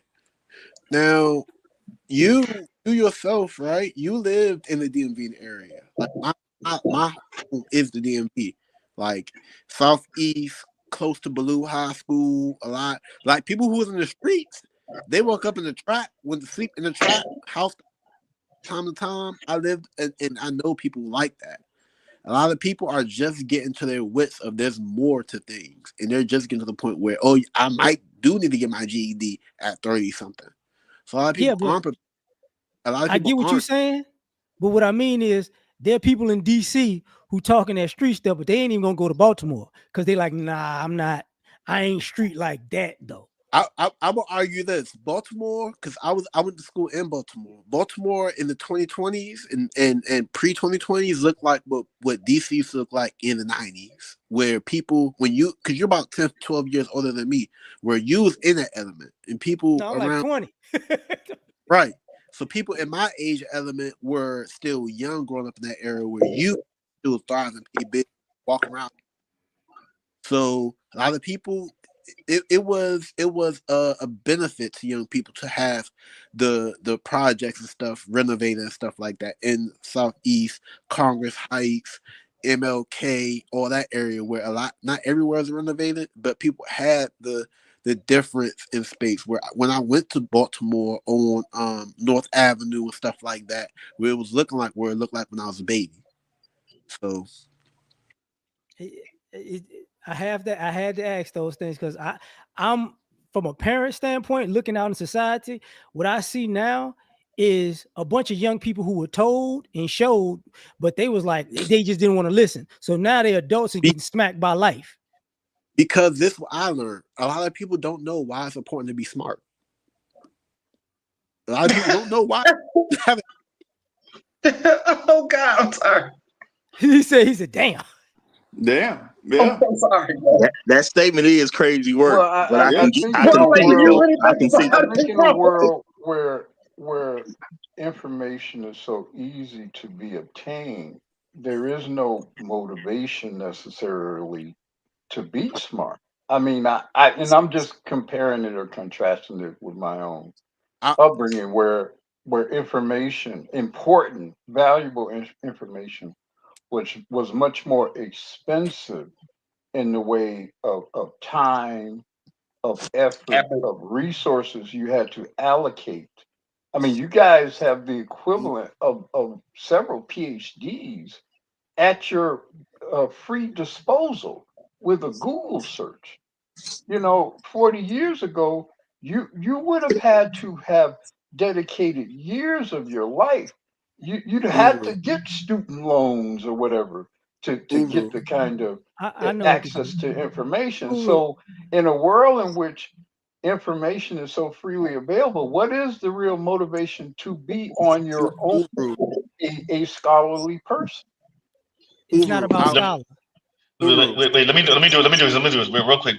We're gonna have LAR and then whoever said Uru. And Ben wanted to say something earlier. Ben, I can't play that whatever you said because I download all the so FYI you can't stream. You can't. Well, from what I can do, I've never been able to YouTube off of StreamYard, so I download that stuff and then I play it. So yeah, so Ben, that's what I would have to do. But so give me a minute with that. I'm gonna try it. And MS Delta guy says, y'all better listen to BGS. Thank you for the super chat. Look, BGS already gone, but yeah. He want the link.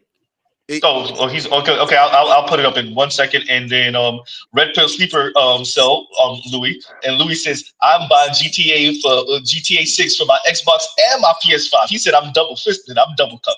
He said I'm double cupping it. I don't know what y'all talking about. To hell with what these ladies talking about. I'm buying the game for both. Tell you right now, that game is gonna make $1 billion. Yeah, I think so. But whoever was trying to go after, go ahead.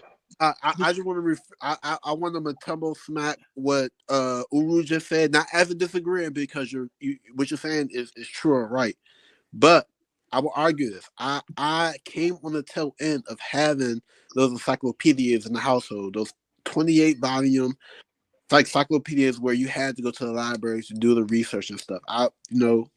We had an encyclopedia at the house too, at the Z household. Well, the thing about the information is, yes, the access to the information is easy, but a lot of people can't afford what to do with that information.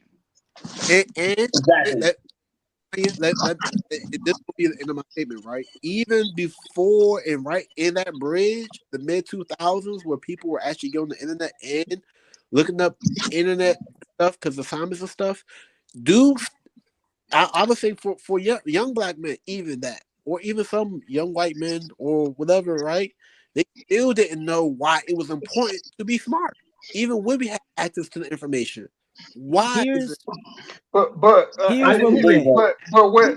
what you guys, from my perspective, is missing. The ethics of being a smart person, or at least this is how it was when I was coming up. Because when you were the smart guy or girl, that you were presenting earlier about, there was a status associated with being the smart person, the smart guy.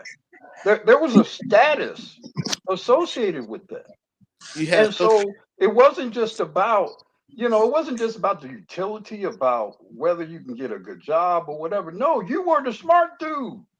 You was there was some props afforded you for being that.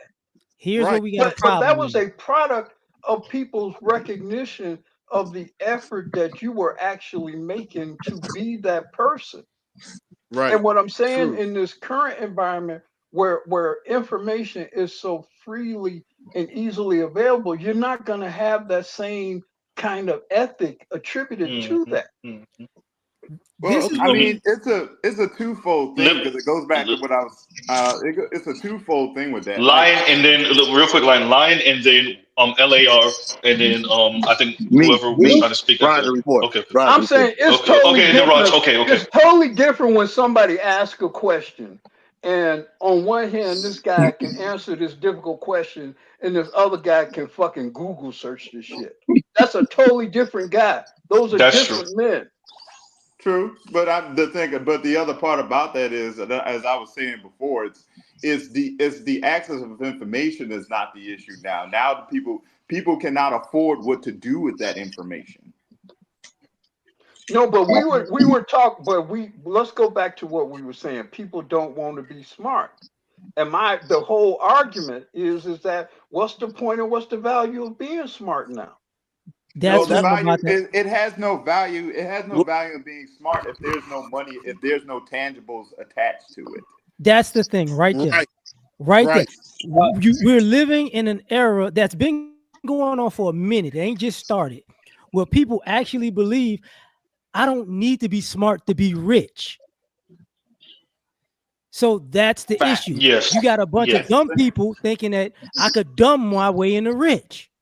Well, because your intelligence is real quick, Beaches. Yeah, but your intelligence is seen as superfluous if it don't come with money. What's the point of you being smart? Nigga, are you rich or can you shut your rich. I mean, shut your smart ass up. Then if you're so smart, why you not rich? Like that's the mentality. So that's what's informing that your intelligence, your smarts, your. But the Go ahead. whole point I was making is that shit is new. Yeah, because yes, if you it go is. back It is. generations, if you go back to BGS and my generation, Mm-hmm. there was a value, there was a status to being smart just Yeah. for being fucking smart. Yeah. So let me say this too. This is where real quick, let's do Raj, because Raj got to jump on you, LAR, and then LAR. Go ahead, yo. Go ahead. Yeah, well, this is the thing, because this is where you can see it. Bad parenting has taken over, because I get it. Everything in my pocket, all I gotta do is put up my phone, okay, and all the information gonna come up. This how you know parents stop parenting, because there's no wisdom in this situation, and that's what we're seeing. We're seeing a lack of wisdom. I don't need to be smart because I'm stupid. But people don't realize they're stupid. If they were wiser, they would realize it's stupid not to be smart. And yeah, there was no, back when I was going to high school, it was, well, what's your GPA? You talking crazy? What your GPA is? Okay, they ain't having them conversations no more. Okay, it's cool to go to the dumb school in the city versus going to the better school in the city. That's like, it's all good at the end of the day. Because it's meaningless. Grades are meaningless. Okay. Just thank you, because I was about to get to that. Wait, y'all, let Eliar go. Go ahead. Yeah. The grading system is not the grading system we grew up on. Exactly. Yeah, they changed that too. Wait, pause right. Wait, real quick, Eliar, because you fucked up. I gotta cut you off. You got it right after me. I literally just, I think BJ, did you say that to me, or did the one where the one where they said that there's a reason for that, because the fucking women run the school, and they literally said that shit. Yeah. I actually played her video. Yeah. If you want to bring it up, BJ, you can, because they literally say, and this is a woman saying that shit. Yes. Right. So there you go, Eliar. Let Eliar finish with that, and then you got it back, Raj. I ain't even finished, but that's cool. Okay, go ahead. Look, y'all go ahead and do your Chicago thing. Eliar finish, and we're gonna loop back to you. Go ahead. West side is the best side, Roger. Well, you put a period in it, Roger. For real, that was the longest pause I ever saw. Raj pause and then talking about I'm not finished, right? No, go ahead, Eliar. But like I was talking to a couple of my friends and my wife about this. Even look at now today with the streamers and YouTube. Most of your famous and rich streamers, they do dumb stuff all the time. Yeah. There's nothing smart about that. So it got to the point that, you remember years ago, people was like, I'm going to Stream University and I'm going to a stream house. People believe you can get rich by being an idiot. Yeah. And it's true. Okay. Half your rappers, okay? And I have 97% right now. Okay. Yeah, it's way more than half on that. No, it's not that. It's that everybody think that they're intelligent now because they have the information. Basically, what streamers do, even if they're smart, the thing is, most people are not.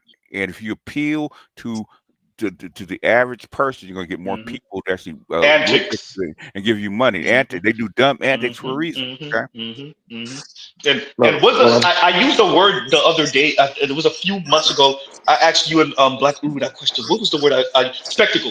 The antics of spectacle. That's what it is online right now. That's what you get paid for. It's called entertainment. Yeah. Yes. Yeah, go ahead, Raj.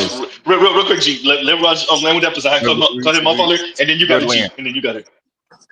Well, I forgot my original thought, but it was basically go ahead. Basically, it was along the lines of about grades. You were talking about grades and grade inflation. They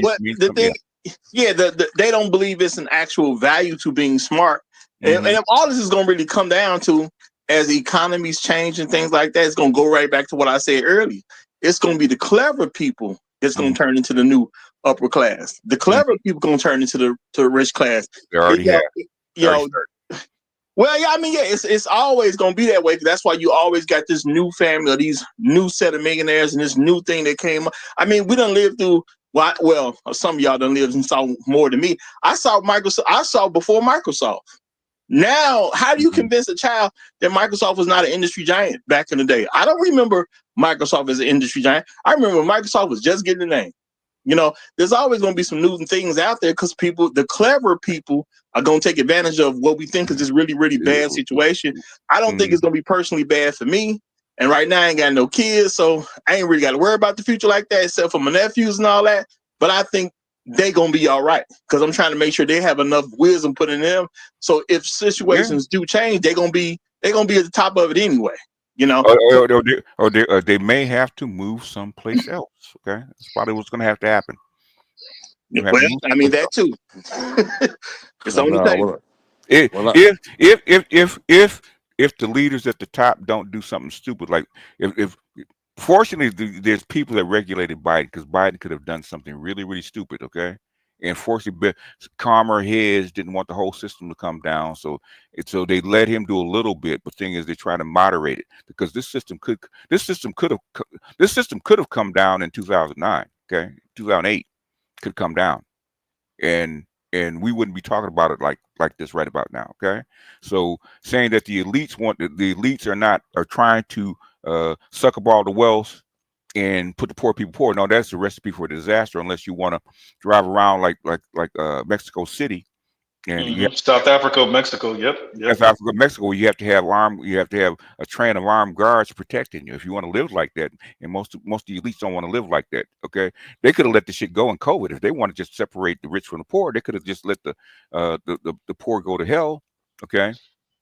In this big ass country, you'd had all kind of chaos. They can't afford to let the poor go down too far. Let me do this real quick. Let me do this before you go, G. KMS, if you still listening, paging KMS, come up because I want you to explain what you said, what you told us you said to your wife between the difference between a bunch of y'all making 100,000 or five. I think you said the difference between 300 and 500 or 100 and 500 is pretty much what BGS just described, right? Mm-hmm. If you want to live in Mexico City or South Africa, if you listening in KMS, as a matter of fact, goddamn, my panel's full. If you want to put the comment in the comment section and go ahead, G, go ahead. But yeah, what I'm saying amongst the youth, amongst the young people, is they all think they're already smart. Like they don't think there's a possibility that just because you're older, you could be smarter or wiser. There's no respect for the elders. So anytime you tell a young person something, like they got an automatic rebuttal. They don't listen. Okay, yeah. Initially, they don't. Yeah, yeah. They don't listen. It's just automatically, man, you old. You don't know nothing. Like it seems like being old is not looked upon with respect anymore. Well, until it is. Okay, why you think people circulate around me and Uru? Okay, because they don't have the fucking answers, and the thing is, the old thing about people don't understand what the term fat meat is greasy is for, right? Okay, because if you put it on the floor and it gets slimy, you're gonna slip on that shit and bust your ass. Okay, so a lot of motherfuckers don't believe fat meat's greasy. Throw it on the floor, they slip and bust their ass out. Okay, and then they got to go back and rethink their shit. Well, I would just ask young men, particularly young black men who are critical of their elders. You know, I would just ask them a basic question: show me a society that has prevailed in history where there was not deference to and followed by the leadership of elder men. I mean, show me that prosperous society. Yeah, my thing is prove that you can do better. If you're better than me, you're smarter than me, prove that you can do better. Man, that don't got nothing to do with purple. That don't got nothing to do with chrome heart jeans and purple pants and all that stuff. Like what their mind is focused on, it's not even focused on being smart. It's focused on being, I don't even know the word, an idol or an image or. They acting like women. That's what it is, bro. They just acting like stuck in imagery. It doesn't matter if you don't have purple jeans. All groups of motherfucking people are gonna glom to the smartest person in their group. They are. It's natural. Let me do this real quick, real quick. No, you're good. Black people, check in the background for the because I answered that question for you because I know that's where they would come with it. And think of the history of what I just thought. China? Huh? Yeah. But think of the China is like the oldest contiguous civilization. True. I'm talking about. If there's a society dedicated to age and to wisdom and historical foundation, is fucking China. You know what China says there are two sections of the world: China in outer China. Out of China, yeah, true.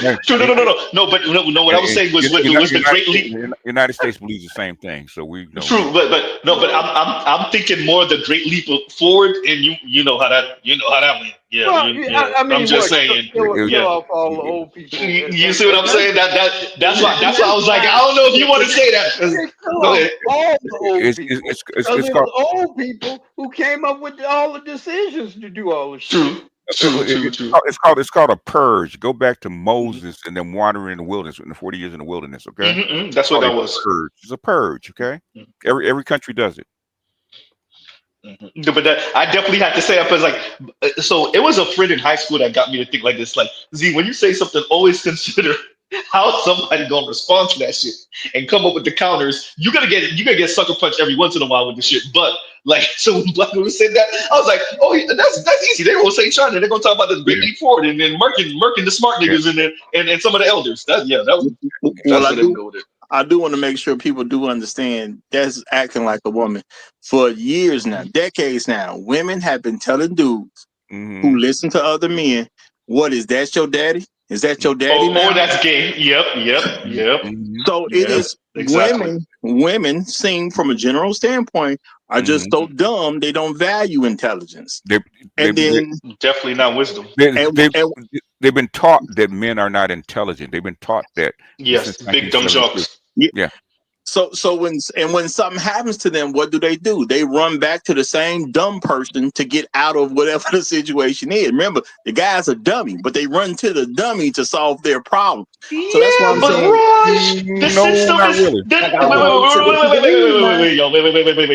wait. But the system is rigged in the big dumb jock's favor. It's not that she really value. I'm being so funny right now, BJ. But it's not that it's not that you're smarter than her or any of that. It's just that the way white patriarchy works. It's just that you have more resources. You're in a better position. It's not that you're actually better. You're just in a better position. So she runs back to you for safety because you're in the better position. Go ahead. The thing is, the smart people, the people that are capable, will allow these bras to run back to them for free. Yeah. All the women will, because you're talking about my life, okay? They always run to you for free, okay? Just to believe that they stick, they'll sit by you at lunchtime, or they'll sit in the break area with you, or they'll buy you lunch or whatever they do because they want some fucking information, okay? Every group knows who the smartest person in their group is. Family group, friend group. Okay, they'll tell you who the dumb bitch in their group is versus the smart person in the group is. Okay, they might go to the dumb chick for validation. Guess what? When they need something, okay, who they're gonna run to? Yeah, they know who to call when it's real. And that's why I just want to say, so any man who doesn't value elders and what their intelligence level is, their experiences are. Show me any one of them men. I dare you to accuse them of being smart. I dare you to show me a man like that. No, usually the dumb men have an older man that's holding their curtails. Yeah. Okay. So it's like so there'll be a bunch of dumb dumb dudes. nigga. Okay, I see what you're saying. He's not doing it on his own. Yeah. It'll be a bunch of dumb dudes, and then you find out, oh man, you live at home with your dad still, or that's your uncle car, that's your grandfather's stuff. Okay, I mean, G can tell you being on the street, man. Even if you would, if you're on a set, okay, it's not the dumb nigga in the set that runs the set, okay. The smartest guy in the set, bro. Smartest guy in the set runs the set. The smartest, most ruthless. Ruthless, yeah. This is where we got the smartest. It's the one with the most intelligence and the most ruthlessness. This is the one who's not gonna listen to you cry. None of them excuses. Yeah. It's all about what you can get done and what you can't get done. Yeah. Watch that series from London, Top Boy. Okay. If you watch the The Wire? Okay. The Wire. I think it was a Snowfall, but yeah. What no dumb niggas in charge in The Wire? This is it's not necessarily a generation. Real quick. You can cut off LAR. Go ahead, LAR, and then you got to G. LAR. When it comes to not listening to our elders, like I'm in Gen X, we was hard-headed as hell. The biggest difference is older people used to be like, oh, so you so smart that you didn't know that I was gonna smack the shit out you for saying that stupid shit. the consequences have lessened for the disrespect. These kids ain't these kids are they don't listen either, but somehow they know how to flinch when they know they about to get smacked. Yeah. But the thing is, and this is something LAR, because you got kids, I got kids, and we, you raised, you got Southern parents, so do I, right? Okay. The difference is the reason we would smack a kid is so that life wouldn't smack them. Okay. Now the kids are not getting smacked by their parents; they're getting smacked by whom? Life. And that smack is a worse. And then they're coming back to mommy and dad. How come you didn't smack me when I was little, so I wouldn't go through this shit? And that's why a lot of sympathy and empathy is sometimes just a little overrated. Sometimes, why do I have empathy or sympathy from you and you didn't crash and burn? I know you heard somebody tell you what to do when you was growing up. You didn't listen. I'm good with the fact that something bad happened to you. It works for me. Well, BGS, I saw a lot of instances where a man wanted to slap a child and the woman ran off with the boy. Yeah. That's what I saw. Yeah. And what happened to the kid? Yeah, well, yeah, we know what happened to him. Yeah. You gonna get smacked at some point. That's why a lot of guys that are in here, they blah blah blah, but some motherfucker, go back and talk to your daddy and see what really happened, okay? Because you think you did. That's why that was a very eye-opening conversation. I hate to say this, it always is. This is why a lot of guys aren't having kids in the first place. They was talking, dad was a bad guy until it was time for you to start having kids, and you like, nah, I'm not doing it. Yeah. Nope. Okay. Yeah, cowards. Yeah. It is true. Don't know they were that close to ended up being orphans, and that their papa stepped away because he started thinking dark thoughts. Boy, I got a couple aunties, man. Boy, no, that's a very real thing. I have literally told women who said they wanted to have my baby. I said, understand, if I don't raise my child, you're not gonna live through that. And then they changed their mind. No, I'm just being straight up. Yeah, you're being straight up. No, but when I say that, I believe every single word that Ross said. And when you talk to them like that, then all that bullshit disappears. No, they know. They look. They know when you're being honest. So, I guess I could tell y'all now because I told Ross earlier. So, rings got proposed and questions got popped and whatnot. And congratulations! Yeah. So we. That's all y'all was going to do. Come to team. So it's real now. So you got tired of egg spoiling. It's time to do it. Huh? Hysterical. But and I told her, I was like, look, we got to be on the fast track now. We both like, y'all on the clock. Yeah, no, it really is. No, I'm more thinking about it than her because that pressure for shoulders and not for hips is so true. But let me say, I don't understand women because women go to fucking OBGYN since they're 15, right? Okay. You don't believe what the OBGYN is telling you every time you go for a checkup. Okay. You need to think about having a baby. It starts when you're 20, okay? And you wait till you're 35 like you know better than her. Come on now. Yeah. And I just want to say, one thing you keep missing. One thing you keep missing is my pussy is magic. I really think you understand. That's I really believe. No. He's right about that. Can't live my truth. Was that Eugene that said that? You can't live my truth. They do be saying that shit too. But I want to publicly congratulate you. So now I'm put on the public record. Congratulations. And I'm just gonna start wondering about you Black Manosphere niggas, because y'all hate women so much, but niggas are steady getting married. I don't get it. Say that exactly. We hate women so much. We tie ourselves to them and say we're gonna tie ourselves to this financial burden for the rest of our life. Rogers, it's a thin line. Okay, it's a thin line. Right. I'm glad Roger do talk about it like that. Roger knows what I'm talking about. It's a thin line, boss. Oh, absolutely. But let me read this from Afro Merchant. He says, "Female cope dealing tax. I'm your pusher man. I'm your pusher woman man."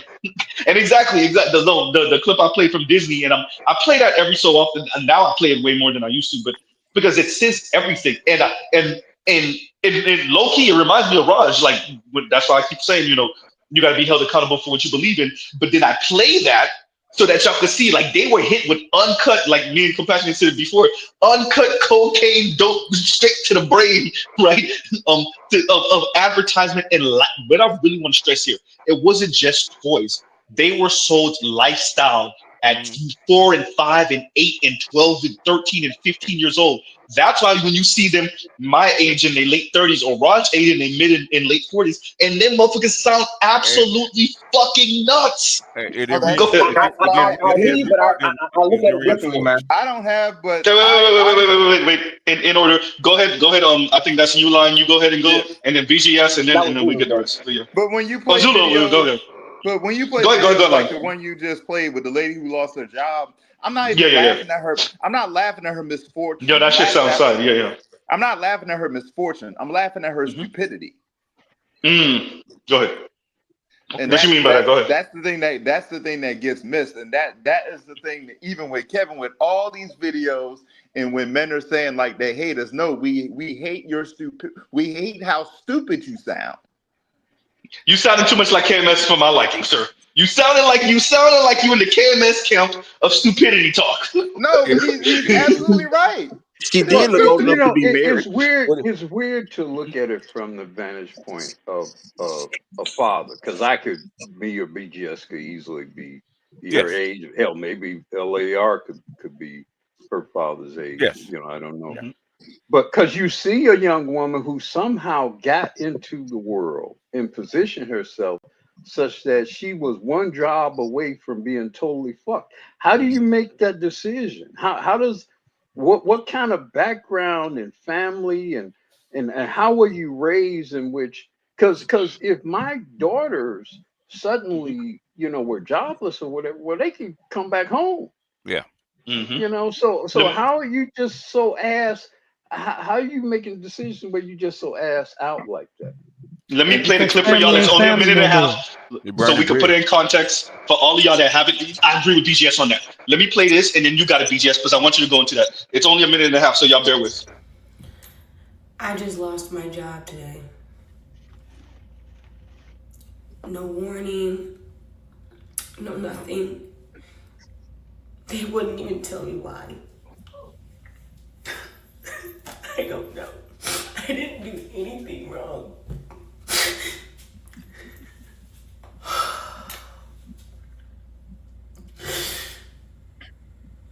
I have no savings.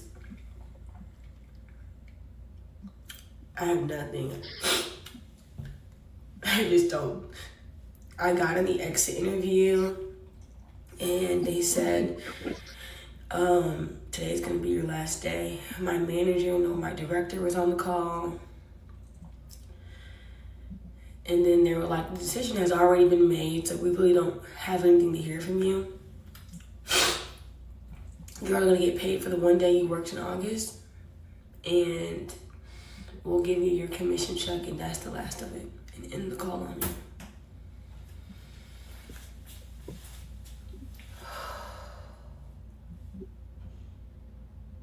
I'm low. I'm low.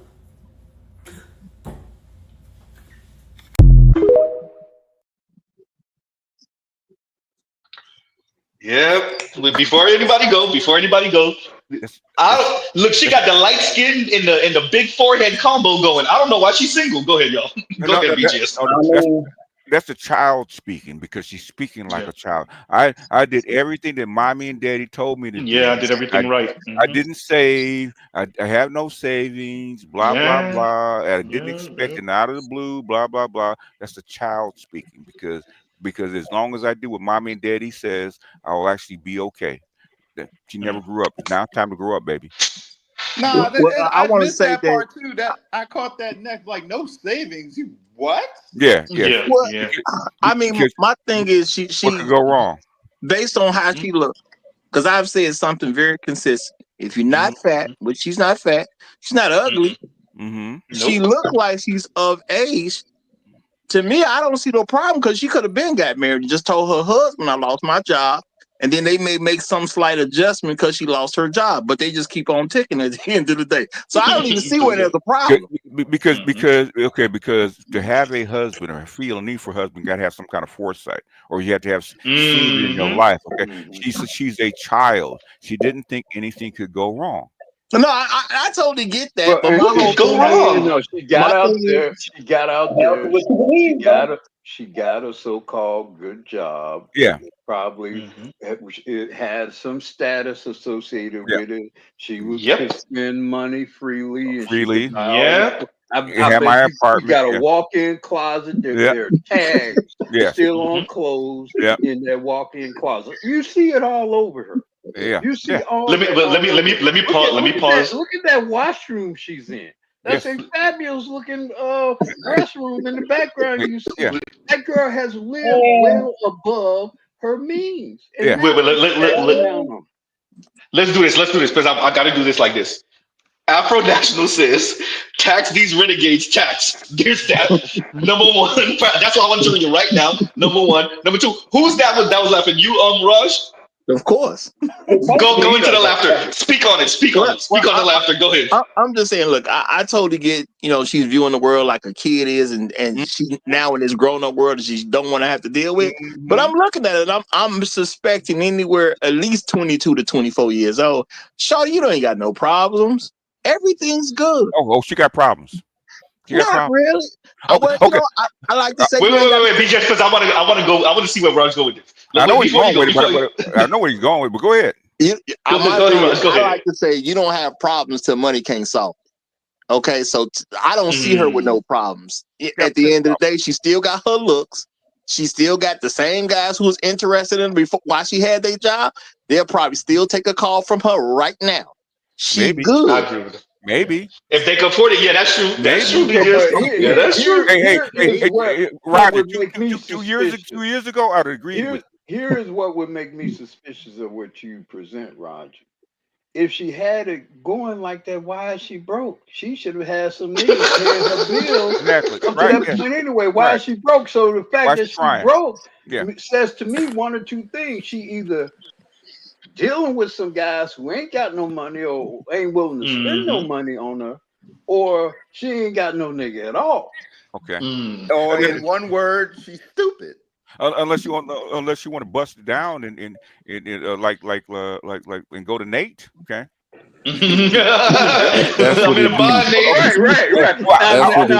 right. Nate will take care of her, but she gonna have to do some work. Because Nate come from a boomer generation over there. The young guys are probably more ruthless than we were. But the thing is, Nicole Frost said this a long time ago, right? Okay. You have to build that bridge before you actually need it. Okay. Yeah. You have to plan. And the fact that she says she broke, says she thought it would never happen. So she don't need that guy. She don't need to get serious. She don't need to build those. And Roger, she stubbed her nose up at a lot of those guys that you referenced to. She snubbed their nose up. Yes. Well, that's what I'm saying. I mean, it's some dude named Ronald who's trying to take out last year. Ronald's still single. Yeah, Ronald's still single. And you know what I'm saying? Ronald ain't taking a call. The problem is Ronald with Abigail now. Right? You know what? And Abigail ain't gonna have her money being spent on the next year. Hey, Uru. Ronald said, "Oh shit, this is the reach back." Well, you know what? At this point, I mean, I'll just say what everybody else is saying. And she wasn't next to you. I gotta cut everybody off. I gotta cut everybody off real quick, and then you got a line, and then G, because I heard G trying to speak earlier. I'll do whatever you want. I'll cook for you, wait on you, make love to you. I can make you happy, Josh. I can make you so happy. No. That's what they're saying. Just saying.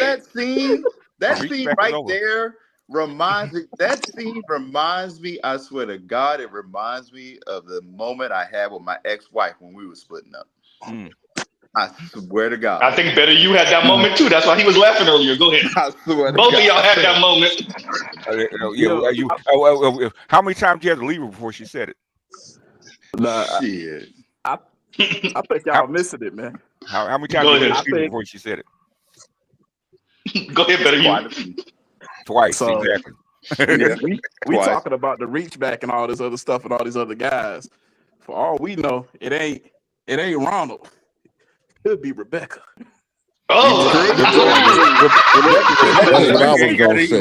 don't got no money neither. Exactly what me and BTS say. Wait. Me and BTS say at the same time. Rebecca don't got it either. Rebecca's looking for Ronald right now. Exactly. True. Yep. Rebecca ain't got it, even if she got it. But all I'm saying is decent looking face. I ain't saying she the greatest. Decent looking face. She not fat. Probably does not have kids, and she seemed like she had a decent rack on her. She should be okay. And my thing is, if you got that combination, you're good. Rod, in other words, Rod, what you're saying is you might have to sell it, baby. No. I'm not saying that. She don't have to do that. I ain't saying that. I'm saying you could go get a husband. You got enough to have a husband. No, she's not a wife. She's not a wife. In other words, I ain't saying she is. Hold on, Raj. Okay, 2 years ago, I would have said maybe. Okay. 5 years ago, definitely. Now, no, because everybody's in the same shit, man. These guys ain't willing to take on no burdens right now. No, we're not. Let me say this real quick to the Rebecca point. I'm so mad that I don't have the clip of the butch lesbian chick talking about she going to Africa to go get something because that Rebecca is chasing after the African Tyrone right now. That's what she's doing. Yeah, she ain't trying to do. That's what I was gonna say. Y'all forgot about her coven. You know she has a coven of other women. Hey, but the coven don't got it neither. Let me actually. Gee, I'm glad that you here. What do they do when the coven don't got it neither? Oh man, that's when they all struggling. That's when stuff get real bad. You know, man, it's a horrible situation. But a lot of them girls be living like they got 4 or 5 homegirls. Like I've met young girls in that situation and they just outside doing stuff. I can tell you what they're doing. What happened to her. She's outside doing stuff, outside going out to eat with her friends all the time. And they paying for her. Yeah, like they all going to the club every weekend, getting their nail and hair done, like just doing all of that recklessly. That's why she don't got no money Going to saved. Jamaica, doing all the cruises, all that kind of bullshit. How you going to Jamaica but you broke? Wait, Black Ruin G, wait a minute. How you going to Jamaica and you broke? Airlines, nigga. Spirit Airlines. Paycheck to paycheck, whatever kind of deal, they just tend to a hotel room, all that kind of bullshit.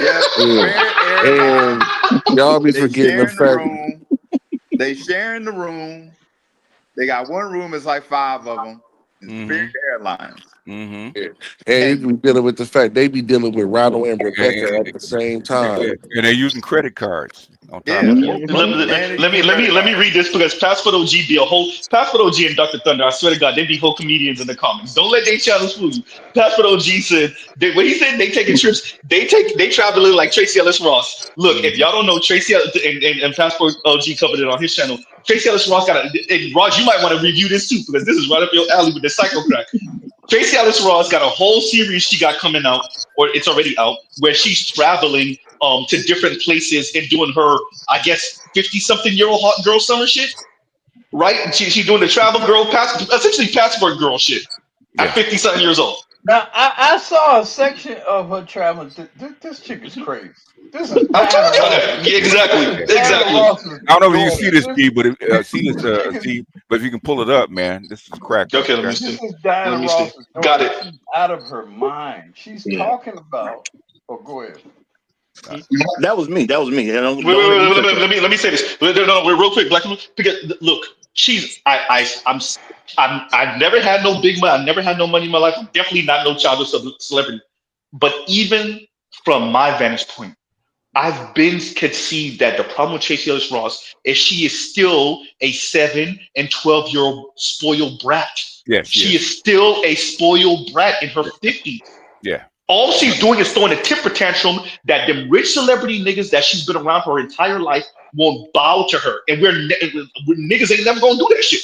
The white boys ain't never gonna do that shit. She's just throwing a temper tantrum at this point. I can't get a guy like my dad anymore. Okay. So, fuck no. Them Jewish motherfuckers ain't dealing with her. The small hats ain't dealing with her now, especially not at this age. She could have caught them when she was in her 20s, but not now. Not now, and Well, here's the thing: they never. That was 3 decades ago. BGS. I'll raise you this, BGS. I'll raise you this. Go back to that Kevin Samuels video when he was talking to that woman living that girl that was living at home, and Kevin asked her, "What if you had a man that was like just like your dad?" And she would say, "Hell no." Yeah. So in other words, they never liked their dad anyway.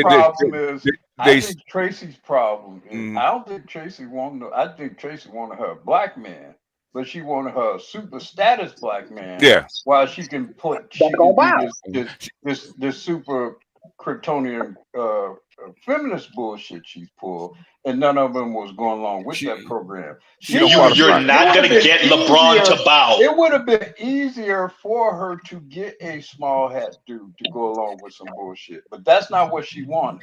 She's not one of those types that wanted. She wanted a dude. She wanted a black man. She wanted a black man. But the kind of black man she wanted wasn't gonna go along with her program. Then let's call it what it is. Then she want to break a wolf. Yeah. And Vince is right. Break yourself, nigga. Break yourself, nigga. That's what it is. Do y'all think Tracy got friends? Because I don't think. I'm being dead serious. Because any friend of hers should have been told her, Tracy, in your 50s, stop. Yeah, but this ain't gonna happen. This Hollywood chicks though. This is equally delusional Hollywood bitches. Go ahead. In the entertainment business, there's a cohort. There's her, Sanaa Lathan, all those women. None of them have husbands or in it. It's like a whole cohort of that particular age group of black women in the entertainment business. No marriage. Most of them don't even have children or nothing. Yeah. Regina Hall, old fine 53-year-old ass. Yeah. Regina Hall, old begging the white man, Brad Pitt ass. Fine ass. Anyway, what a waste of fine. That's why I'm saying they ain't got no friends. Your friend would have been told you what time it is, but you in your 50s, your friend would have been telling you this since you was in your 20s. But Rod, you got regular women out here believing that stuff. You think it gets any better in their purview? You got regular women out here believing that BS. Well, you know what? You know what it is? You know who Tracy Ellis Ross is? Tracy Ellis Ross is every single character on the goddamn TV show that she was on Girlfriends. She's every one of them. She's every one of them in that goddamn TV show. Go ahead. No man was ever good enough for her. Okay. No. Exactly. Which means she ain't got no friends. Because if you have friends, they'll tell you the man that was good enough for you. In other words, her father bought Diana Ross. Okay, bought her. Okay. And the guys that she could get couldn't buy her the way her dad bought her mother. Okay. There's a reason for that. I don't care Jewish whatever she did, she didn't qualify for that dude. Okay. And she could buy. Well, I mean that's where. But see, that guy bought Diana Ross. It's a difference between buying Diana Ross and Tracy. Then buying Tracy Ross. Exactly. It's a big difference. It is a big difference, and she's not her mother. Okay. Yeah. Wait. Pause right there, BGS. We know she's not her mother. Does she know she's not her mother? Yeah, she knows. She knows. Of course, she knows. You know. Oh, you know. Oh, yes. Zulu said it. Why would she? What would she have done when she would have thought she was alone? Hey, Zulu. Does Bronny James think he's LeBron? No, that's LeBron. But see, he on the court with his. The difference between her and him is right. Bronny James see the difference when he on the court with other men, right? Come on, I'm finished, right? Okay, Tracy Ellis Ross, she see herself on the TV scene. She see herself in the commercials. Like you gotta go back to what I remember her when she was on was it Girlfriends or whatnot, right? That's what I thought she was sort of following back in the day, right? So at this time she's 30. She 30, maybe 28, 27. She see herself on TV. I was a supermodel. I can go in most buildings and turn heads, most buildings, right? Okay. At this point, yeah, I may not be my mom, but I am my mom. I'll give you one example why that's bullshit. Okay. If even at Diana Ross's age, okay, if Tracy Ellis Ross walks in a building or in a group with her mother, who they gonna come to, her or her mother? Her mom. Her mom. Now, I want you to understand that for me, for my age, no. I gave you. We had this conversation before, by the way. If y'all remember. Hey, Zulu. I'm gonna be honest. Zulu, prove me wrong. Me personally, my bad. Because I don't know her mom.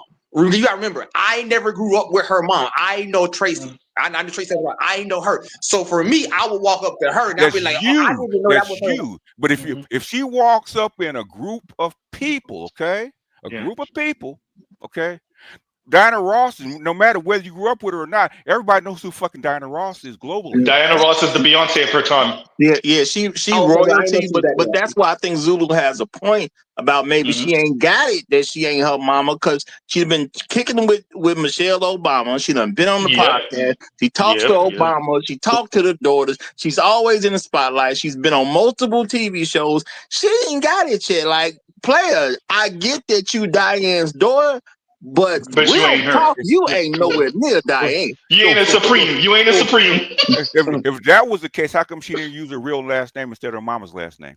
Ooh. No. I mean, the thing is, Silverstein. No. I think that's why. I think that's one of the reasons that she uses her mama last name, because she wants to believe she is her mother and doesn't accept that she ain't. No, the thing is, okay, the reason that she uses a mama's last name, because the mama's last name, that's the cachet. Weight. Okay, it's carrying weight. Okay. Yeah, that's the cachet. Carries weight. That's what she uses. I agree, but I'm saying, does she get that she ain't her mama? Yes. Okay. I'm gonna tell you, man. Okay, I went to school with Ike and Tina Turner's kids. Okay, I know how this shit goes down. They know that they ain't their mama and daddy. They know that.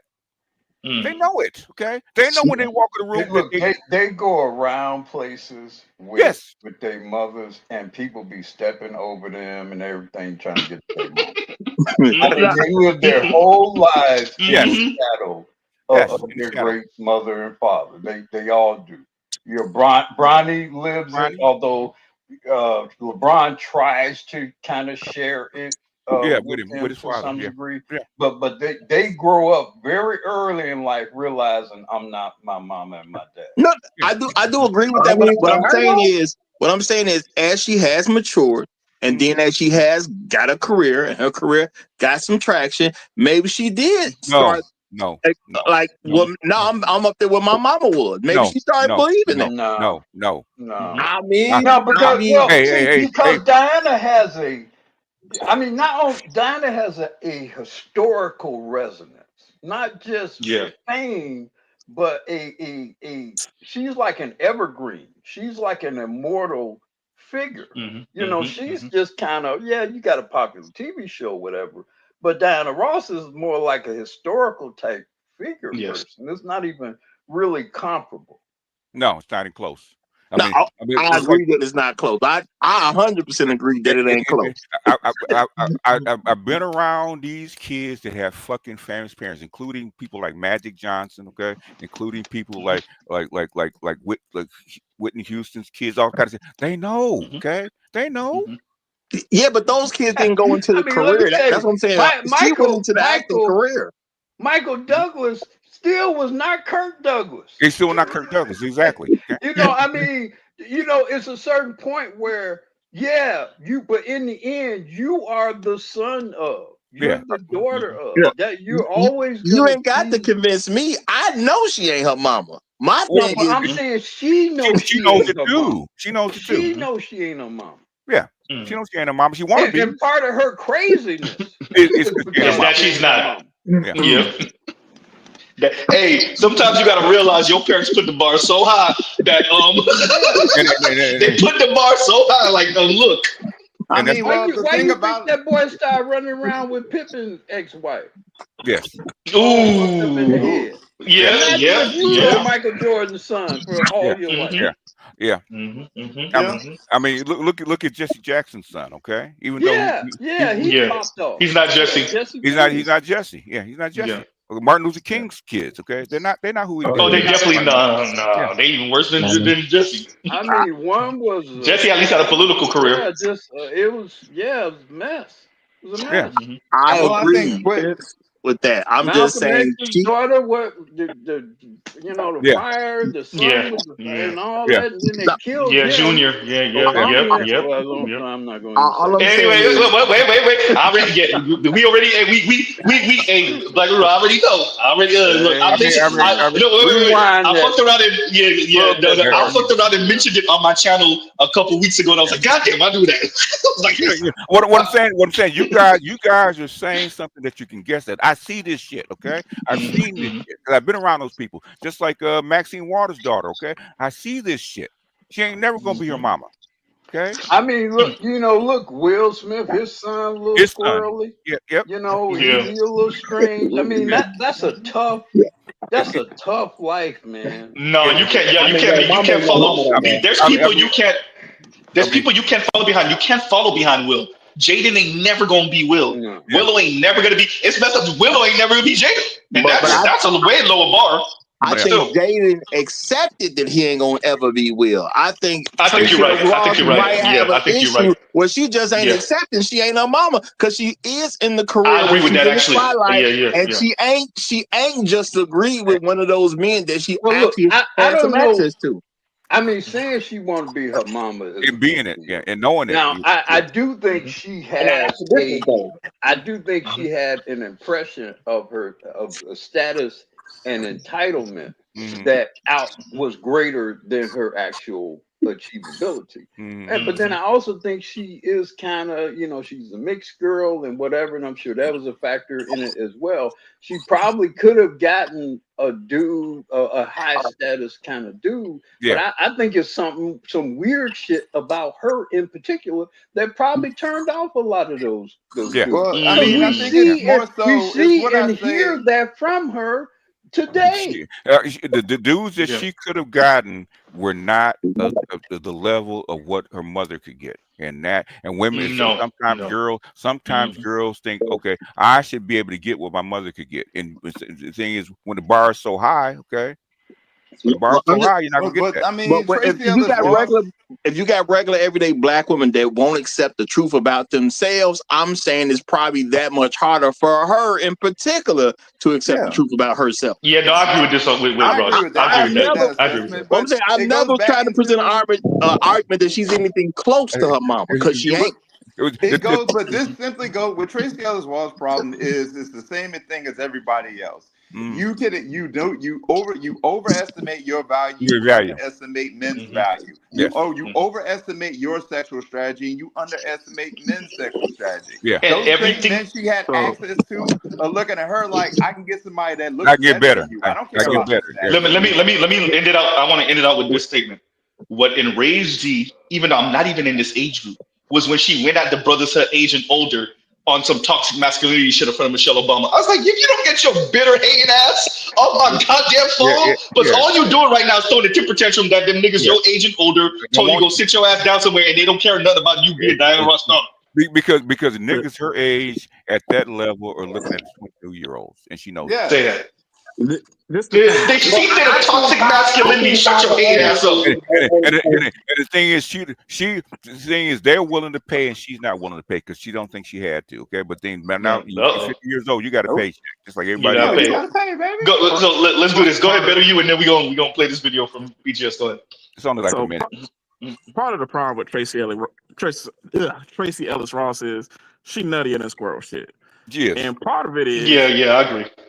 Every 5 minutes, she changes who the fuck she even want to lay down with. One minute you laying down with women, next minute you laying down with men, next minute you laying down with others. Like what the fuck? She could have found a dude to accept that. The thing is, she didn't want the dude that would accept it. She want to break wolves. I said it. She want to break wolves. No, she want the wolf, bro. She want the kind of men that her mother could get. Her mother had babies for dudes that were top tier niggas. No. That actually had shipping magnets and shit like that. Okay? Yeah, exactly. That was that's her dad, but even her older sister, the one that actually was the darkest. But yeah, she isn't she what's his name daughter Very, yeah, she very had good. multiple baby daddies and well husbands yeah. Very, very good. Yeah. Yeah. Yeah.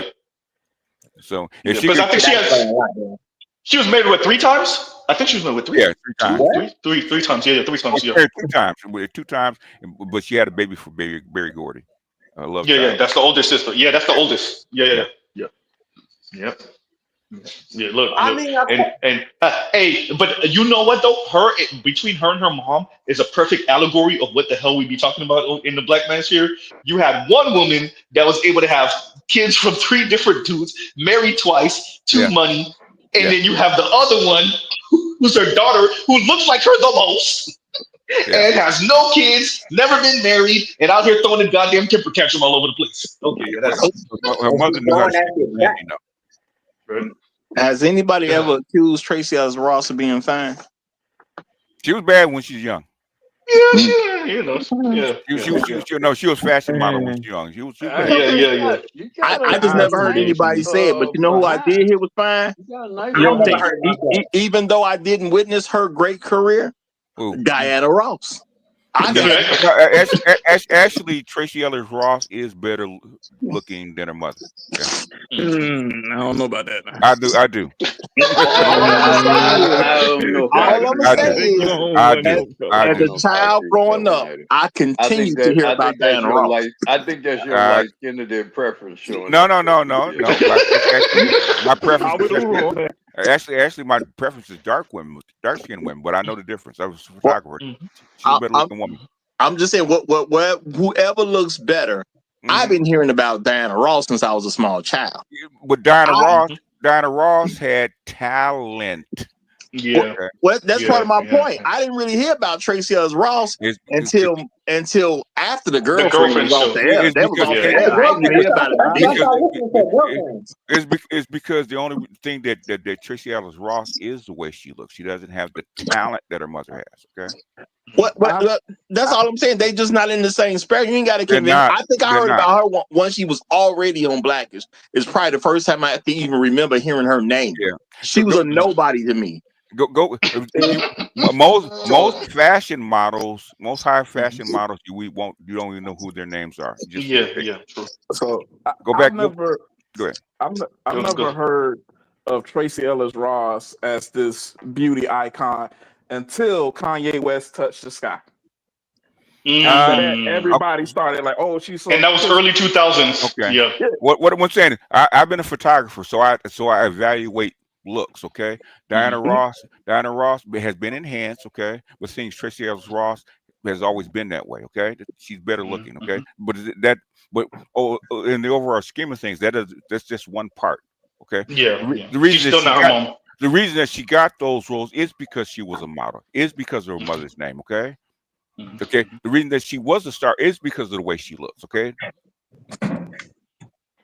Let's do this because I don't want to get. I think if she, what I think is interesting about her though is that she did not have any kind of television or movie career of any note prior to Girlfriends, and I think. It seems to me, career-wise, and I don't, because I wasn't familiar with her being a model, so I wasn't familiar with that at all. And I find it surprising that she appeared to wait so long to pursue being more of a media performer. She was 30 by the time Girlfriends. When do fashion models age out? Well, yeah, but Charlize Theron was a model, and she was making movies as early as 20-some years old. Yeah, because Charlize Theron got discovered in a bank by a movie producer. Okay. She got discovered. I'm just saying, I would have with her, particularly because of her background and her mother, and whatever. Her younger brother, he got started. He was in ATL. When he was only like 19 or 20 years old. Yeah.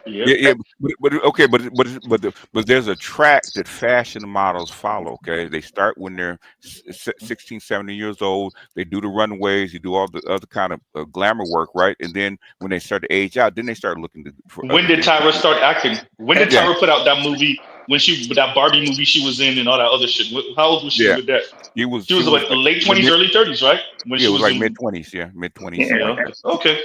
And I'm just saying, Tracy Ellis Ross was black. Tyra was in that higher educational learning. With that was 30 years ago. Good point. And I'm just saying, Tracy Ellis Ross wasn't even that big. Remember, Girlfriends is black famous. Black is famous amongst other people. Black folks know about Girlfriend. I ain't watched Girlfriend, so I ain't know nothing about her. I heard her name after she was on Blackish, I'm sure, at this particular point. I don't remember anything else from her. Okay, if you didn't see the pictures, how fashion models can you name now that are in their prime? Not that many. I don't know them like that. No, really. Because you don't, unless you're inside the industry. Okay, I saw her, so I know. Okay. No, I'm not saying you didn't. I'm just saying she wasn't that big a deal till she was on Blackish, because that's when the masses started hearing her name. When she was on Girlfriend, I get that's black famous, but let's be for real, certain TV shows, certain networks, you just black famous. You're not famous amongst other people. The thing is, when you're a fashion model, your job is to disappear. Okay, and not for them to know your name. Unless she did a good job then. Yeah, let me do this, y'all. Let's do this because we gonna leave that Tracy Ellis Ross. Let me do this last thing. And Better You says, "Hello, Natalie. I'm in a bind." So you go to a woman. You say, "I'm in a bind, Natalie." That's why you're gonna love this one. That's why you're gonna love this particular one. And let me read this last thing from Passport OG. And Passport OG says, because he's always being funny. And Passport OG says, "Eyes poking out like on a Barbara cartoon." Look, Passport OG. Look, no, but that's both of them. That's both of them. Tracy Ellis Ross and Diana Ross. They both got big eyes. That's both of them. That ain't just one or the other. That's both of them on that. That's funny as hell. I always Diana eyes work better with her than Tracy looks strange to me. Yeah, because Tracy has a problem. She has Graves' disease, so one eye is bigger than the other. Yeah. You can clearly see that. Yeah. But go ahead. Go ahead. Okay, go ahead. This will hook right in. Okay. Trans man. I'm too poor to have a phobia. Okay. As long as you identify as a man who's paying this check, that's all I care about. As long as your pronouns are Zelle and Cash App. It went south when the bill came and his card declined. And he's like, "Oh, don't worry. One of my 6 roommates are going to send me some money." I was like, "What the f***? You live at jail?" So long story short, he pays the bill. He says, "Eva, I had a great time. I would love to take you out again." I said, "Absolutely not." He got offended. He's like, "I thought we had a great time. Don't tell me you're transphobic." I said, "No, baby, I don't date the poor. I'm poor. What the f*** we gonna do together? Wish upon a star?" I said, "First of all, that's poor planning on your end. Why didn't you transition into a rich man?"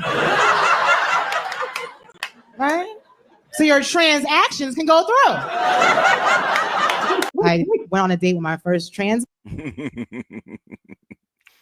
If she's in Cali, that's definitely happened. She's in Miami or Look, don't you be trying to drag us down with y'all. I said what I said, BGS. I threw your whole state under the bus. That's what I did. I threw the whole state. I know how Cali gets down. Okay? He gonna remind me that Miami got TRANS too. We know that. I know. But she got New York accent. She do got a New York accent. That's true. This is my thing about women who do this type of stuff, that do those type of videos, that talk like that. I'm like, you such a fucking punk. Why don't you just sell it? It's not. I don't think most of them are built like that, bro. It's too overt. I'm a respectable hoe out there. Exactly. Look. I want to be able to do what I want to do, how I want to do it. I don't want to think of it as that purely transactional. I don't want you to think of it as purely transactional. You know what the problem with selling it would be for a lot of them? They start getting quoted prices they don't want to hear, man. They don't want to hear the prices. That's a reality. Look, that's a reality. the problem with selling it ain't just selling it. No. The problem is the haggling of the price. They ain't the disrespect. for that, man. The disrespect. They ain't built for realizing this shit only worth $50 or $60, man. They don't want to hear that. $5 in quarters. And the thing is, I got 3 rolls of pennies. No, once you make that switch in your psyche and go down that hole, okay, then you're purely transactional, okay. There's a different psychological vantage point. Yeah. Completely. Okay? Well, I want to say too, it's a hard issue for women to just accept certain realities, because now the woman who made that joke, I give it credit, it's a funny joke. But realistically, if I'm sitting at the table with a woman who looks like her, probably the age I'm thinking she probably is, and she said, well, why didn't you transition to a rich man? Well, if I was rich, how would we be on a date? Exactly. If I was rich, I wouldn't be sitting here with you. I mean, let's be realistic about that. I'm not saying the girl ugly. I'm not saying she ain't cute to a certain degree, but I'm rich. I'm not dating you. That just is not going to happen. If I'm rich, why would I be sitting across the Let me read this. Let me read this, BGS. But this go to what This go to what Rod said and what Line was just saying. And W says them Yelp reviews gonna hurt. And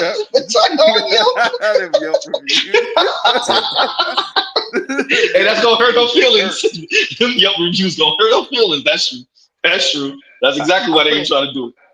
But that's my thing. But notice the irony in what we said and what she just said, because she was like, so you had so much scrutiny for the guy that didn't transition to a rich man, but but you ain't ready for that. You ain't ready for that that hammer when you realize you're selling. No.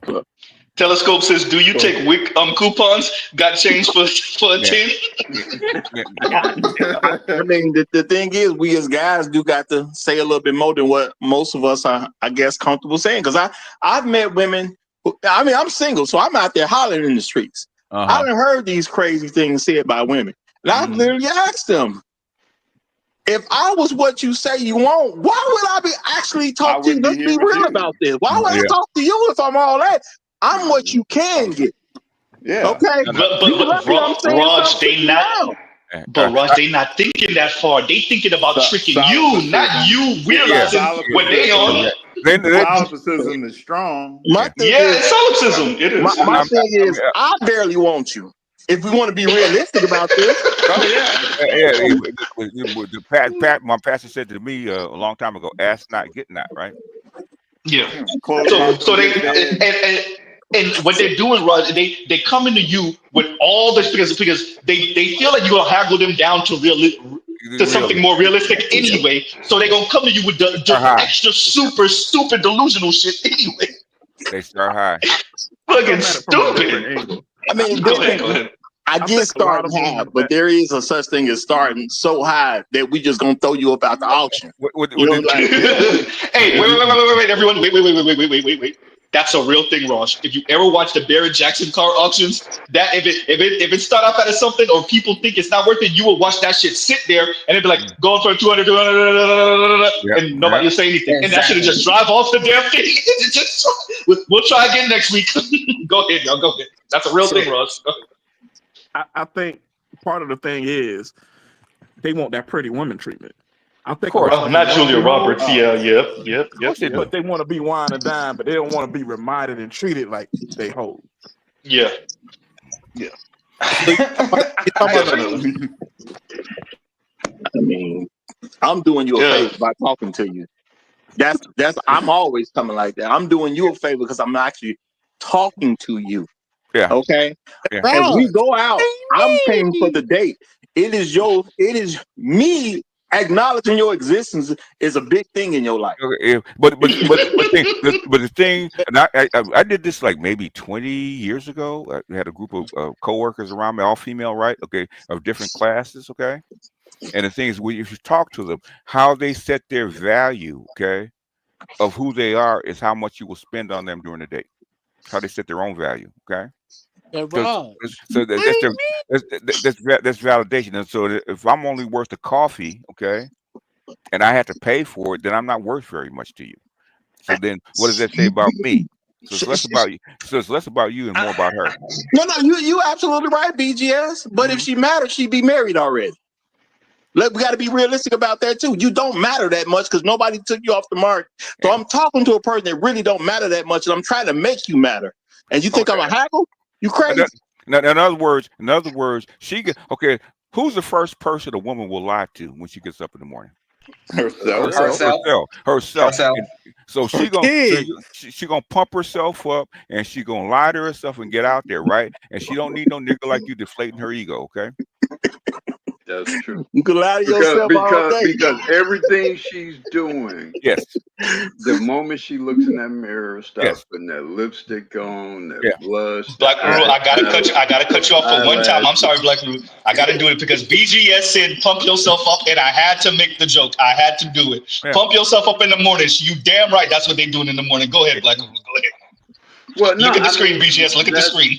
That image says a lot because, and like I say, a lot of, all the styling, all the makeup, all the dress up, that's all about the creation of the illusion of some higher valuation. Yeah, higher value. Yeah. But where do I get my valuation from on the market? It doesn't come from women; it comes from men. I do agree with that, and that's why I'm just a person who reminds the market. The only reason we dating is because you didn't win. If you was a winner, you wouldn't be available. Now I can make you a winner, or you could just stay out here losing. Well, but it's your choice at the end of the day. But I'm not out here looking for a winner because you're not a winner. If you were, you would not be available. That's when the settle shit comes in, right? And some chicks can't even. Yeah, I may settle for her. She can't settle for me. So on the low, go talk to the guy in prison and bring him out, okay? And pay for him. Well, that's a lot of that going on in Atlanta right now. That's also an admission, but that's also an admission of that's also an admission of her how low she is on a totem pole. Yeah. You paying for it. You paying to get a dude and those are women that have accepted their place. Okay, I can't. I'm not good looking enough to get it out right, so I have to pay for it. Okay. I want to play this clip because we're gonna end it on out in a minute. Let me do this. I want to play this clip because I want to make fun of Black Guru and BGS real quick because it's definitely one of their women cohorts, and I want to play this clip because they got her out here looking real sick. Here y'all go. All right, welcome back. Okay, so your total for your brake repair, your brake flush, and you're cleaning out your entire system, you're looking at $1,000. I'm sorry. You got to be crazy. I'm sorry, ma'am. We have payment option plans available. That's too big on my. Okay. Ooh, don't make me cuss. Okay, ma'am. No. Do you remember when we went over it in the beginning? And you saw it said $150. No, so that's yes, it did. That's just parts. So what parts? The brake pads. You got to be crazy. No, so we have payment plans. Do you have your ID? Payment. I got payment plan for y'all. Whew. Okay. Jesus. Now you know. Black Guru and BGS, why y'all got her out here looking like this? One of y'all got to take responsibility for this. One of y'all.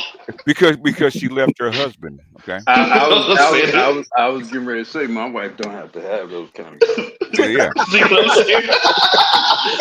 Y'all got her out here at the beer dealership. Somebody gonna be yelling. It's gonna be me. That's an old woman that don't know what the hell she's doing, and she bought a Beamer she can't afford to maintain. Yeah.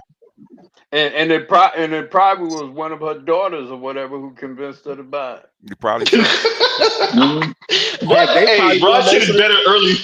They probably do most of the driving on it. I agree with that. That's true. That's true. They put money. I put money. That's true. Because Rod said earlier, how you gonna show up to the dealership and not have $1,000 on you?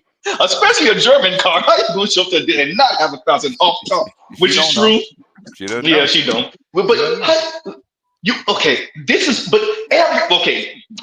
right, she doesn't know.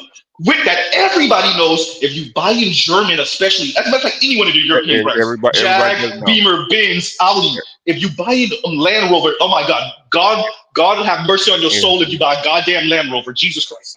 Bro, that's what it is. The second you walk in the dealership, it's 1,000 off top. He doesn't know. Which makes me suspicious of that video, because nobody buys a German car and is surprised by the price tag. Oh, I beg to differ. No, I don't know too many black Too many. today You come to California, who boss. are buying a German car. Now, in the past, when people were a little more ignorant about that kind of stuff, but now it's too much information about how expensive it is to maintain a foreign car. A lot of information. You can go into any car repair and be surprised by that price tag.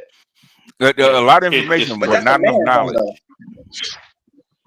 Let me say this to any non-car person. If y'all don't, true Zulu, Zulu, you got this right after me. I'm going to say this about the whole mechanic repair shop experience. Whether you buy the car new, whether you buy it secondhand, whether you buy third hand, maybe even fourth. I don't suggest it, especially for German cars, but okay, fine. Any European car, actually, not just the German.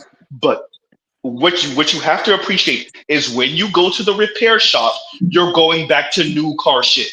Like people think like that's the thing that really, that's the gut punch, is because you think you bought it's a 2015 or 2018 and you buying it second hand and they got 65,000 miles on it, and now you got to go to the repair shop for something.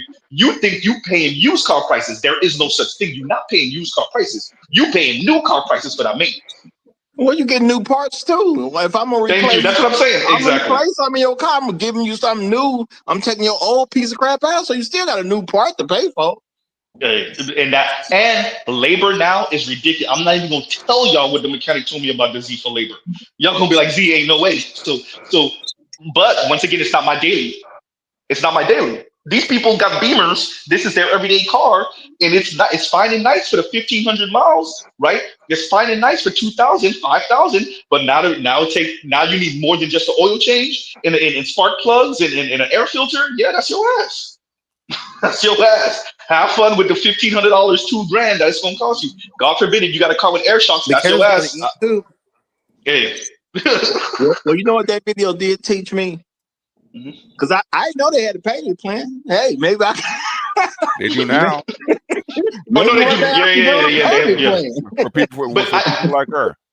Exactly. So you weren't here yet on BGS and Black Lulu's in here. When I used to work at across the street from a Range Rover dealership, and one of the mechanics would come in all the time for like miscellaneous stuff and tools and stuff to work on the Range Rovers. And he said sometimes you tell the person, hey, these shocks are gonna cost $5,000, the air shocks, and that Range Rover sit for a month while they saving up for it. Yep. And this is back in 08 maybe, 07, 08, 09. Yeah. Oh, what? Yeah, and it was $5,000 for the air shocks on on that generation Range Rover back then. Yeah. Yep. 21 years ago? No, that wasn't. No, we're almost 20 years ago. Almost 20 years ago. Oh my God. Oh yeah, that's it. 07, 08, 09. So almost 20 years ago. Like I said earlier, if you're gonna ride clean, just don't even go there. If you ain't got $1,000, don't even go to the shop. Don't. Get your 1,000 first, then go see about repairs. Hey, Raj, make it worse. If you don't have AAA, or if your car insurance is not covering your tow, the tow alone, depending on how far you're going, is $100 and something off the tow alone from the front of your door to the dealership. It's $100 and something right there. Now you talking about you talking 200. You talking about 220 just from whatever you starting from your house to wherever you going to is 220. That's what you need to be looking at, because I know starting 220. Starting. Yeah. And if you're gonna buy them cars, have a second vehicle anyway. That's the you whole see what I'm thing. saying? Hey, I had $1,000 to go see what's wrong with it. You may have to say that 1,000 up. I had to make the same mistake twice to get that. I had to buy the same car twice and be like, this having a bump ride thing, it sucks. What am I doing with myself? But yeah. Exactly what Rod said. If it's something like, but this is the thing, like, I get it. You want to ride clean, and we're talking about a woman. We're talking about an older Black woman. So this might be her. I'm gonna give her all the credit in the world. This could be her first new car. She finally got the German luxury car. She don't know how to act. And then she just didn't know. She ain't know. Or she did know, but she thought she did know. She just ain't think it was gonna smack her. You ever seen somebody watch everybody else get hit, but they think they're not gonna be the one to get hit? Maybe that's her. She's old enough for me to believe her daughter set her up. Or it was multiple daughters that set her up. Say that. Yeah. Or one of her daughters could have passed it down to her, you know. Well, Mom, you should get this because you know you're gonna have that big check coming in. You should get this, and we'll help you take care of it. Now she at the shop, she by herself. Yeah, I don't think a person buys a car like that without really. I just like you say. I think that was something she did because she has some money, and her daughters very likely, one of her daughters very likely encouraged her to buy that car. And she ain't got no man to bring her down to reality. And Dr. Thunder says, I'll lease German car, but never buy one. Because he would have told her how much it was going to cost to fix that car. Hey, let me say this. Before I started working at the firm, I worked at an AutoZone. When I worked at the AutoZone, what I consistently saw were black men. These are boyfriends, these are sons, these are nephews, these are grandsons, walking in with the women of their life, grandma, auntie, mom, girlfriend. And guess what you always heard him say? I told you. Didn't I tell you why? I told you. No. Here, you want to know why? Because he was right about what was wrong with the car. She was hoping and wishing it was cheaper than whatever the hell. And then when we start, oh, you need this, oh, okay, because they bring it to shade tree mechanics and stuff like that. So you need this, you need that. Okay, this is the parts. This is da-da-da-da. Okay, let me see. What did the mechanic? Okay, the mechanic sent a note. Okay, this is this. I'll look it up for you. Da-da-da-da-da. Done. Oh yeah, that's $450. That's $520. That's $3. And you would watch her face. Like anyway, when I say consistent, this was something that this had to happen at least once every couple months. Once every couple months, you have a woman come in with her with whatever man in her life, and it was always, I told you. It did not call the appeal to authority. For what? Look, the appeal to authority. Oh. But it's him knowing just enough to know that, okay, that is going to be way more expensive than you think. Or I told you not to get that car. Yeah, right? I was going to say some of them got to be, and I told you not to buy it in the first place. Yes. That's 80% of it. But my girlfriend said, "Go on, girl, get that car." I had to check my older sister one time. The only reason my older sister doesn't have a Benz now is because I was like, because what she wanted to get, no, it was a Beamer. What she wanted to get, I was like, no. Absolutely, no. It wasn't a Beamer. It was the Alfa Romeo. Oh my God! No, it's not the Alfa. What was that? The Maserati. The Maserati Ghibli. She wanted the Maserati Ghibli because at the time, exactly. She wanted the Maserati Ghibli. Wait, no, it gets worse. It gets worse. You see, I just mentioned a bunch of cars on that same level, but she wanted the Maserati Ghibli. So this is when the Maserati Ghibli first started becoming in the secondhand market, and I was like, sis, no. Like, look, it sounds nice and it has a beautiful sound. I've seen the interior, it's okay, whatever. But I was like, listen, those cars are not reliable. There's a reason why you see it. At the time, y'all not gonna believe me. At the time, a used Ghibli, fresh off, we talking about fresh secondhand market, was $40,000 used. $38,000 used for a freaking Maserati. Why do you think that is? Yeah. This is not right, man. That's a trap. Who wants average anyway? Exactly, bro. When I tell you, I had to really give myself, because like she want to go stunt and she want to go out and like and like, yeah, I'm telling y'all certain things from experience. I don't just be telling y'all just to tell y'all, right? My older sister divorced. She trying to be out here clubbing it, whatever. Whatever, right? So. Doing her thing, and she wanted to have the Ghibli, but she want to stun on them hoes, and she would be until it breaks. Yeah. You remember the first time I seen a Maserati parked outside of my apartment? I'm talking about very first this piece of apartment that's in the hood like a mug. I came out, somebody got a Maserati parked outside. I was just like, you don't know what you're doing with your life, because if you over here With a Maserati. It's a lot of bad scenarios. Either you live over here and you was dumb enough to get a Maserati, or you can actually afford a Maserati and you mess with one of these chicks over here. Look, I don't. But ain't no good choice with no Maserati over here. The only Maserati is the Corsa Porte. The Corsa Porte, that's the bigger, longer one. It's huge sedan, right? But if you get the Levante, which is the SUV, you get the Ghibli. If you get the Ghibli, I already know what you want, right? If you got an old Corsa Porte, which by the way is the one I like, that's the better looking one with the facelift. But okay, but if you can maintain it, because that's the better looking one with the facelift. But if you got the new one, and you're trying to keep that, I'll see you. I already know you're gonna be in the mechanic shop and you're gonna be crying, man or woman. You're gonna be hurting. Yo, Z, Promise you're gonna be hurting. Hey Z, I meant to ask you. You see the new Scat Pack?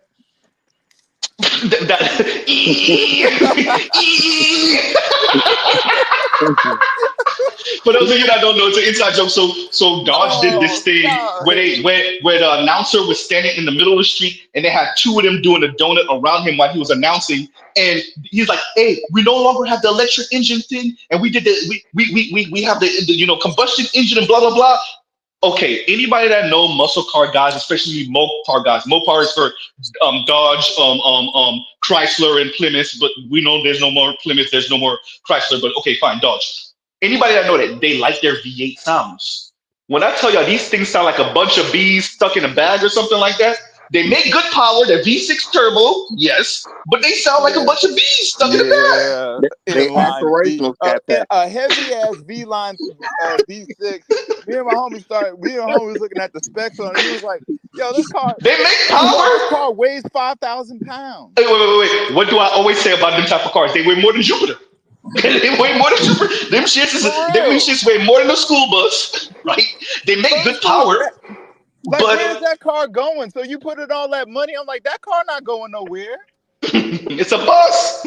I'm like, yo, y'all trying to, like, yo, me and my homie was talking about it. He was like, that right there tells you they trying to compete with BMW. Yes. Well, this is the thing. You can't go too far up market. This is why autos, and I'm happy them cars are staying on the lot and it's taking them longer to sell them shits. Because y'all going too far up market and millennials don't got it. Raj, do y'all got it? Do y'all exes got it? Because those millennials don't got it. I know the Gen Z don't got it. I don't got that. When you paying for a reality steps in, because like I was about to buy a Corvette in 2010. My homie was like, "Man, you should go and get that Super Sport." I said, "Nigga, I ain't going over 70. What you talking about?" Yeah, what I need a Super Sport for? I ain't going over 70. You got this car, and this car is probably, even before it comes out, I already know this car probably gonna be like 70. And then Ford just unveiled their GTD, which is 325,000, which is that's a race car though. That's a race car practically. That's a race car. That's a race car. Hey, can I say it real quick? I want to say it real quick. Like, nigga, we don't got it. We don't got it. I want to say it real quick. And here's the thing about that. I was looking at the design of that car. They didn't change anything. It's the punkiest. It looks like the EV car, but with a combustion engine. Yeah. You gave us hell. You didn't give us the engine we wanted. Yeah. Well, it's the same engine that's in the Dodge Ram, the RA show. It's the same engine. It's the same turbo 6. Yeah, go ahead. Well, my point was that you was talking about how the difference between men and women see some stuff. Like my homie saying, "Go and get the Super Sport," but he's saying, "I go get he ain't paying for this. I'm paying for this. I live in Chicago, man. It ain't like we finna be drag racing in the streets. They ain't playing that up here. They ain't playing that. So the Super Sport gonna give me the exact same thing that the base model gonna get. The exact same thing. So what's the point? Now I'm not gonna be aspirational about it and fool myself and say, "Oh, it's got to be a Super Sport because I'm gonna drive this on Chicago streets, especially during wintertime, and I'm doing 200 miles an hour." It's not gonna happen. Hell no. What I would tell you with that too, Raj, is if when you're getting something like that, just like I said, anybody that's in the cars or you have the disposable income to get something to play around with, especially even for me in the South. In Miami of all places where we don't really have no goddamn winters, it's hot or even more hot, or rainy, definitely rainy. But if y'all live in anything in the northern states, anything where it snows, you got to have 2 vehicles if you're gonna have a toy. You can't drive that every day, especially with snow. Absolutely. You That just cannot don't be do your it to yourself. AMV car. No, it cannot. It cannot. Because what Can't you be an need, AMV car. anybody that's not into cars or that's gonna get into cars, the last thing you want, trust me, I went through it. This is a warning, right? The last thing you want is to be shit out of luck because you're trying to make your toy your daily. Because when it breaks, you asked out. And it's gonna break. And thank you. I didn't say if it breaks. I said when it breaks. It's gonna break. It's gonna break. Because you gotta get. And that's even even to the new cars. Because once you start modifying new cars, first of all, you're gonna void the warranty. Just FYI. But even with new cars, you're gonna push it too far. You're gonna break something. You're gonna crack something. Something gonna fall off. Guess what? You share the luck. If your mechanic's on you like that and you good, you out of luck for 2-3 days, maybe 4 days. But if you can't afford it, you out of luck for weeks. We're well past what I wanted to say, but I want to say it still because it's still valid. Go ahead. Send it back to the manufacturer. The manufacturer is not taking back your modified car, sir. They're not taking it back. But my thing about this, the thing that it will have a lot rot. The thing that kills me about this unveiling, because I was like kind of hoping this would reset the market and make Hellcats cheaper. That's what I was hoping. But nah, bro. Fuck. Nope. Ain't no one buying that. No, you know what's going to happen? I'm telling y'all now. Anybody that's listening to me, let me tell you what's going to happen. Y'all gonna see all those 392 Scat Packs, Hellcats. Y'all still gonna see them in your city for the next 5 to 6, 7 years. After that, you ain't gonna see them no more. They're gonna be in somebody's garage. Yeah, they're gonna be antiques. You was waiting for a player card to get rare. No, I was hoping this card would reset the market to make Hellcat. Yeah, cheaper. But it's not. But it's not. Inline V6 that no, nobody's buying it. Yeah, I think not in the muscle car world anyway. Go ahead. Due to market issues, I think cars that we're going to expect to go down after a while cannot go down because that's going to be the way of companies recouping some of the money back when they run into certain turbulence. I'll just say it like that. You can't lower the price because I got to make up for such and such that didn't work out. So if I lower the prices, I'm screwing myself. But I mean, a lot of these car places ain't gonna have no choice but to do that or whatever because like the car market is just as bad as the housing market. Well, let me say this too because I did want to mention something from that video because it did show that basically wages kind of stayed the same while the housing market went up. And that was due to that part of that, large part of that to me is due to coupling too. Because, you had women steadily increasingly going to the workforce. And I know a lady was like, well, you can't blame us on feminists. Well, if you didn't have all them women going to the workforce, that housing market wouldn't have went up the way it did because who really is behind in a strong push for buying a house? I understood it's always been men putting that money down, but when it comes to a purchase like that, we listen. Who wants the best women? Yep. Yeah, we try to buy a woman a house she won't. You know what I'm saying? At the end of the day, what she gonna be cool with, and it's not gonna really be a problem. So, but that's always been my issue about when it comes to because you can't blame this on feminism. Yes, the hell we can because you are the feminist. You feminists are the same ones that'll turn around and complain about capitalism. You bought into capitalism. What this is the other thing too. When you start trying to buy a house while we trying to buy a house, now instead of one house getting bought, we got two houses getting bought. So what's that going? That's going to affect the supply and demand market. While the wages are still coming down because we got more and more women entering the workforce. Because it ain't like when the women came into the workforce, they just came in and it just is what it. No, it was like they came in, but then they started getting encouraged. So girls will start getting encouraged. Well, when you grow up, you want to go get your own job. Now you don't need to worry about what Billy's doing too much. You need to go get your own job. So the culture kind of changed in that. So now girls were expected to go get a job versus still girls have an option to go into the workforce when they become women. No, it's just really an option thing. It was like, no, we're going into the workforce. Now, if I'm pretty enough, a guy may get me out the workforce. You know what I'm saying? So I do think, to a certain degree, women who complain about all this stuff, you just a little too ugly because does a pretty woman really have to work? I'm just saying because I mean these days, yes. Does she really have to? If her back cast is good enough, though.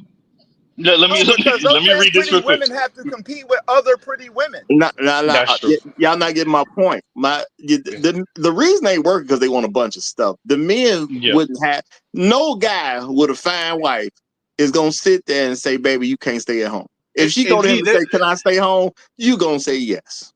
V, let me go after you. Okay, but because I'm about to end out in a minute, y'all, because I'm super duper dumb reckless right now, and I got things to do. Reckless streams, don't put it in the comments. Don't put it in the comments.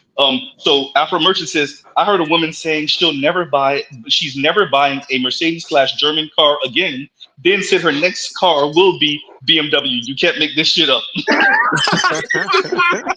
No, and I believe you, but I believe you. I believe you for real. And KW Don says, and thank you for the super chat. He says, if you go luxury, I get what you're saying. Lexus, Infiniti, Acura, or Genesis. Here's the problem with those companies. You're right, but they're not legacies. What do I mean by that? Lexus is Toyota, Infiniti is Nissan, Acura is Honda, Genesis is Hyundai and slash Kia, really Hyundai. So this is the problem with that.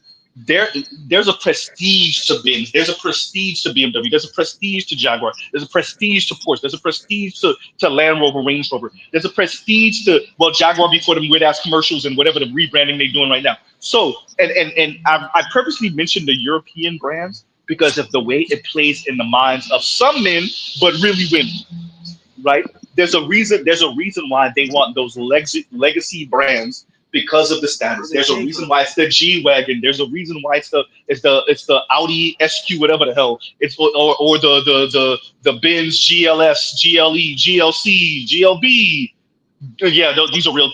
By the way, I'm not making that up. There's a reason why. There's a reason why it's the BMW X3, X5, X7, or the Benz GLS 600 Maybach or whatever the hell. Right? There's a reason why it's those cars and not, or the Audis too, the cars and the SUVs. There's a reason why it's that. Now it's the Teslas, right? The 3, the S, the Y, the X, the what's the other Tesla I'm missing? I'm missing one. Oh yeah, the But those Cybertruck. be the same women that are complaining about crime. I'm like, you riding around in the Target. What'd you expect? Yeah, there's a reason why it's those cars.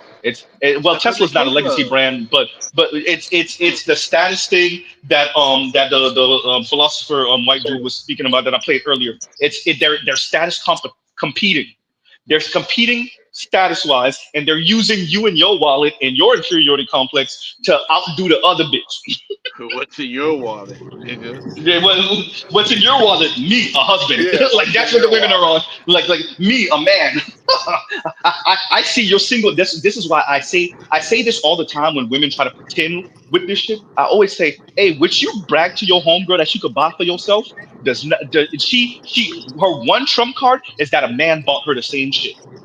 Like don't ever let these women ever lie to you, especially the feminist hoes. Don't ever let the feminist hoes lie to y'all. My man got me this. Thank you. The stunt isn't what she got for herself. The stunt has always been what she got a man to get for her. I got my man to give me this. I got my man to give me this. While your ass had to grind and slave in the workforce, I just went and got me a man. Commitment is a stunt. Well, this is the thing too that I think you have to also keep in mind. This isn't the case for like the average girl, but if she's like pretty, like legit pretty, like legit 8, 9, 10, she probably got a good 5, 6 dudes with a decent job who actually is different things for her. She's stringing along, she tapping raw every time. So even like an unemployment check type shit where I think that be like $12,000 a year or something like that. Because of all the other shit and resources that she's getting from everybody else, I mean, that's really like 80 for her. When you factor in all the resources she's siphoning up.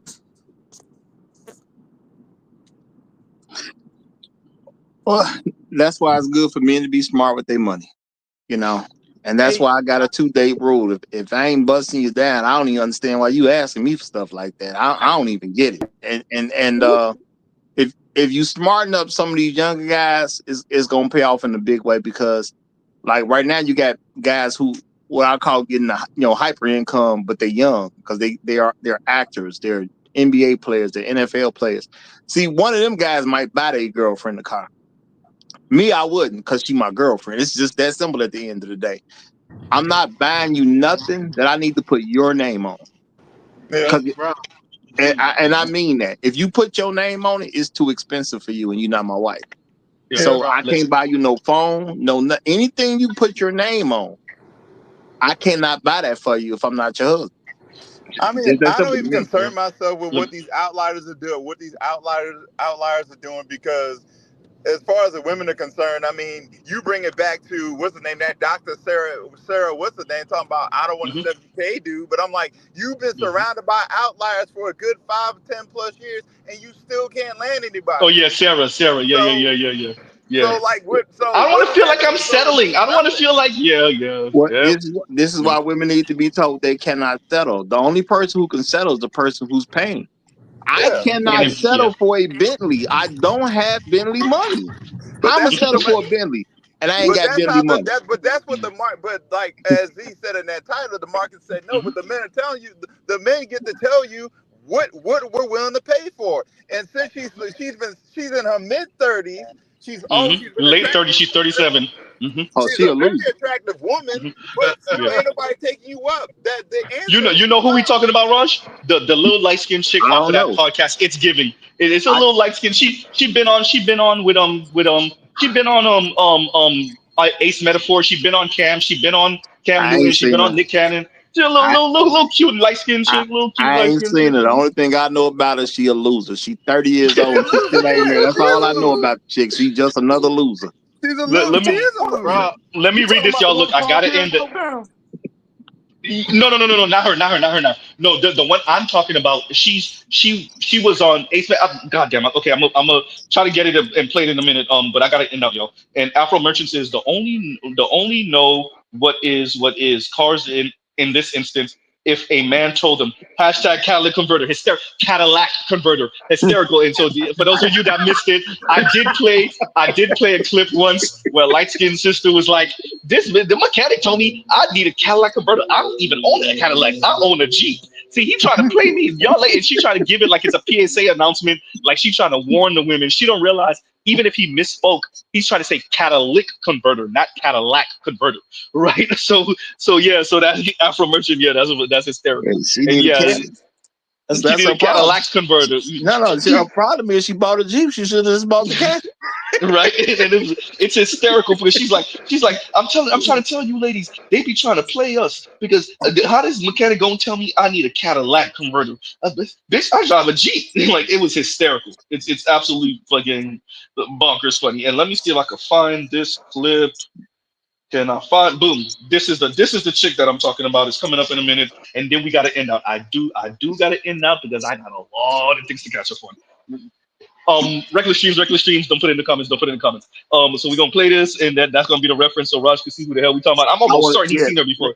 No, I want to see what the loser looks like. That's what it is. I want to see what the loser looks like. Well, you know who Tony Baker is, because I think Tony Baker from Yahweh. He's Chicago, right? Tony Baker was talking about and Tony Baker was talking to her. So this is okay. Let me see after Tony she said Baker was talking to. Let me see the it's still loading. Once it loads, I'm gonna play it for y'all. Okay. Yeah. So hey, Chicago niggas is funny.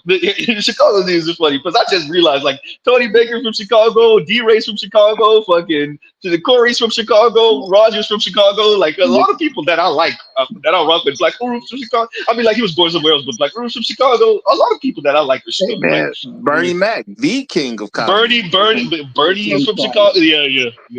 Yep. Here you go, Raj. Here you go. Currently, I'm being eaten alive on the internet because I was asked, would I date a man that makes $70,000? What do you think my answer was? I know your answer was no, because we had the conversation. I was like, really? Now tell me why that's bad. I don't think it's bad. Why is it judged so harshly? Because a lot of people fall into that price range. What does that have to do with me?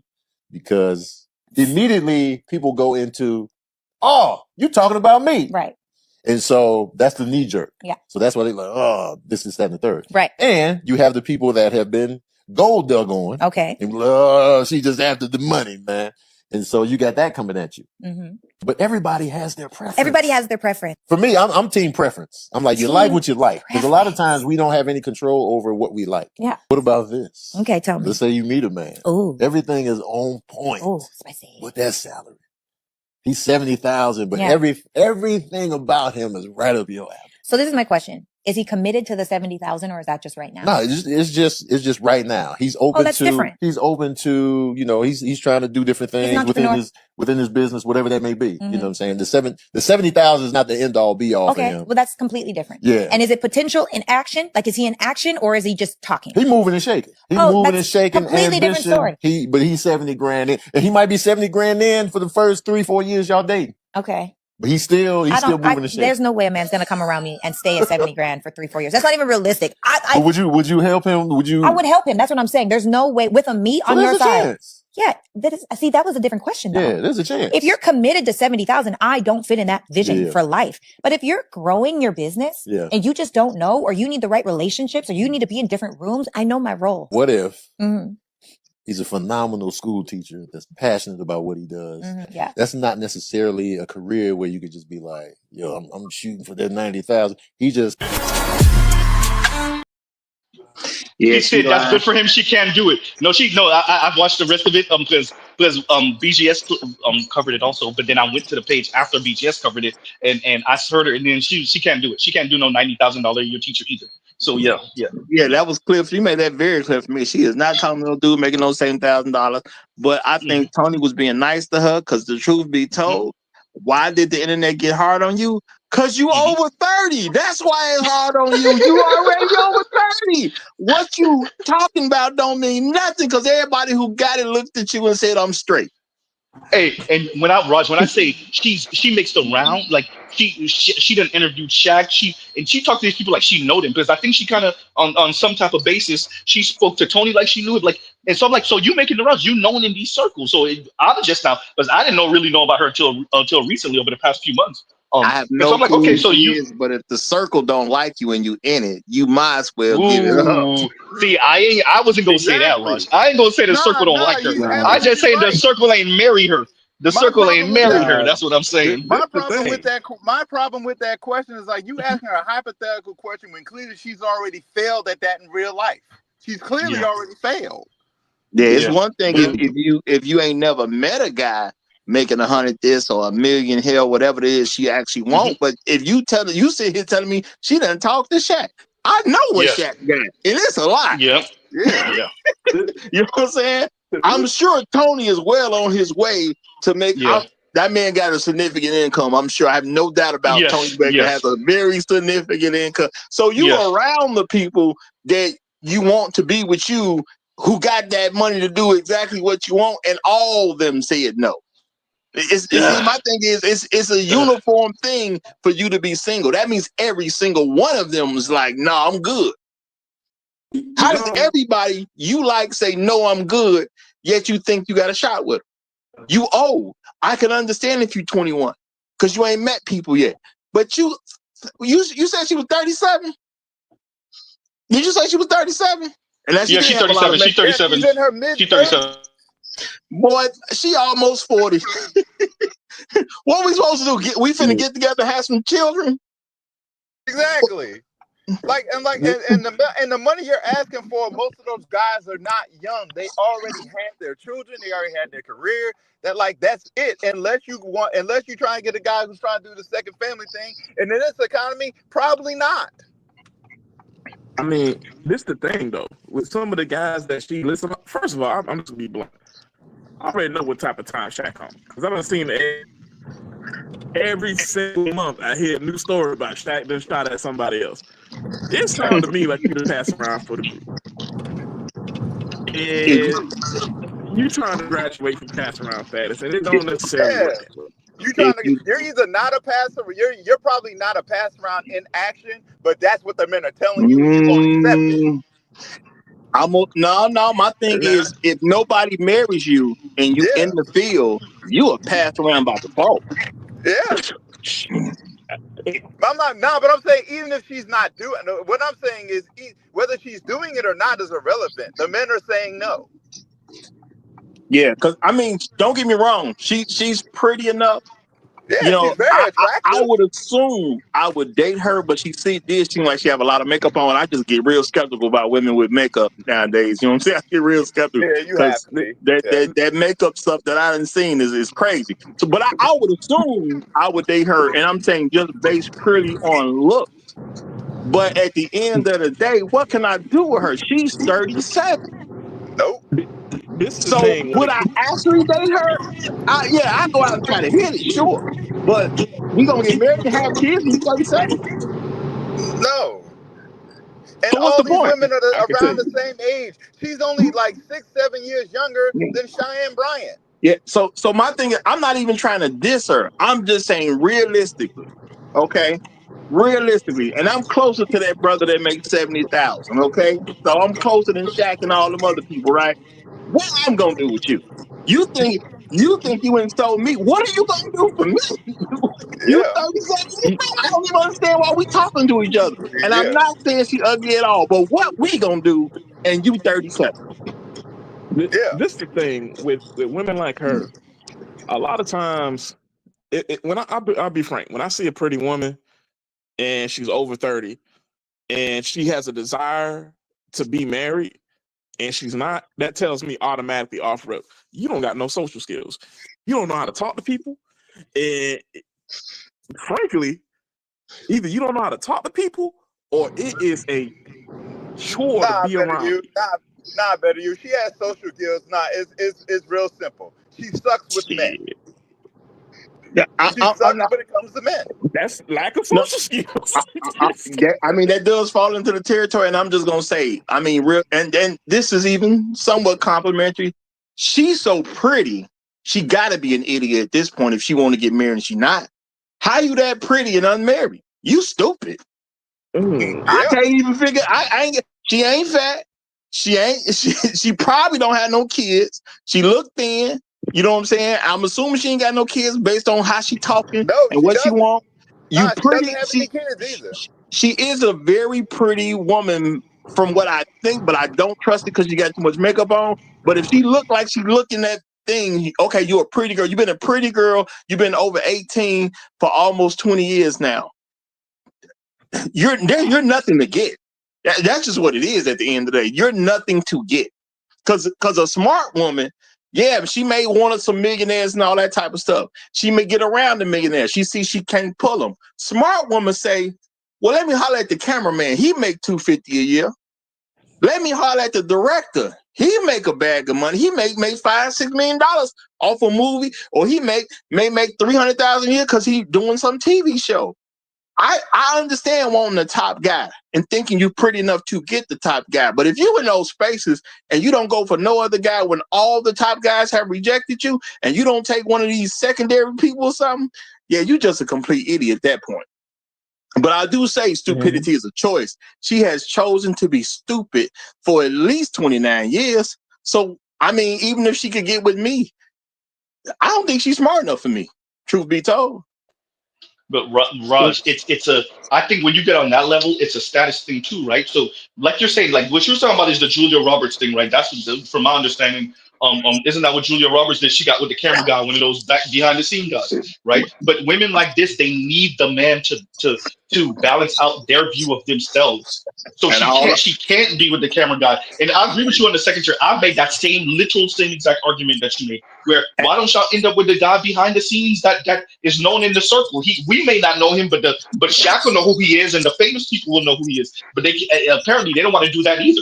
So there you go. But I gotta say, bro, I think she too dumb for me to take around my mama. I'm supposed to introduce her to my mama. I don't think she does. I'm just saying, bro. I'm just looking at the little piece y'all gave me. She's so pretty and she's so old. I don't think she's smart enough to talk to my mama. You know what I'm saying? I don't want to take her into my dad. This the one, pops. yeah, she pretty. What she been doing with herself? How come y'all know how many people gonna ask me, well, how come she ain't married already? Yeah. And that's the thing. From my understanding, she will not married, no kids. From my Not understanding, married, no kids. 30, I don't even want to fight the fight something. of why she's so pretty and she ain't married. I don't even want to answer all them questions to basically every relative that I introduce her to. Like, she think the dude would be no, I would be ashamed of you. And I'm not saying that to be mean. I'm just saying that realistically. You think about real stuff. How can I take her around my family and she that pretty and don't nobody wanted to be with this chick and she's 37 years old? Like, if she was 22, okay, cool. She's 37 and everybody rejected her. Yeah, for the long term. Like, no.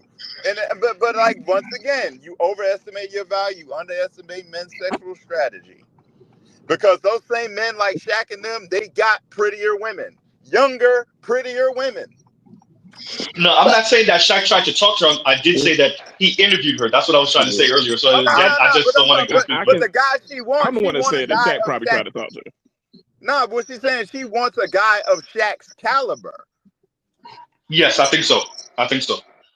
My thing is, if she's talked to Tony Baker, and now y'all done told me she talked to Shaq, she's been and around Nick Cannon and all of them, Cam Newton, all of them. I'm saying I know she's been around other very rich men, and if you've been around very rich men, and nobody's feeling you like that, if you smart, you're supposed to dial it back a notch. Maybe get one of those potential guys. Why didn't you date like a draft pick or something, like somebody who's going into the draft? Maybe he's single. You pretty enough. Why you ain't? Well, he's maybe number 15 in the new draft. Why don't you talk to that dude? Because obviously you're going for certain kind of dude. So my thing is, like, she not bright, bro. Like, if you go, I ain't saying she's just gonna be 100% gold digger. I don't know the lady. But if you just gotta have a man who got it like that, why wouldn't you go get a guy who has the potential to have a huge fortune one day? Instead of trying, but you probably try to go get something already established, and that's why you 37 still looking. And that's what I was gonna say, because she making good money of her own, right? So her money don't count. Her money don't count because she wants somebody else's money. There's a reason why I brought that up, Ross. There's a reason why I brought that up. And I brought that up to say, when you're dealing with these types, they look at their money and you got to dwarf their money in their mind. And the problem, they literally price their vagina out the game. You've heard me say it a zillion times, Ross. They literally price their vagina out the game. I say it like that for a reason. Wait, what did I say about who? Nah, we hear you. I don't know. But Vince tried to say somebody's name. I didn't hear him. What'd you say about vagina? That's what they do. This is another. And the thing about it is, I saw this chick. I'm like, you ain't no different than all the pretty women that Kevin talked to on his show. You ain't no different. Well, we saw that a bunch of times. There was a couple of. I remember distinctly one day. I'll bring it up with. He was talking to some chick in Houston, I want to say, and she was very attractive, and she was like, "So I don't get to have an attractive man?" And Kev was like, "No, you're the attractive one." Yeah, and she was like, "Oh shit, the attractive one." Yeah. Go ahead, Ross. Go ahead. Well, my thing is, I don't want to, like, make it like pretty is a negative thing. She could have gotten an attractive man, and she did it, 15 years ago, probably. You know what I'm saying? I'm sure she could have gotten an attractive man 15 years ago, but she didn't want to bet on nobody. She didn't want to bet on somebody who was around her age who was trying to be something in life. She didn't never want to make that bet. You know what I'm saying? She is attractive enough to be a Hollywood wife. I am not saying she's ugly at all. The thing is, she's slow. Because when you pretty like that and you don't know how to use your pretty to your advantage, I'm not even saying a woman is bad for trying to get a dude with some money. Would I want my daughter to get a dude with some money? Sure. But if you can't get the dude who already got the money, go get the other dude. Why you still pretty enough that somebody actually wants to be with you? It's that waiting at the finish line mentality. They don't want to. They're risk averse. They don't want to gamble. They don't want to take that chance. They out here. I agree with that, but that's why I say stupidity is a choice. At the end of the day, all you're describing is another version of stupidity. Yeah. I'm gonna wait here when nobody's picking me. Yeah. Look, KMS, somewhere is KMS rubbing his hands like Birdman because him and Roger saying, I told you, Z, they stupid, Z. I'm telling you, they stupid, Z. I'm saying, I get waiting at the finish line. How old do you get while you wait there? Yeah. You see what I'm saying? It's like me waiting on the job to call me back. I went in there. I thought I killed the interview. I had a nice little resume. How long do I wait for that job to call me back? 3 years later, 5 years later, 10 years later. 2-3 days later, okay, maybe I still feel pretty good. 3 weeks later, I'm starting to get a little feel. 3 months later, man, it's over with. It's over with. Let me do this, y'all, because I gotta end it. I gotta end out, y'all. I gotta end out. So Too Watchful says, and thank you for the super chat. He says, "Congrats, good luck on your new love contract." Thank you very much, sir. We will be talking about all of the stuff y'all already know about the stuff. We gonna broach that question and see how this thing gonna go. So wait, y'all love contract. Yeah. Oh, you wasn't here. You didn't get to hear it. Yeah, bro. I popped the question. Oh shit! Congratulations, bro. No, thank you, sir. Thank you. You know, there's a bunch of he-man woman haters over here, but yet we still get married to them. So and there's niggas that over part. here congratulating you for getting married. Exactly. To the point where we engage in y'all saying married. It's so crazy because my coworker, older gentleman that I work with, older black man, and he was like, well, congratulations, Z. And I'm like, why everybody keep on saying congratulations? I ain't even proposed yet. How y'all know she gonna say yes? He was like, get out of here. And clearly she said yes. But these were saying congratulations before I'm like, bro, y'all never know. You never know if you boyfriend material, but not husband material. I'm just saying. Nah, when you know, man. Congratulations. Yeah, I wish you all the best. I truly do, brother. Yeah, thank you, sir. If you ever believe a man is not husband material, you've already been fooled. Every man is husband material. Go into that, Raj. We'll end up with Raj. Raj got the final statement. Go ahead, Raj. I'll make that a show. Y'all come to my channel. Okay. Look, wait a minute. But shameless plug. But yeah, we'll check out the Raj Report channel. He's probably gonna do that stream this week. That's a this week stream. If he's saying that's tomorrow. There you go. I will definitely tune in. There you go. But thank you very much for the super chat to us. Thank you very much. I'm cool with the program director at my show. I'm very cool with him. Right. So we'll pause right there, y'all, because Z got man, if I told you how reckless. Anyway, so we'll pause right here. Love, peace, and chicken grease. Y'all go check out other Black Manosphere content, other non-Manosphere content, for the love of God, and Z out. And here go what a muscle car should sound like, not them goddamn bag of bees, fucking vacuum cleaner sounding ass shit that Dodge had going on over there. And here y'all go.